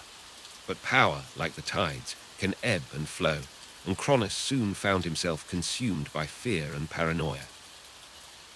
A prophecy reached his ears, foretelling that he, like his father before him, would be overthrown by his own child. In his desperation to cling to power, Cronus made a terrible decision. Each time his wife Rhea gave birth, he would swallow the newborn whole, trapping them within his divine body. Imagine, if you will, the weight of such guilt and fear. As you lie here, safe and at peace, let the burdens of your own day dissolve away like mist in the morning sun. For even the mightiest of beings can be undone by their own actions. Rhea, heartbroken and enraged, devised a plan to save her youngest child. When Zeus was born, she wrapped a stone in swaddling clothes and presented it to Cronus, who swallowed it without a second thought. The real Zeus was spirited away to be raised in secret, growing stronger with each passing day. As Zeus came of age, he returned to challenge his father. With cunning and strength, he forced Cronus to regurgitate his siblings, Hestia, Demeter, Hera, Hades, and Poseidon. Together, they waged a great war against the Titans, a conflict that shook the very foundations of the world. In the end, Cronus and his Titan allies were defeated. Zeus and his siblings divided the realms between them, ushering in the age of the Olympian gods. Cronus, once the mighty ruler of all, was cast into the depths of Tartarus, a prisoner in the very world he once ruled. As you drift closer to sleep, consider the tale of Cronus.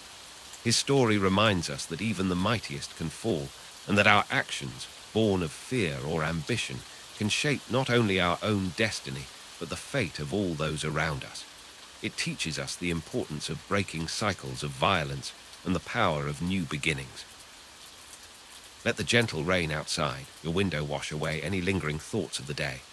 Like the world reborn after Cronus's fall, you too can emerge renewed with each new dawn. Allow yourself to sink deeper into relaxation, knowing that like the ever-turning wheel of time, this moment too shall pass, leading you to peaceful dreams and restful slumber. In the vast expanse of Greek mythology, there are beings so ancient and powerful that even the Olympian gods pay them reverence. One such entity is Oceanus, the divine personification of the great world-encircling river. As you settle deeper into your rest, let the gentle ebb and flow of this primordial tale wash over you, much like the eternal currents of Oceanus himself. Oceanus was born of Uranus, the sky, and Gaia, the earth. He was the eldest of the Titan offspring, predating even Cronus and Rhea. Imagine, if you will, a being so immense that his waters surrounded the entire known world, his currents flowing in an endless circle. Unlike the tumultuous seas ruled by Poseidon, Oceanus was a constant, steady presence, his waters deep and mysterious, yet calm and life-giving. In the earliest days of creation, Oceanus married his sister Tethys, and together they became the parents of all the rivers of the world and the Oceanids, the nymphs of the sea. Picture a vast family, with thousands of children, each a stream or spring, each contributing to the cycle of water that nourishes the earth. This union of Oceanus and Tethys represents the eternal cycle of water, from the depths of the ocean to the clouds in the sky, and back again through rivers to the sea. Unlike many of his Titan brethren, Oceanus chose to remain neutral during the great war between the Titans and the Olympians. His wisdom told him that some forces are too fundamental to take sides in the conflicts of younger gods. As you breathe deeply and feel the weight of your body sinking into restful comfort, consider the peaceful nature of Oceanus, unmoved by the turbulent battles that raged around him. Oceanus was often depicted as a great bearded man with the horns and lower body of a bull, symbolizing his immense strength and virility. His waters were said to be the source of all life, and at the far edges of his domain lay the Isles of the Blessed, where heroes and the righteous would spend eternity in peace. Let your mind drift to these blessed isles, where the air is always sweet and the light always golden. Though his active role in myths diminished as newer gods rose to prominence, Oceanus remained a constant presence, acknowledged and respected by all. He was the source of nourishment for the roots of Yggdrasil, the world tree, in some Thales. In others, he was consulted by Hera, queen of the gods, for his ancient wisdom. His enduring nature reminds us that beneath the ever-changing surface of life, there are constants that hold our world together. As our tale of Oceanus draws to a close, allow yourself to feel the gentle, rhythmic motion of his eternal waters. Like the great Titan, you too can find a center of calm amidst the chaos of the world. Let each breath be like a wave, carrying you further into tranquility. The wisdom of Oceanus teaches us that true power lies not in conflict, but in constancy and nurturing life.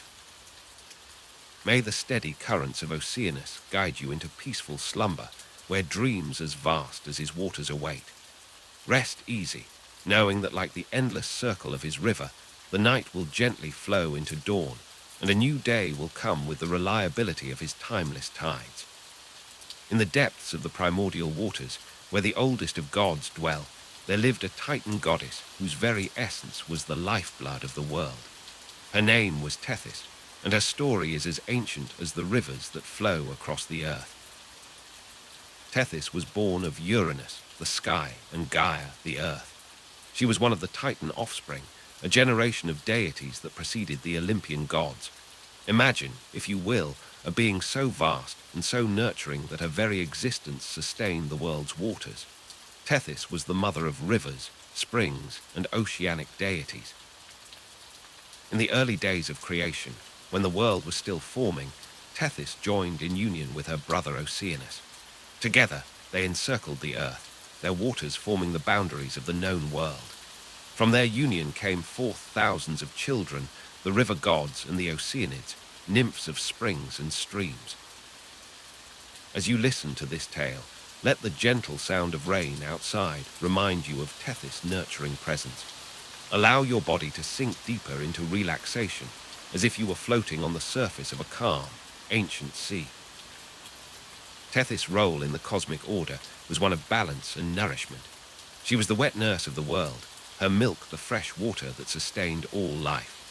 The Greeks believed that the sun, moon, and stars would sink into her waters at the western edge of the world, only to rise refreshed in the east each day. Unlike many of her Titan siblings, Tethys did not take part in the great war against the Olympian gods. She and Oceanus remained neutral, continuing their eternal duty of nourishing the world. This wisdom and restraint earned her respect from both the old and new order of gods. As you breathe deeply, imagine the steady rhythm of Tethys' eternal waters. With each inhale, feel a sense of renewal washing over you. With each exhale, let go of any tension, allowing it to dissolve into the vast, comforting ocean of sleep. One of the most touching stories about Tethys involves her role as a peacemaker. When Hera, queen of the Olympian gods, quarreled with her husband Zeus, she sought refuge with Tethys and Oceanus. The ancient couple cared for the young goddess and eventually helped reconcile the divine couple, showcasing Tethys' nurturing and diplomatic nature. Tethys' legacy lives on in the water that surrounds us. Every river that flows to the sea, every spring that bubbles up from the earth, every raindrop that falls from the sky, all are reminders of her eternal presence. Her story teaches us about the importance of nourishment, balance, and the quiet strength that comes from sustaining others. As we near the end of Tethys' tale, allow yourself to become aware of the moisture in the air around you. Feel the life-giving quality of water, so essential yet often overlooked. Like Tethys, you too have the capacity to nurture and sustain, to bring life and growth to those around you. Let the gentle patter of rain lull you closer to sleep.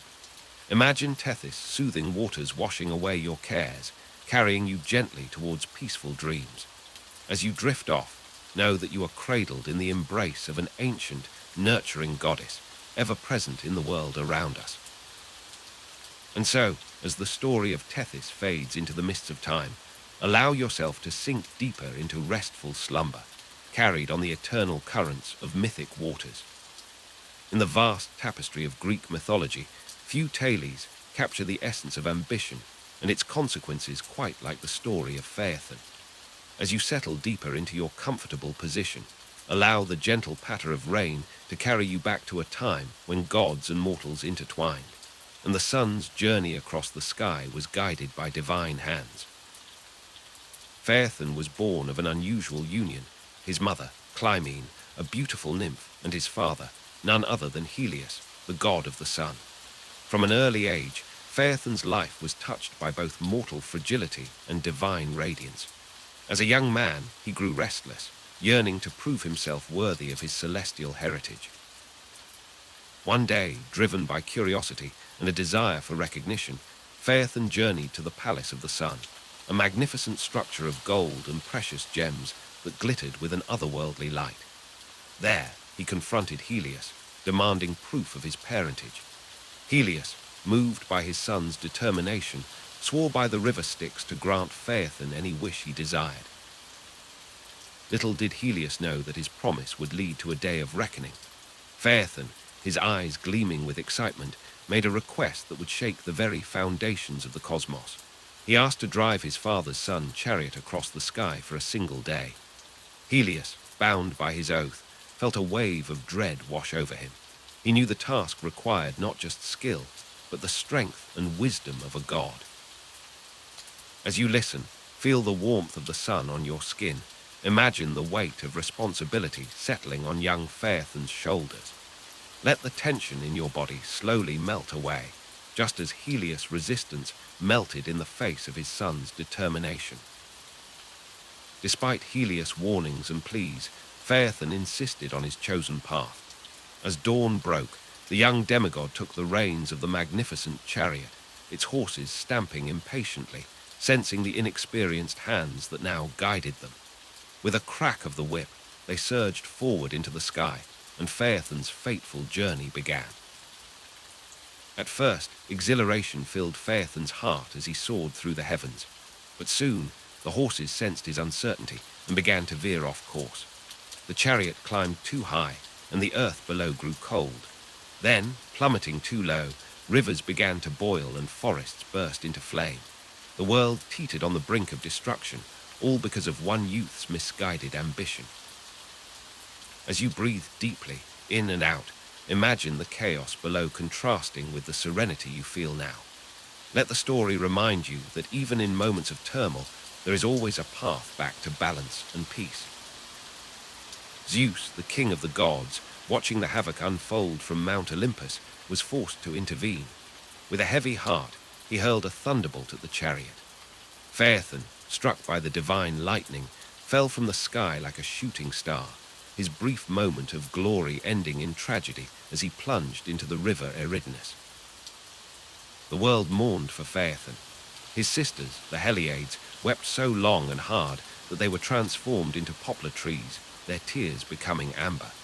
Sickness, Phaethon's dear friend in his grief, was changed into a swan, forever searching the waters for any trace of the fallen youth.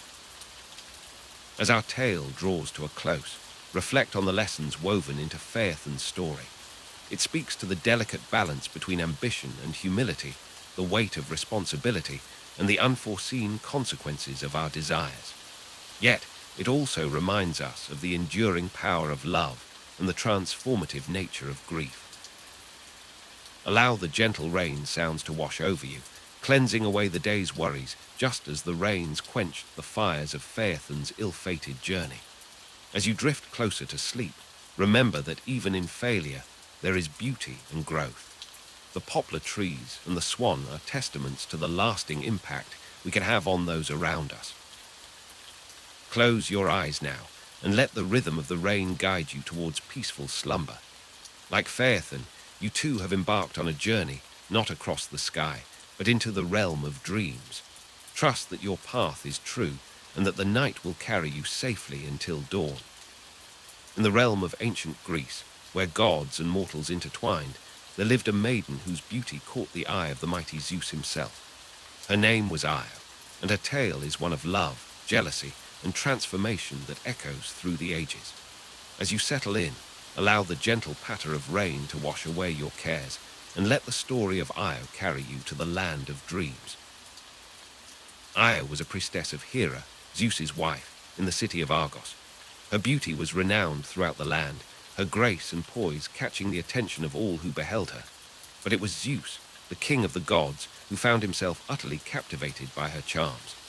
As you listen, imagine the cool marble of the temple where Io served, the scent of incense wafting through the air, and the soft rustle of her robes as she moved. Zeus, unable to resist his desires, began to visit Io in secret. He would descend from Mount Olympus, cloaked in clouds to avoid detection.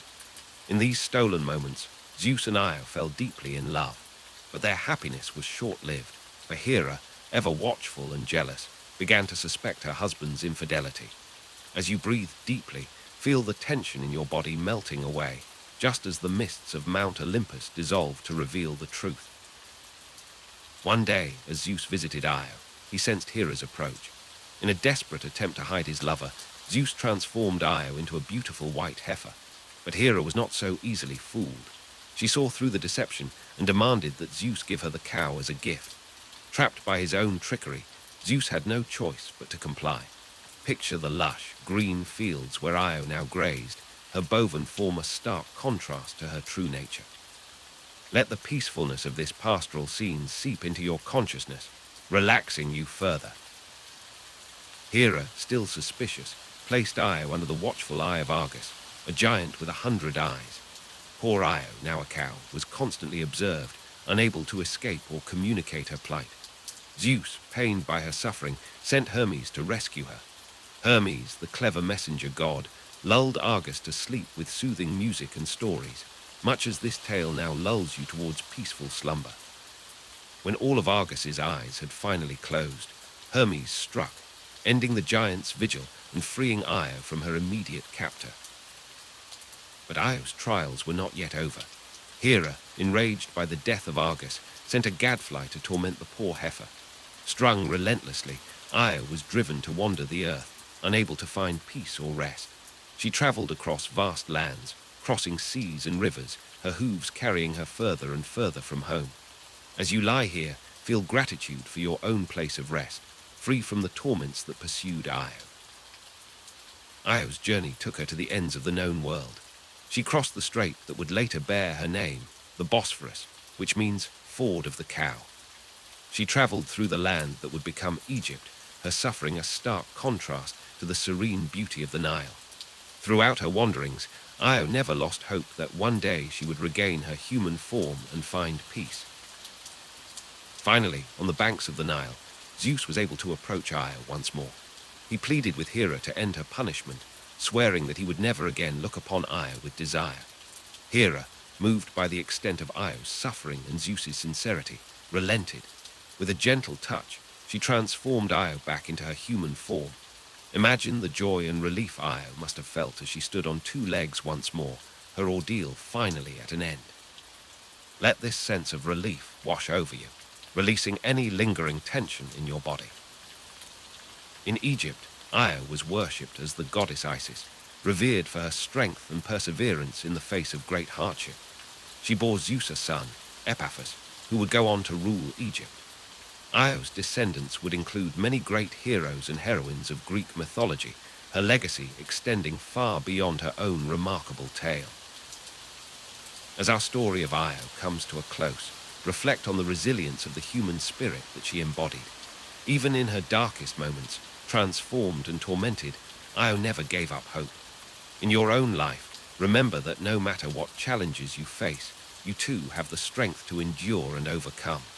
Let Io's tale be a lullaby of perseverance, soothing you as you drift towards sleep. Now, as the rain continues its gentle rhythm outside, allow your mind to wander freely through the mythical landscapes we've explored.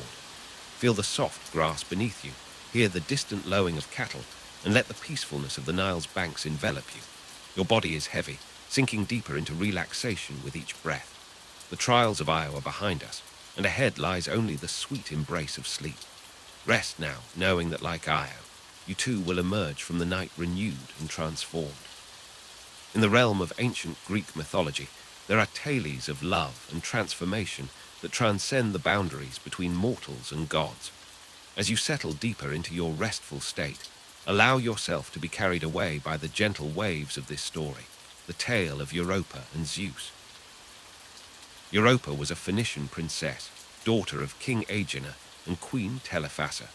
Her beauty was renowned throughout the land, with hair as golden as the setting sun and eyes that sparkled like the stars above the Mediterranean.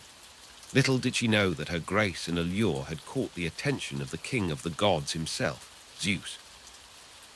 One peaceful morning, as Europa and her handmaidens gathered flowers in a meadow near the sea, a most unusual sight appeared before them.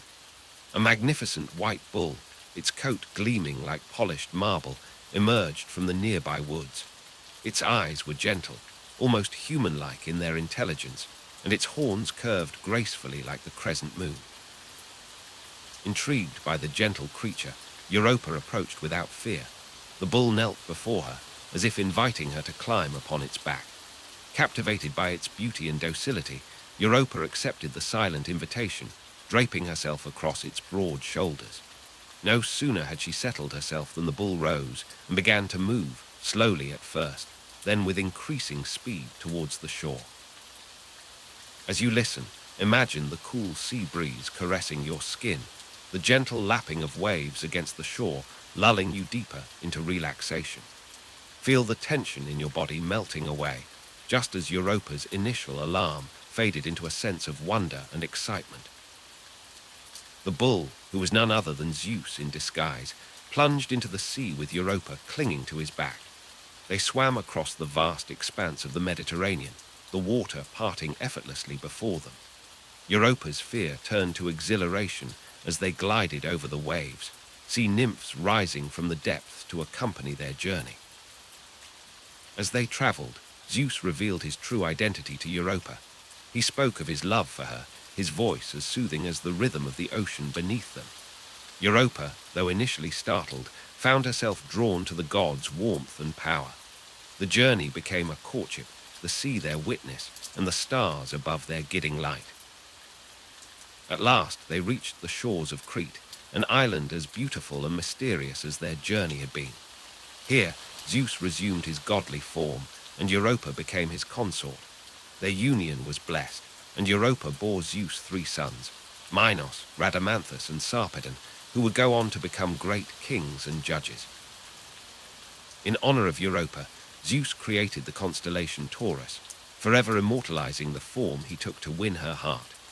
The continent of Europe, too, was named after this Phoenician princess, carried across the sea by a god in the guise of a bull. As our tale draws to a close, let the gentle waves of sleep begin to wash over you. Like Europa, allow yourself to be carried to a place of peace and wonder. The soft lapping of the Mediterranean against Crete's shores becomes the rhythm of your own steady, relaxed breathing. Remember that even in the midst of life's unexpected journeys, there can be beauty, growth, and transformation. As you drift towards slumber, envision yourself cradled in the safety of Zeus's divine embrace, floating effortlessly across a tranquil sea of dreams. Let go of any remaining tension, surrendering to the peaceful depths of sleep, just as Europa surrendered to her destiny. May your dreams be as wondrous as a journey across the mythical seas, guided by the stars and cradled by the gentle waves of night. In the realm of Greek mythology, where gods and mortals intertwine, there exists a tale of beauty so profound it caught the eye of Zeus himself. As you settle deeper into your comfortable position, allow the gentle patter of rain to wash away your cares, and let us journey to the story of Ganymede, the most beautiful of all mortals. Ganymede was born a prince of Troy, his beauty unmatched by any other mortal. His golden hair shimmered like the rays of the sun, his eyes as deep and blue as the Aegean Sea. As a young shepherd, he tended his flocks on the slopes of Mount Ida, unaware that his extraordinary beauty had captured the attention of the king of the gods. One day, as Ganymede watched over his sheep, the air around him began to shimmer and swirl. The clouds parted, and from the heavens descended Zeus, transformed into a magnificent eagle. With talons gentle yet firm, Zeus swooped down and lifted Ganymede from the earth, carrying him high into the sky towards Mount Olympus. As you listen, imagine the sensation of soaring through the air, feeling the cool breeze against your skin. Let the tension in your body release with each breath, just as Ganymede released his earthly ties as he ascended to the realm of the gods. Upon reaching Olympus, Zeus revealed his true form to Ganymede. The young prince was in awe of the gods' majesty and power. Zeus, moved by Ganymede's beauty and grace, offered him a position of great honor to be the cupbearer to the gods, serving them the divine nectar and ambrosia that sustained their immortality. Ganymede accepted this role, and his presence on Olympus brought a new level of beauty and youth to the divine realm. The gods marveled at his grace and poise as he moved among them, his gentle nature soothing even the most turbulent of divine tempers. However, Ganymede's ascension to Olympus was not without consequence. His father, King Tros of Troy, was devastated by the loss of his son. Zeus, in a rare moment of compassion for mortal suffering, sent Hermes to earth with gifts to console the grieving king. Among these gifts were 2 immortal horses, so swift they could run on water. As you continue to relax, let the weight of your own responsibilities drift away, much like the earthly concerns that Ganymede left behind. Feel a sense of lightness spreading through your body, from your toes to the crown of your head. Ganymede's story speaks to the unpredictable nature of fate and the power of beauty to transcend mortal boundaries. His elevation to Olympus represents the human desire for immortality and the recognition of extraordinary gifts. Yet it also reminds us of the sometimes painful separation between the divine and mortal realms. In time, Zeus honored Ganymede further by placing him among the stars as the constellation Aquarius, the water-bearer. Even now, as you lie here, the constellation wheels overhead in the night sky, an eternal reminder of the young shepherd whose beauty captivated a god. As our tale of Ganymede draws to a close, allow yourself to drift deeper into relaxation. Imagine the starry expanse of the night sky, with Aquarius shimmering above. Let the gentle sound of rain mingle with the imagined tinkling of Ganymede's golden cup as he serves the gods their nectar. In your own life, may you find the grace to accept the unexpected turns of fate and the courage to embrace new roles and responsibilities, just as Ganymede did. As you journey towards sleep, know that, like Ganymede, you too possess a unique beauty and worth that is recognized by the universe. Allow the peace of this ancient tale to settle over you like a soft, warm blanket. The rain continues its gentle rhythm, washing away the last vestiges of wakefulness. As Ganymede found his place among the stars, so too may you find your place in the realm of peaceful dreams. In the gentle embrace of night, let us turn our thoughts to the embodiment of grace and beauty in Greek mythology. As you settle deeper into comfort, allow the story of the Graces to wash over you, their elegance soothing your mind and body. The Graces, known as the Charites in Greek, were three goddesses who personified charm, beauty, and human creativity. Their names were Aglaia, meaning splendor, Euphrosyne, mirth, and Thalia, good cheer. These divine sisters were the daughters of Zeus, the king of the gods, and Eurynome, an Oceanid nymph. Imagine, if you will, a lush garden atop Mount Olympus, where the air is perfumed with the scent of eternal blossoms. Here, the Graces danced in perfect harmony, their movements as fluid as a gentle stream. Their beauty was said to be so captivating that even the other gods would pause in wonder at their presence. Aglaia, the youngest of the three, shone with a radiance that could illuminate the darkest corners of the world. Her very presence brought light and splendor to all she encountered.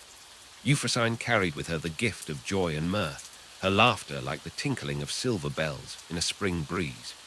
Thalia, with her good cheer, could banish sorrow with a single glance, bringing warmth to the coldest of hearts.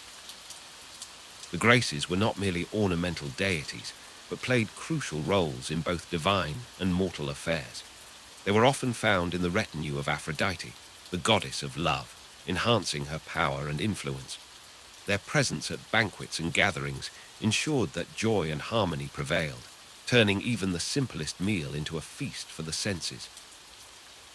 As you listen, feel the tension in your body begin to melt away, much like how the Graces' presence could dissolve discord and strife. Let each breath draw you deeper into a state of peaceful relaxation. In mortal realms, the Graces were revered as patronesses of play, amusement, banqueting, dancing, and all pleasurable social intercourse. Artists and poets would invoke their names for inspiration, seeking to capture even a fraction of their divine beauty in their works. The Graces represented all that was noble and refined in human interaction and creative expression. One tale speaks of how the Graces once visited a struggling artist in his dreams. As he slept, they danced around his bed, their movements leaving trails of golden light in the air.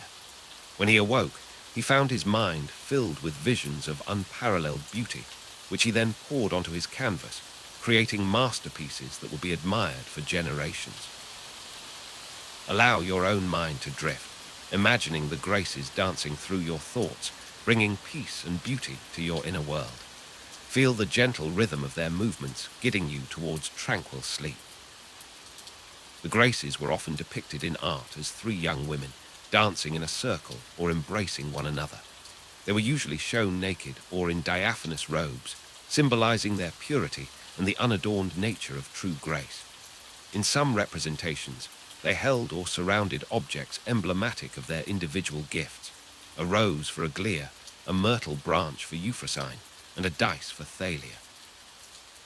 Their influence extended beyond the realms of art and social pleasure. The Graces were also associated with the underworld and the Eleusinian mysteries, secret religious rites of ancient Greece. In this context, they were seen as embodying the renewal of life and the promise of beauty even in the face of darkness. As your body sinks deeper into restfulness, consider how the qualities of the Graces might manifest in your own life. The splendor of Aglaia in moments of natural beauty, the mirth of Euphrosyne in shared laughter with friends, and the good cheer of Thalia in times of celebration. The ancient Greeks believed that cultivating grace in one's life was a path to happiness and fulfillment. They saw in the Graces a reflection of the best aspects of human nature: kindness, joy, and the ability to find and create beauty in the world around us. Let the wisdom of this ancient belief settle over you like a soft blanket. As you drift closer to sleep, imagine the Graces bestowing their gifts upon you: the splendor of peaceful dreams, the mirth of a restful heart, and the good cheer of a mind at ease. In the quiet of night, with the gentle sound of rain as your lullaby, allow the story of the Graces to fade into the background of your consciousness. Their eternal dance continues, a symbol of the enduring beauty and harmony in the world, even as you journey deeper into the realm of sleep. May your dreams be touched by the grace of Aglaia, Euphrosyne, and Thalia, bringing you renewal and joy as you rest. Sleep now, embraced by the timeless charm of the Graces, and awaken refreshed, ready to bring a touch of their divine beauty into your waking world. As we continue our journey through the realm of Greek mythology, let us turn our gaze to the east, where the first light of dawn begins to paint the sky. Here, we encounter the story of Eos, the goddess of dawn, whose radiant presence heralds each new day. Eos, known to the Romans as Aurora, was born of the Titans Hyperion and Thea.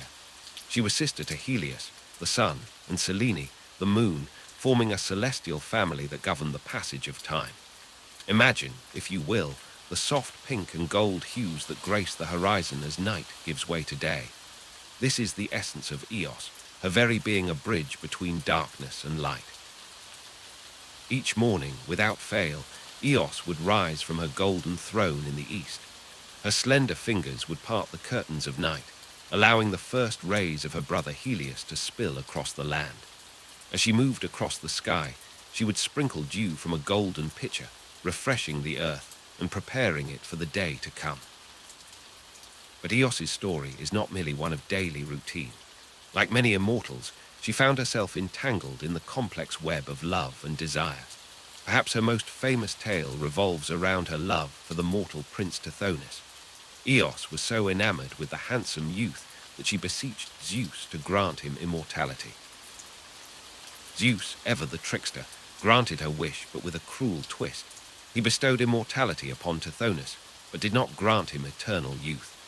As the years passed, Tithonus grew older and older, his body withering while his spirit remained trapped within.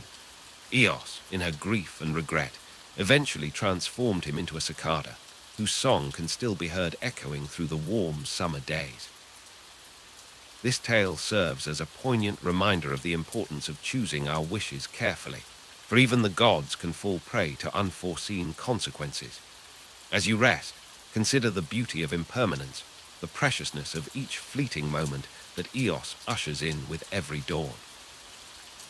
Eos was also known for her many love affairs, which often incurred the wrath of Aphrodite. The goddess of love, jealous of Eos's beauty and passionate nature, cursed her with an insatiable desire for young mortal men. This curse led Eos to take many lovers, including Orion, Cephalus, and Cleitus, each story a testament to the power and pain of love. Despite the tumultuous nature of her heart, Eos never faltered in her divine duty. Every morning, without fail, she would rise to bring the dawn, her rosy fingers painting the sky in breathtaking hues. In this, we can find a lesson of perseverance and dedication. No matter what personal struggles we may face, there is beauty in continuing to fulfill our responsibilities, in rising each day to face the world anew. As you lie here, allowing the gentle rhythm of sleep to wash over you, imagine the soft, warm light of dawn slowly spreading across your body. Feel the refreshing touch of morning dew on your skin, the promise of a new beginning that comes with each sunrise. Let the story of Eos remind you that no matter how dark the night may seem, dawn will always come, bringing with it the hope and potential of a new day. In Greek art, Eos was often depicted as a beautiful young woman with wings, dressed in flowing robes of saffron. She would be shown riding a chariot drawn by two horses, Lampus and Phaethon, whose names mean shining and radiant. As you drift deeper into relaxation, picture this radiant goddess soaring across the pre-dawn sky, her presence slowly illuminating the world below. The Greeks saw Eos not just as a bringer of light, but as a symbol of renewal and hope. Each dawn was a small miracle, a daily rebirth of the world. In your own life, you too can embrace this spirit of renewal. With each new day, you have the opportunity to start afresh, to leave behind the troubles of yesterday and embrace the possibilities that lie ahead. As our tale of Eos draws to a close, allow yourself to sink deeper into restful sleep. Let the gentle light of dawn in your mind's eye slowly fade, giving way to the peaceful darkness of slumber. Remember, just as Eos faithfully brings the dawn each day, so too will sleep bring you renewal and rejuvenation. May your dreams be as beautiful as the colors of dawn, and may you wake refreshed, ready to embrace the gift of a new day that Eos bestows upon the world. Rest now, knowing that the cycle of night and day continues, an eternal dance of darkness and light, rest and renewal. In the depths of your imagination, picture a hero of legend standing at the edge of the underworld. This is Heracles, son of Zeus, known for his incredible strength and courage. Tonight, we delve into one of his most daunting tasks, facing Cerberus, the monstrous guardian of the underworld. Heracles' journey began not with glory, but with tragedy. Driven mad by the goddess Hera, he committed a terrible act that haunted his very soul. To atone for his sins, he was tasked with 12 seemingly impossible labors. The final and most perilous of these was to capture Cerberus, the three-headed hound that guarded the gates of Hades.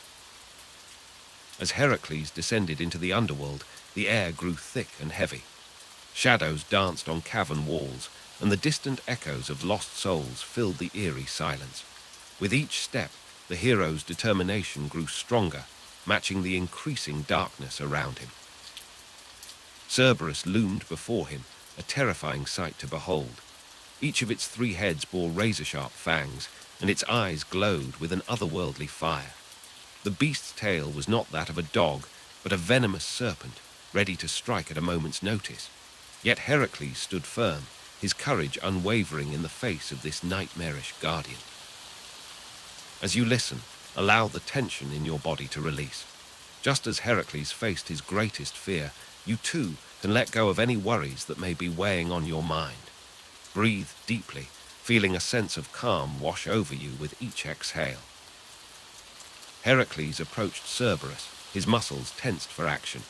The hound growled, a sound that seemed to shake the very foundations of the underworld. But our hero was prepared. With swift movements, he grappled with the beast, using all his legendary strength to subdue it. The struggle was fierce, but Heracles' determination proved stronger than Cerberus' ferocity. Slowly, steadily, he gained the upper hand. As you imagine this epic battle, feel your own inner strength growing, knowing that you too can overcome any challenge that life presents. Finally, with a mighty effort, Heracles managed to restrain the great beast. He had succeeded where no mortal had before, capturing the fearsome guardian of the underworld. This incredible feat not only completed his 12 labors, but also demonstrated the power of perseverance and courage in the face of seemingly insurmountable odds. As Heracles led Cerberus from the underworld, he emerged not just victorious, but transformed. He had faced the darkest depths and returned, stronger and wiser for the experience. In your own life, remember that facing your fears like Heracles can lead to personal growth and inner peace. Now, as you drift closer to sleep, imagine the weight of Heracles' triumph settling over you like a comforting blanket. Let the hero's courage inspire you to face your own challenges with renewed strength. The gates of peaceful slumber stand open before you, guarded not by fearsome beasts, but by the calming embrace of rest. Allow your mind to wander through the realms of myth and legend, knowing that like Heracles, you possess the strength to overcome any obstacle. As you breathe deeply, feel the last vestiges of tension leaving your body, replaced by a profound sense of relaxation and peace. And so, with the tale of Heracles and Cerberus fresh in your mind, allow yourself to drift gently into the realm of dreams. Here, in the safety of your own thoughts, you are the hero of your story, capable of achieving greatness beyond measure. Sleep now, and awaken renewed, like Heracles emerging from the underworld, ready to face whatever adventures tomorrow may bring. In the labyrinth of Greek mythology, there lies a tale of love, betrayal, and transformation. Tonight, we unravel the story of Ariadne, princess of Crete, whose thread would guide a hero and change her destiny forever. As you listen, let the gentle patter of rain outside soothe your mind, and allow the intricate pathways of this myth to lead you deeper into relaxation. Ariadne was born a princess, daughter of King Minos and Queen Pasiphae of Crete. Her early life was one of luxury and privilege, surrounded by the splendor of the great palace of Knossos. Yet beneath the golden halls and sun-drenched courtyards, a dark secret lurked, the labyrinth, and within it, the fearsome Minotaur, her monstrous half-brother. As you breathe deeply, imagine the warm Cretan breeze carrying the scent of olive groves and the distant sea. Ariadne grew into a young woman of great beauty and intelligence, her mind as sharp as the cliffs that surrounded her island home. But her heart was troubled by the cruel fate of the Athenian youths sent as tribute to feed the Minotaur. The turning point in Ariadne's story came with the arrival of Theseus, the Athenian prince who volunteered to slay the Minotaur. As your body sinks deeper into comfort, picture Ariadne's first glimpse of the hero, his determined gaze, his strong stance, and the glimmer of hope he brought to her world. Moved by love and compassion, Ariadne made a fateful decision. She would help Theseus defeat the Minotaur and escape the labyrinth. With clever hands, she provided him with a ball of thread, a simple tool that would prove to be the key to his survival. As you relax further, envision the delicate thread glinting in the torchlight, a lifeline in the darkness. While Theseus ventured into the heart of the maze, Ariadne waited, her heart pounding with fear and anticipation. The thread, like the tendrils of sleep now gently embracing you, stretched through the twisting corridors. When Theseus emerged victorious, Ariadne's joy knew no bounds. She fled with him, leaving behind her home and family, sailing towards what she believed would be a new life of love and freedom. But fate, like the sea, can be capricious. On the island of Naxos, Theseus abandoned Ariadne as she slept. Let the rhythm of the rain outside mirror the gentle waves lapping at the shore of Naxos, where Ariadne awoke to find herself alone. In her despair, she wandered the beach, her cries echoing across the empty sands. Yet even in her darkest moment, destiny had not finished with Ariadne. The god Dionysus, drawn by her beauty and moved by her plight, found her on the shores of Naxos. In him, Ariadne found not just consolation, but true love. Dionysus, god of wine and ecstasy, saw in her a kindred spirit, one who understood both joy and sorrow.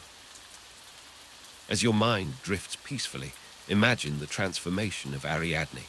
No longer a mortal princess, but the immortal wife of a god. Dionysus placed her crown among the stars, creating the constellation Corona Borealis, an eternal reminder of her story shining in the night sky.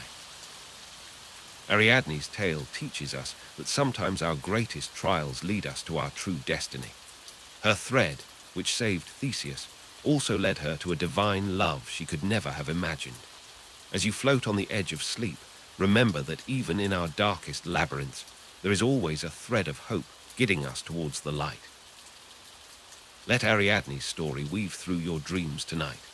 May you find the courage to face your own labyrinths, the wisdom to help others, and the openness to embrace unexpected joys. As the rain continues its gentle symphony, allow yourself to be carried away on the tides of sleep, guided by the starry crown of Ariadne. In the vast expanse of the Mediterranean Sea, on a distant and enchanted island, there lived a nymph of extraordinary beauty and power. Her name was Calypso, daughter of the Titan Atlas, and her story is one of love, longing, and the bittersweet nature of immortality. Calypso's home was Ogygia, an island paradise hidden from the eyes of mortals and gods alike. Picture, if you will, pristine beaches of soft, white sand, crystal-clear waters teeming with colorful fish, and lush forests filled with the sweet songs of exotic birds. This was Calypso's domain, a place of timeless beauty where the worries of the world seem to fade away like mist in the morning sun. As you listen, allow the gentle rhythm of the waves lapping at Ogyg's shores to wash over you, soothing your mind and easing any tension in your body.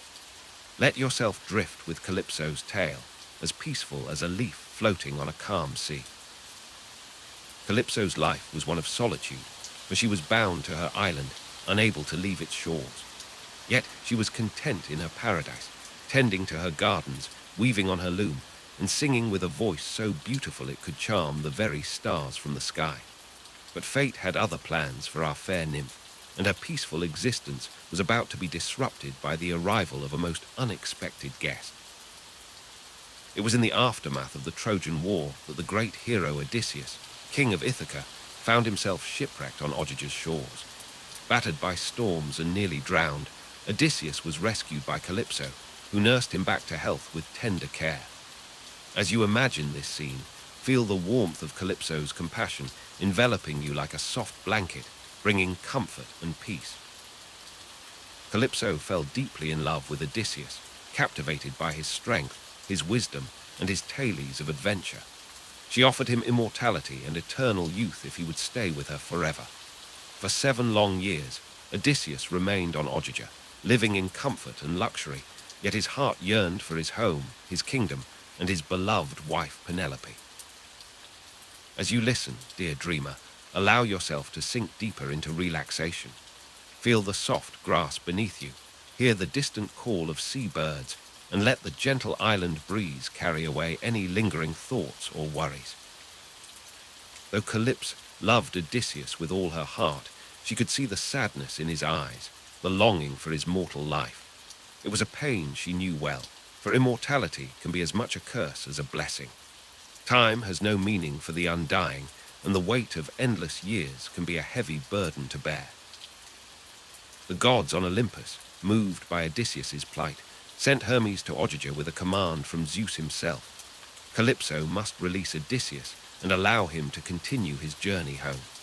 With a heavy heart, Calypso accepted the will of the gods, for even she, powerful as she was, could not defy the king of Olympus.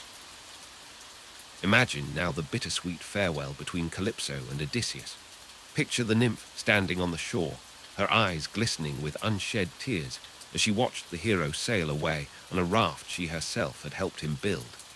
It was a moment of profound sorrow, yet also one of great nobility, for Calypso chose to let go of her love rather than keep him against his will. As Odysseus's raft disappeared over the horizon, Calypso returned to her solitude, her island once again quiet save for the whisper of the wind and the song of the waves. Yet she was changed by her encounter with the mortal hero, having experienced the depth of mortal love and the pain of mortal loss. In your own life, dear listener, you may have faced moments of letting go, of watching something or someone you love sail away. Know that, like Calypso, you possess the strength to endure, to find peace in solitude, and to cherish the memories of love even as you move forward. Calypso's tale reminds us that love, even when it cannot last, has the power to transform us. It teaches us about the beauty of selflessness and the courage it takes to set free that which we hold most dear. As you drift closer to sleep, carry with you the wisdom of Calypso, that in letting go, we often find our greatest strength. Let the peacefulness of Ogygia envelop you now. Feel the soft sand beneath your body, hear the gentle lapping of waves, and allow the tranquility of Calypso's island to guide you into a deep, restful sleep. May your dreams be as sweet and endless as the days on that enchanted shore, where time stands still and the beauty of the world is ever present. As you slip into slumber, remember that like Odysseus, you too are on a journey. And while there may be challenges ahead, there is also great beauty, love, and wisdom to be found along the way. Rest now, safe in the knowledge that the gods watch over you, just as they did the hero of our tale. In the depths of the ancient Mediterranean, where the azure waves whisper secrets of old, there dwelled creatures of both beauty and terror, the sirens. These enchanting beings, with the upper bodies of women and the lower bodies of birds, were known for their hauntingly beautiful voices that could lure even the most stalwart sailors to their doom. The origins of the sirens are shrouded in mystery, much like the mists that often cloak their rocky island home. Some say they were the daughters of the river god Aeolus and one of the muses, blessed with divine musical talent. Others claim they were once handmaidens of Persephone, transformed into these hybrid creatures when they failed to prevent her abduction by Hades. Regardless of their beginnings, the sirens became infamous throughout the ancient world. Their sweet melodies carried across the waves, promising knowledge, fulfillment, and the deepest desires of any who heard them. But this promise was as hollow as an empty shell, for those who succumbed to the sirens' song found only death on the jagged rocks surrounding their island. The most famous encounter with the sirens comes from Homer's Odyssey. The clever hero Odysseus, warned of the danger by the sorceress Circe, devised a plan to hear the sirens' song and survive. He ordered his crew to plug their ears with beeswax and tie him securely to the ship's mast. As they approached the Sirens' Island, Odysseus heard their bewitching voices, promising him knowledge of all things that come to pass on the fruitful earth. The hero strained against his bonds, his heart aching to join the Sirens, but his loyal crew held fast to their course. They passed the island safely, becoming one of the few to hear the Sirens' song and live to tell the tale. This victory over the Sirens was not just a triumph of Odysseus's cunning, but a testament to the power of preparation and the strength found in trusting one's companions. Another tale speaks of the Argonauts, led by Jason in their quest for the Golden Fleece. As they neared the Sirens' Island, it was Orpheus, the legendary musician, who saved them. He took up his lyre and played a melody so beautiful, so captivating, that it drowned out the Sirens' song. All but one of the Argonauts were able to resist the deadly lure, proving that sometimes the best defense against temptation is to fill one's life with beauty and purpose. The Sirens' fate was tied to their song. It was said that they were fated to die if anyone heard their song and escaped. After Odysseus's triumph, some versions of the myth claim that the Sirens, in their despair, threw themselves into the sea and were transformed into rocks. These rocks, still standing in the Mediterranean, serve as a silent reminder of the dangers of unchecked desire and the importance of staying true to one's course. As you drift closer to sleep, consider the Sirens' song in your own life. What temptations call to you, promising fulfillment but potentially leading you astray? Like Odysseus, you have the strength to resist, to stay bound to your purpose and your path. And like the Argonauts, you can fill your life with music of your own making, drowning out the false promises that might lead you to ruin. Let the gentle lapping of waves against your imaginary ship lull you deeper into relaxation. Feel the cool sea breeze on your skin, carrying away any lingering tension. The Sirens' song fades into the distance, replaced by the soothing rhythm of your own breath. As you sail safely past the dangers, know that you too have the wisdom to navigate life's temptations. Allow your mind to float freely on this sea of tranquility, secure in the knowledge that you are steering your own course through the night. The stars above guide you, just as they guided the ancient mariners towards peaceful shores and restful dreams. Let go, drift, and sail gently into the welcoming arms of sleep. In the deep, dark waters of the Mediterranean, where the waves whisper ancient tales and the mist shrouds the rocky shores, there lived two of the most fearsome monsters known to sailors and heroes alike. Scylla and Charybdis, their names alone enough to send shivers down the spines of even the bravest seafarers. As you settle deeper into your comfortable resting place, allow the gentle sound of rain to wash away your worries as we delve into this mythical tale. Scylla was once a beautiful nymph, her beauty rivaling that of the goddesses themselves. But fate, as it often does in Greek mythology, had other plans for her.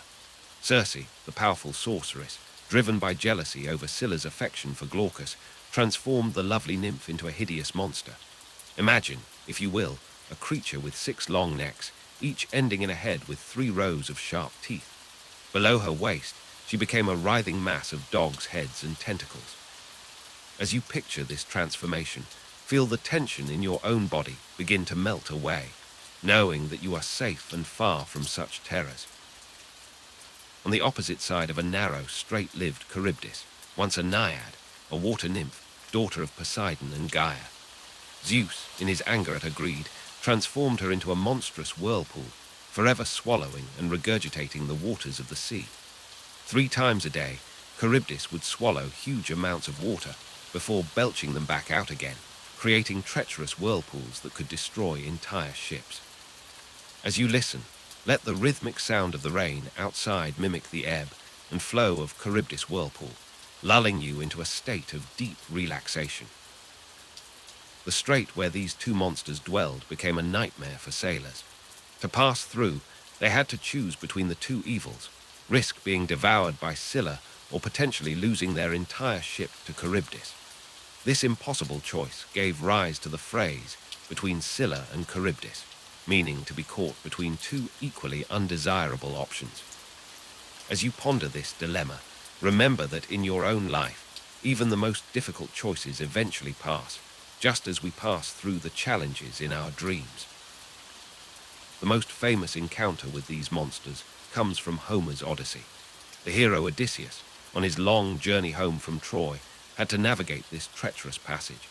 Circe had advised him to sail closer to Scylla, reasoning that it was better to lose a few crew members than the entire ship. With a heavy heart, Odysseus made this terrible choice. As his ship passed through the strait, Scylla's head snaked down and snatched 6 of his men, their cries echoing across the water. Yet Odysseus and the rest of his crew survived, escaping the even deadlier pull of Charybdis. In the end, the story of Scylla and Charybdis is not just about monsters and heroes, but about the choices we make when faced with seemingly impossible situations. It teaches us that sometimes there is no perfect solution, only the best possible action we can take in the moment. As you lie here, feeling the weight of your body sinking deeper into restful comfort, remember that like Odysseus, you have the wisdom to navigate your own straits, no matter how narrow they may seem. Let the mythical waters of Scylla and Charybdis now become a soothing ocean in your mind, its gentle waves lapping at the shores of your consciousness. With each breath, imagine yourself drifting further from the challenges of the day and closer to the peaceful realm of sleep. The rain continues its soft rhythm outside, a lullaby from the heavens, guiding you towards rest.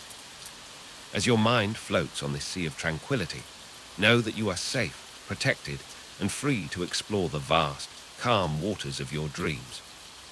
In the far reaches of the Western world, where the sun dips below the horizon in a blaze of golden light, there lies a mythical garden of unparalleled beauty.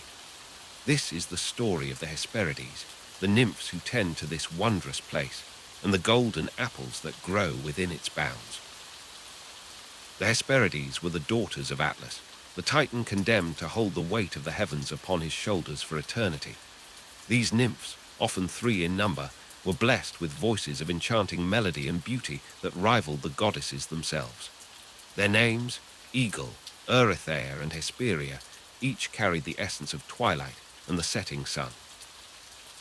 The garden they tended was a gift from Gaia, the primordial goddess of the earth, to Hera upon her marriage to Zeus. Within this sacred grove grew trees that bore golden apples, said to grant immortality to any who ate them. These apples were so precious that Hera herself entrusted their protection not only to the Hesperides, but also to Ladon, a fearsome 100-headed dragon that never slept. As you listen to this tale, imagine yourself standing at the edge of this mystical garden. Feel the soft, cool grass beneath your feet and the gentle breeze carrying the sweet scent of otherworldly blossoms. The air is filled with a soft, golden haze, as if the very light of the setting sun has been captured and held in perpetual twilight. The Hesperides' garden became the object of desire for many heroes and gods. Perhaps the most famous quest involving this mythical place was that of Heracles as part of his 12 labors. The great hero was tasked with retrieving the golden apples, a feat that seemed impossible given the vigilant guardians of the garden. Heracles, known for his strength and cunning, knew he could not simply fight his way through. Instead, he sought the help of Atlas, the father of the Hesperides.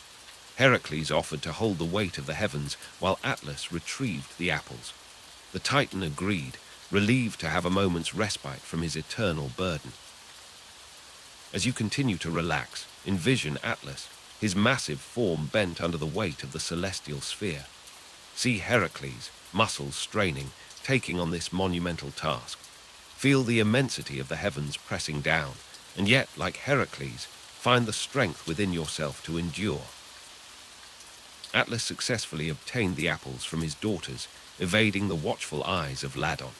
However, upon his return, he was reluctant to resume his punishment. Atlas suggested that he deliver the apples himself, leaving Heracles to bear the heavens forever. But the clever hero, feigning agreement, asked Atlas to take the weight for just a moment while he padded his shoulders. Once Atlas took back the heavens, Heracles retrieved the apples and departed, completing his labor. This tale reminds us that sometimes the greatest challenges require not just strength, but wisdom and strategy as well. The Hesperides and their garden remain a symbol of the eternal quest for immortality and the beauty of the twilight realm. Their story speaks to the part of us that yearns for something just beyond our reach, a golden promise on the edge of the horizon. As you drift deeper into relaxation, let the gentle song of the Hesperides wash over you. Imagine their melodious voices blending with the rustle of golden leaves and the distant roar of Ladon. Feel yourself becoming one with this timeless garden, where day and night meet in perfect harmony. In your mind's eye, see the golden apples glowing softly in the eternal twilight. Their radiance is soothing, not harsh, inviting you to sink deeper into tranquility. Like the heroes of old, you have journeyed far, and now you rest in this place of legend and wonder. Allow the peace of the Hesperides garden to envelop you completely. Here, in this mythical realm, there is no strife, no burden too heavy to bear. Like Atlas when Heracles took his burden, you too can let go of any weight you carry. Breathe deeply, and with each exhale, feel yourself becoming lighter, more at ease.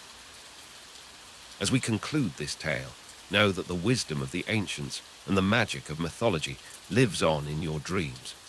May your sleep be as sweet as the golden apples of the Hesperides, and may you wake refreshed, carrying a piece of this eternal twilight in your heart. In the depths of the underworld, where shadows dance and whispers echo, there dwells a figure both feared and respected by gods and mortals alike. Thanatos, the personification of death, moves silently through the realms of existence, his presence a reminder of life's fragile nature. As you listen, allow the gentle patter of rain to wash away your cares, and let the story of Thanatos guide you towards peaceful slumber. Born of Nyx, the primordial goddess of night, Thanatos emerged from the darkness as the twin brother of Hypnos, the god of sleep. While Hypnos offered temporary respite from the waking world, Thanatos brought the eternal rest that awaits all living beings. His appearance was that of a winged youth, beautiful yet somber, carrying an inverted torch that symbolized the extinguishing of life's flame. Unlike the violent and bloodthirsty gods of war, Thanatos approached his duty with quiet dignity. He did not seek to cause death, but rather to guide souls gently into the afterlife when their time had come. His touch was said to be as soft as a feather barely felt as he severed the ties between body and spirit. One of the most famous tales involving Thanatos speaks of his encounter with the clever king Sisyphus. When Thanatos came to claim the king's soul, Sisyphus, ever the trickster, asked to be shown how the chains Thanatos carried worked. The curious death god agreed, only to find himself bound by the very chains he had brought. With death imprisoned, no mortal could die, throwing the natural order into chaos. As you breathe deeply, imagine the stillness that must have fallen over the world during this time. The absence of death might seem a blessing, but without it, the cycle of life stood frozen, like a river dammed at its source. Let this thought settle over you, as calming as the rain outside your window, reminding you that all things have their time and place in the grand tapestry of existence. The gods, disturbed by this disruption, sent Ares, the god of war, to free Thanatos from his bonds.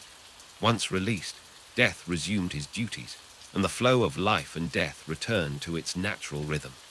Sisyphus, for his transgression, was condemned to an eternity of rolling a boulder up a hill, only to watch it roll back down each time he neared the top. Thanatos' role in the pantheon of Greek gods was not one of malevolence, but of necessity. He was seen as a fair and impartial figure, unmoved by bribes or pleas. Rich and poor, young and old, all were equal before his gaze. In this, there is a profound lesson about the equalizing nature of death and the importance of living a life of meaning and virtue. As you lie here, drifting closer to sleep, consider how Thanatos' story reminds us to appreciate the preciousness of each moment. Like the soft rain outside, our lives are composed of countless droplets of experience, each one unique and irreplaceable. Let this thought bring you peace, knowing that every breath, every heartbeat, is a gift to be cherished. In some tales, Thanatos was depicted carrying a butterfly, symbolizing the soul's journey from one state of being to another. As you feel yourself growing heavier, imagine your own consciousness as a delicate butterfly, gently carried by Thanatos' brother Hypnos towards the realm of dreams. Here, in this liminal space between waking and sleeping, you are safe and at peace. The Greeks believed that a peaceful death was the greatest blessing Thanatos could bestow. They would pray not to avoid death, for that was impossible, but for Thanatos to approach them with gentleness when their time came. As you sink deeper into relaxation, know that you too are embraced by this same gentle touch, guiding you not towards death, but towards rejuvenating sleep. In the quiet of night, as the rain continues its soothing melody, let the story of Thanatos remind you of life's beautiful impermanence. Each day is a precious gift, each moment an opportunity to live fully and with purpose. As you drift off to sleep, carry with you the wisdom of Thanatos, to appreciate the present, to live without fear, and to find peace in the natural rhythms of existence. In the realm of dreams and restful slumber, there exists a deity whose very essence embodies the tranquil embrace of sleep. Hypnos, the god of sleep, dwells in a cave where night and day meet, his gentle presence a balm to weary souls seeking respite from the waking world. Hypnos was born of Nyx, the primordial goddess of night, and Erebus, the god of darkness. His twin brother, Thanatos, represents death, but Hypnos brings the sweet oblivion of sleep, a temporary escape from mortal concerns. In his cave, the sound of a gentle stream called Lethe, the river of forgetfulness, flows softly, its murmur a lullaby to all who approach. Imagine, if you will, the abode of Hypnos.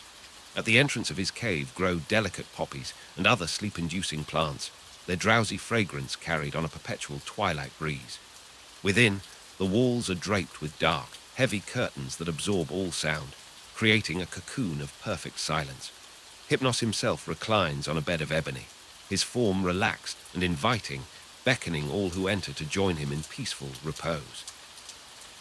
The power of Hypnos extends far beyond his cave. With his gentle touch, he can induce sleep in both mortals and immortals alike.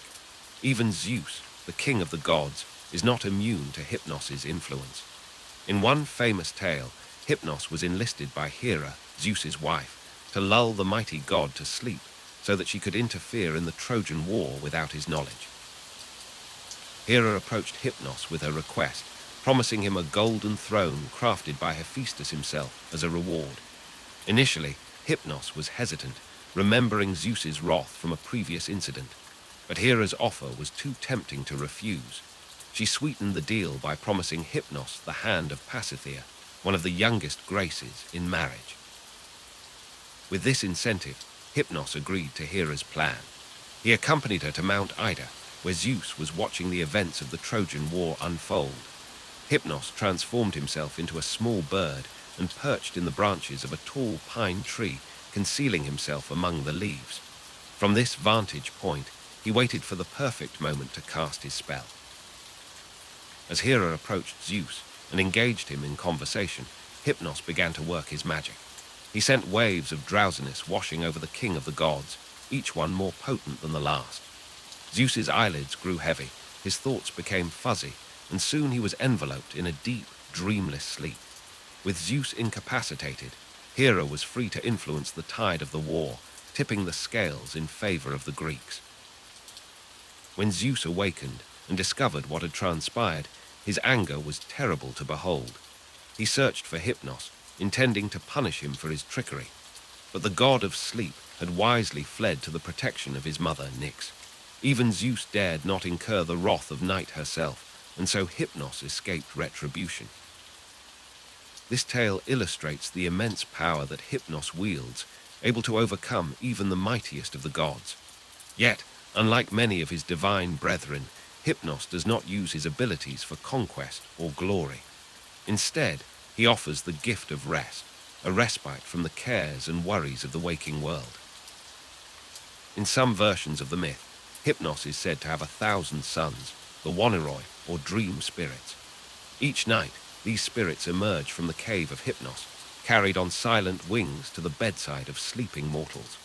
They whisper stories and visions into the ears of dreamers, weaving tapestries of imagination in the quiet hours of the night. As you listen to this tale of Hypnos, perhaps you can feel his gentle influence beginning to work upon you. Imagine the soft darkness of his cave enveloping you, the quiet murmur of the Lethe River soothing your mind. Feel the weight of your eyelids growing heavier with each passing moment as Hypnos extends his benevolent touch. In our modern world, where the demands of daily life often rob us of restful slumber, the myth of Hypnos reminds us of the importance of sleep. It is not merely a biological necessity, but a sacred state, a daily journey into a realm where our conscious minds can find peace and renewal. As you drift closer to sleep, remember that Hypnos awaits you with open arms. In his embrace, you can find refuge from your worries, a chance to reset and rejuvenate. Let the cares of the day dissolve like mist in the morning sun, replaced by the soothing balm of Hypnos's gift. May your dreams be sweet and your sleep deep, guided by the benevolent hand of Hypnos, god of sleep and giver of peace. Allow yourself to surrender to his gentle power, knowing that in the realm of dreams all things are possible and that you will awaken refreshed and renewed. In the depths of night, as the rain gently patters against your window, let us delve into the tale of Nemesis, the goddess of divine retribution and balance. Close your eyes and allow the soothing rhythm of the raindrops to carry you into the realm of ancient Greece. Nemesis, whose name means to give what is due, was not born of cosmic events or divine unions like many of her fellow deities. Instead, she emerged from the primordial night, Nyx, as a force of cosmic balance. Imagine her form taking shape from the shadows, her eyes gleaming with the light of justice, her wings unfurling like the inevitability of fate itself. Unlike the Olympian gods who reveled in their domains, Nemesis moved silently through the world, observing the actions of both mortals and immortals. Her presence was felt rather than seen, a whisper of warning in the hearts of those who dared to overstep their bounds. She carried with her a whip, a sword, and a set of scales, tools to mete out justice and maintain the delicate equilibrium of the universe. Nemesis was particularly concerned with hubris, that dangerous pride that often led mortals and gods alike to believe they were above the natural order. She watched as heroes rose and fell, as kingdoms flourished and crumbled, always ready to humble those who grew too arrogant or to elevate those who had been wrongly brought low.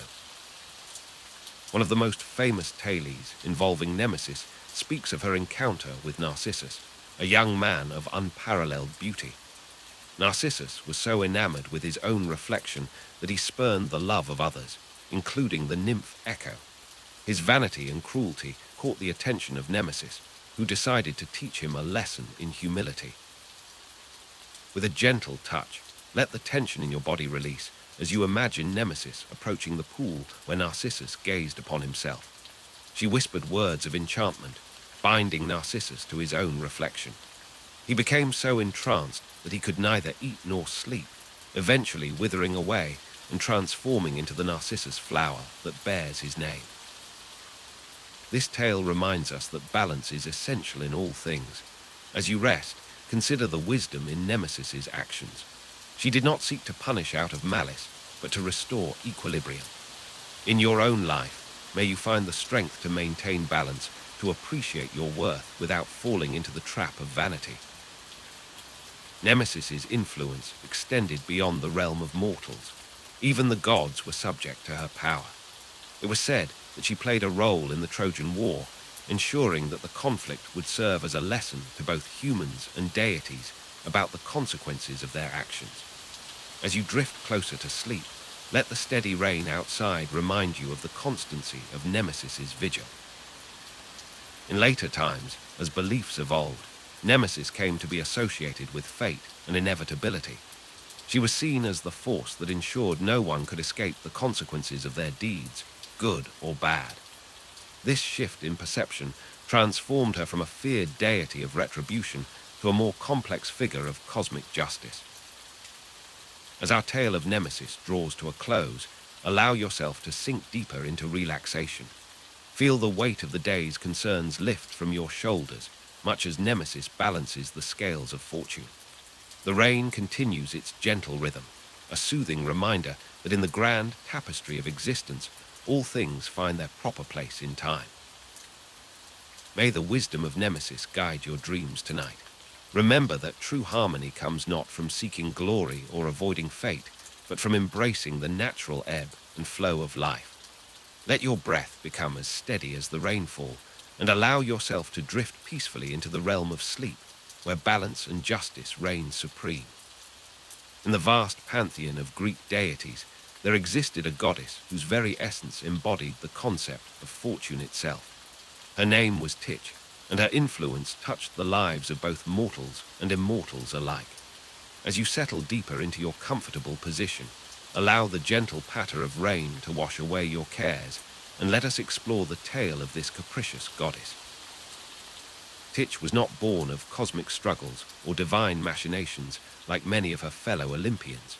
Instead, she emerged from the primordial forces that govern the ebb and flow of fate. Some say she was the daughter of Oceanus and Tethys.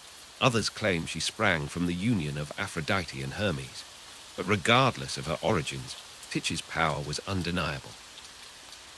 Imagine, if you will, a goddess whose very presence could turn the tides of fortune. Her appearance was as unpredictable as the luck she bestowed. Sometimes she would manifest as a radiant figure, her golden hair adorned with a crown of stars, holding a cornucopia overflowing with abundance. Other times, she appeared as a veiled woman, her face hidden, carrying a rudder to steer the course of destiny. Titch's influence was felt in every aspect of mortal life. From the smallest decision to the grandest endeavor, her unseen hand guided the outcomes. Cities would rise or fall based on her favor, and even the mightiest heroes sought her blessing before embarking on their quests. As you listen, feel the gentle caress of fortune's touch, allowing any lingering tension to melt away from your body. One of the most famous tales of Titch's capricious nature involved the city of Alexandria. It was said that when Alexander the Great founded the city, Titch appeared to him in a dream. She promised that as long as her cult was honored within the city walls, Alexandria would prosper. True to her word, the city flourished, becoming a beacon of culture and knowledge in the ancient world. However, Titch's favor was never guaranteed. Just as she could bestow great fortune, she could also withdraw it without warning. This duality made her both revered and feared among mortals and gods alike. Many sought to curry her favor through offerings and dedications, hoping to sway the tide of luck in their direction. As you drift deeper into relaxation, consider how the concept of luck and fortune plays a role in your own life. Like the gentle rain outside, sometimes fortune falls abundantly, while other times it may seem scarce. Yet, just as the rain nourishes the earth, both good and bad fortune can contribute to our growth and understanding. Titch's symbol, the Wheel of Fortune, perfectly encapsulated her nature. It was said that she would spin this wheel, determining the fates of all who lived. Sometimes one would rise to great heights, only to fall just as swiftly. Others might endure hardships before suddenly finding themselves blessed with good fortune. This eternal cycle reminded all that change was the only constant in life. In your mind's eye, picture this wheel of fortune slowly turning. As it rotates, feel any worries or concerns you may have been holding on to gently falling away. With each turn, you sink deeper into a state of peaceful relaxation, knowing that like the wheel, life's challenges are temporary and ever-changing. Titch's influence extended beyond the mortal realm. Even the gods themselves were not immune to the whims of fortune. It was said that Zeus, the king of the gods, would sometimes consult Titch before making important decisions. Her unpredictable nature added an element of excitement and uncertainty to the otherwise orderly lives of the Olympians. As our tale of Titch draws to a close, allow yourself to fully embrace the peaceful state you've entered. Like the goddess of fortune, life may be unpredictable, but in this moment you are safe, comfortable, and at peace. Let the soothing sounds of the rain remind you that, just as Titch's wheel turns, so too does the cycle of rest and renewal. May Titch's benevolent aspect watch over your dreams tonight, bringing you good fortune and peaceful slumber. As you drift off, Remember that within you lies the strength to face whatever fortune may bring, be it favorable or challenging. Sleep now, dear listener, and may your dreams be filled with the boundless possibilities that fortune can bring. In the depths of night, when the moon hangs heavy in the sky and shadows dance at the edges of our vision, there exists a goddess who reigns supreme over the mysteries of darkness and magic. Her name is Hecate, and her story is one of ancient power and hidden knowledge. Hecate was not born of the Olympian pantheon, but rather emerged from the primordial depths of the Titans. She was the daughter of Perses and Asteria, both children of the Titans. From her very inception, Hecate was imbued with powers that set her apart from other deities. She was a goddess of the crossroads, of magic, witchcraft, and necromancy. Unlike many of her divine counterparts, Hecate's domain was not limited to a single aspect of life or nature. She held sway over the earth, the sea, and the sky. This triple nature was reflected in her most common depiction, a figure with three faces, each looking in a different direction, symbolizing her ability to see into the past, present, and future. Hecate's power was so great that even Zeus, the king of the gods, respected and honored her. When the Olympians overthrew the Titans, Zeus allowed Hecate to retain her ancient powers, recognizing her importance in maintaining the balance between the mortal world and the realm of the divine. As you listen to this tale, imagine standing at a moonlit crossroads where three paths converge. The air is thick with the scent of night-blooming flowers and the whisper of secrets carried on the breeze. This is where Hecate's presence is strongest, in these liminal spaces between worlds. Hecate was often called upon by those seeking guidance or protection. She was the patron goddess of witches and magicians, but also of travelers and those in need of protection. Her torches were said to illuminate the darkness, both literal and metaphorical, guiding lost souls and revealing hidden truths. One of the most famous tales involving Hecate is her role in the story of Persephone. When Hades abducted the young goddess, it was Hecate who heard her cries. She became Persephone's companion in the underworld and later helped Demeter in her search for her lost daughter. This act of compassion earned her a special place in the mysteries of Eleusis, where she was worshipped alongside Demeter and Persephone. Hecate's wisdom and power were not limited to the divine realm. She was said to have taught humans the art of sorcery and the use of herbs for both healing and harm.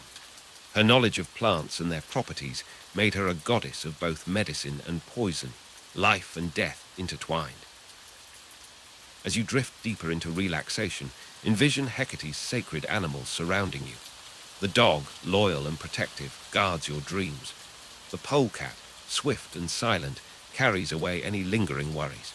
And the snake, symbol of renewal and hidden wisdom, coils peacefully nearby, a reminder of the cycles of life and death over which Hecate presides. Hecate's worship often took place at night, particularly during the dark of the moon. Her followers would leave offerings at crossroads, usually consisting of eggs, fish, and honey. These, Hecate's suppers, were believed to appease restless spirits and gain the goddess's favor. In many ways, Hecate represents the power of choice and transformation. The crossroads where she dwells are not just physical places, but metaphors for the decisions we face in life. Each path we choose shapes our destiny, and Hecate stands ready to illuminate the way if we have the courage to seek her guidance. As our tale of Hecate draws to a close, let her triple-faced visage watch over your sleep. May her torches light your way through the darkness of night, and may her wisdom guide you through the crossroads of your dreams. Remember that even in the deepest shadows, there is magic and potential for growth. Allow the mysteries of Hecate to envelop you like a protective cloak of starlight. Feel the ancient power of the goddess flowing through you, grounding you to the earth, yet lifting your spirit to touch the realm of dreams. As you drift off to sleep, know that Hecate stands guard at the threshold between waking and dreaming, ensuring safe passage for your wandering mind. In the lush forests of ancient Arcadia, where the trees whispered secrets and the streams sang melodies, there lived a god unlike any other. Pan, the god of the wild, of shepherds and flocks, of nature and rustic music, was a figure both beloved and feared. As we delve into his tale, allow the gentle sounds of rainfall to wash over you, cleansing your mind of the day's worries. Pan's appearance was as unique as his domain. He was born with the legs, horns, and ears of a goat, yet with the upper body of a man. His birth caused such a stir that his own mother fled in fear, yet the Olympian gods welcomed him with open arms, delighting in his peculiar charm. Hermes, the messenger god, wrapped the infant Pan in warm hair skin and brought him to Mount Olympus, where the gods named him Pan, meaning all, for he brought joy to all of them. As Pan grew, he found solace in the wilderness, far from the grandeur of Olympus. He roamed the forests and mountains, playing his syrinx, a pan flute made from hollow reeds. The music he created was so enchanting that it could soothe the wildest of beasts and make the trees themselves sway in rhythm. Close your eyes now and imagine the soft, melodious notes floating on the breeze, mingling with the patter of rain outside your window. Yet Pan's life was not without challenges. His appearance often caused fear among mortals, and his passionate nature led to many unrequited loves. One such tale involves the nymph Syrinx. Pursued by Pan, she fled to a river's edge and begged the river nymphs for help. They transformed her into hollow water reeds. When Pan's frustrated breath blew across the reeds, they produced a haunting melody, inspiring him to create his beloved Pan flute. Despite these hardships, Pan found joy in his role as protector of shepherds and their flocks. He would watch over them, ensuring their safety and prosperity. His presence was felt in the rustling of leaves, the babbling of brooks, and the distant echo of a shepherd's pipe. As you listen, feel the comfort of Pan's watchful presence, guarding over you as you drift closer to sleep. Pan's influence extended beyond the pastoral. He was known for causing sudden, unreasoning fear in lonely places, a phenomenon that still bears his name, panic. This power came in handy during the war between the Olympians and the Titans. Pan's mighty shout caused such confusion and fear among the Titans that it helped turn the tide of battle in favor of the Olympians. As the centuries passed, Pan's worship spread beyond Arcadia. He became associated with fertility and the season of spring, embodying the wild, untamed aspects of nature that both thrilled and frightened mortals.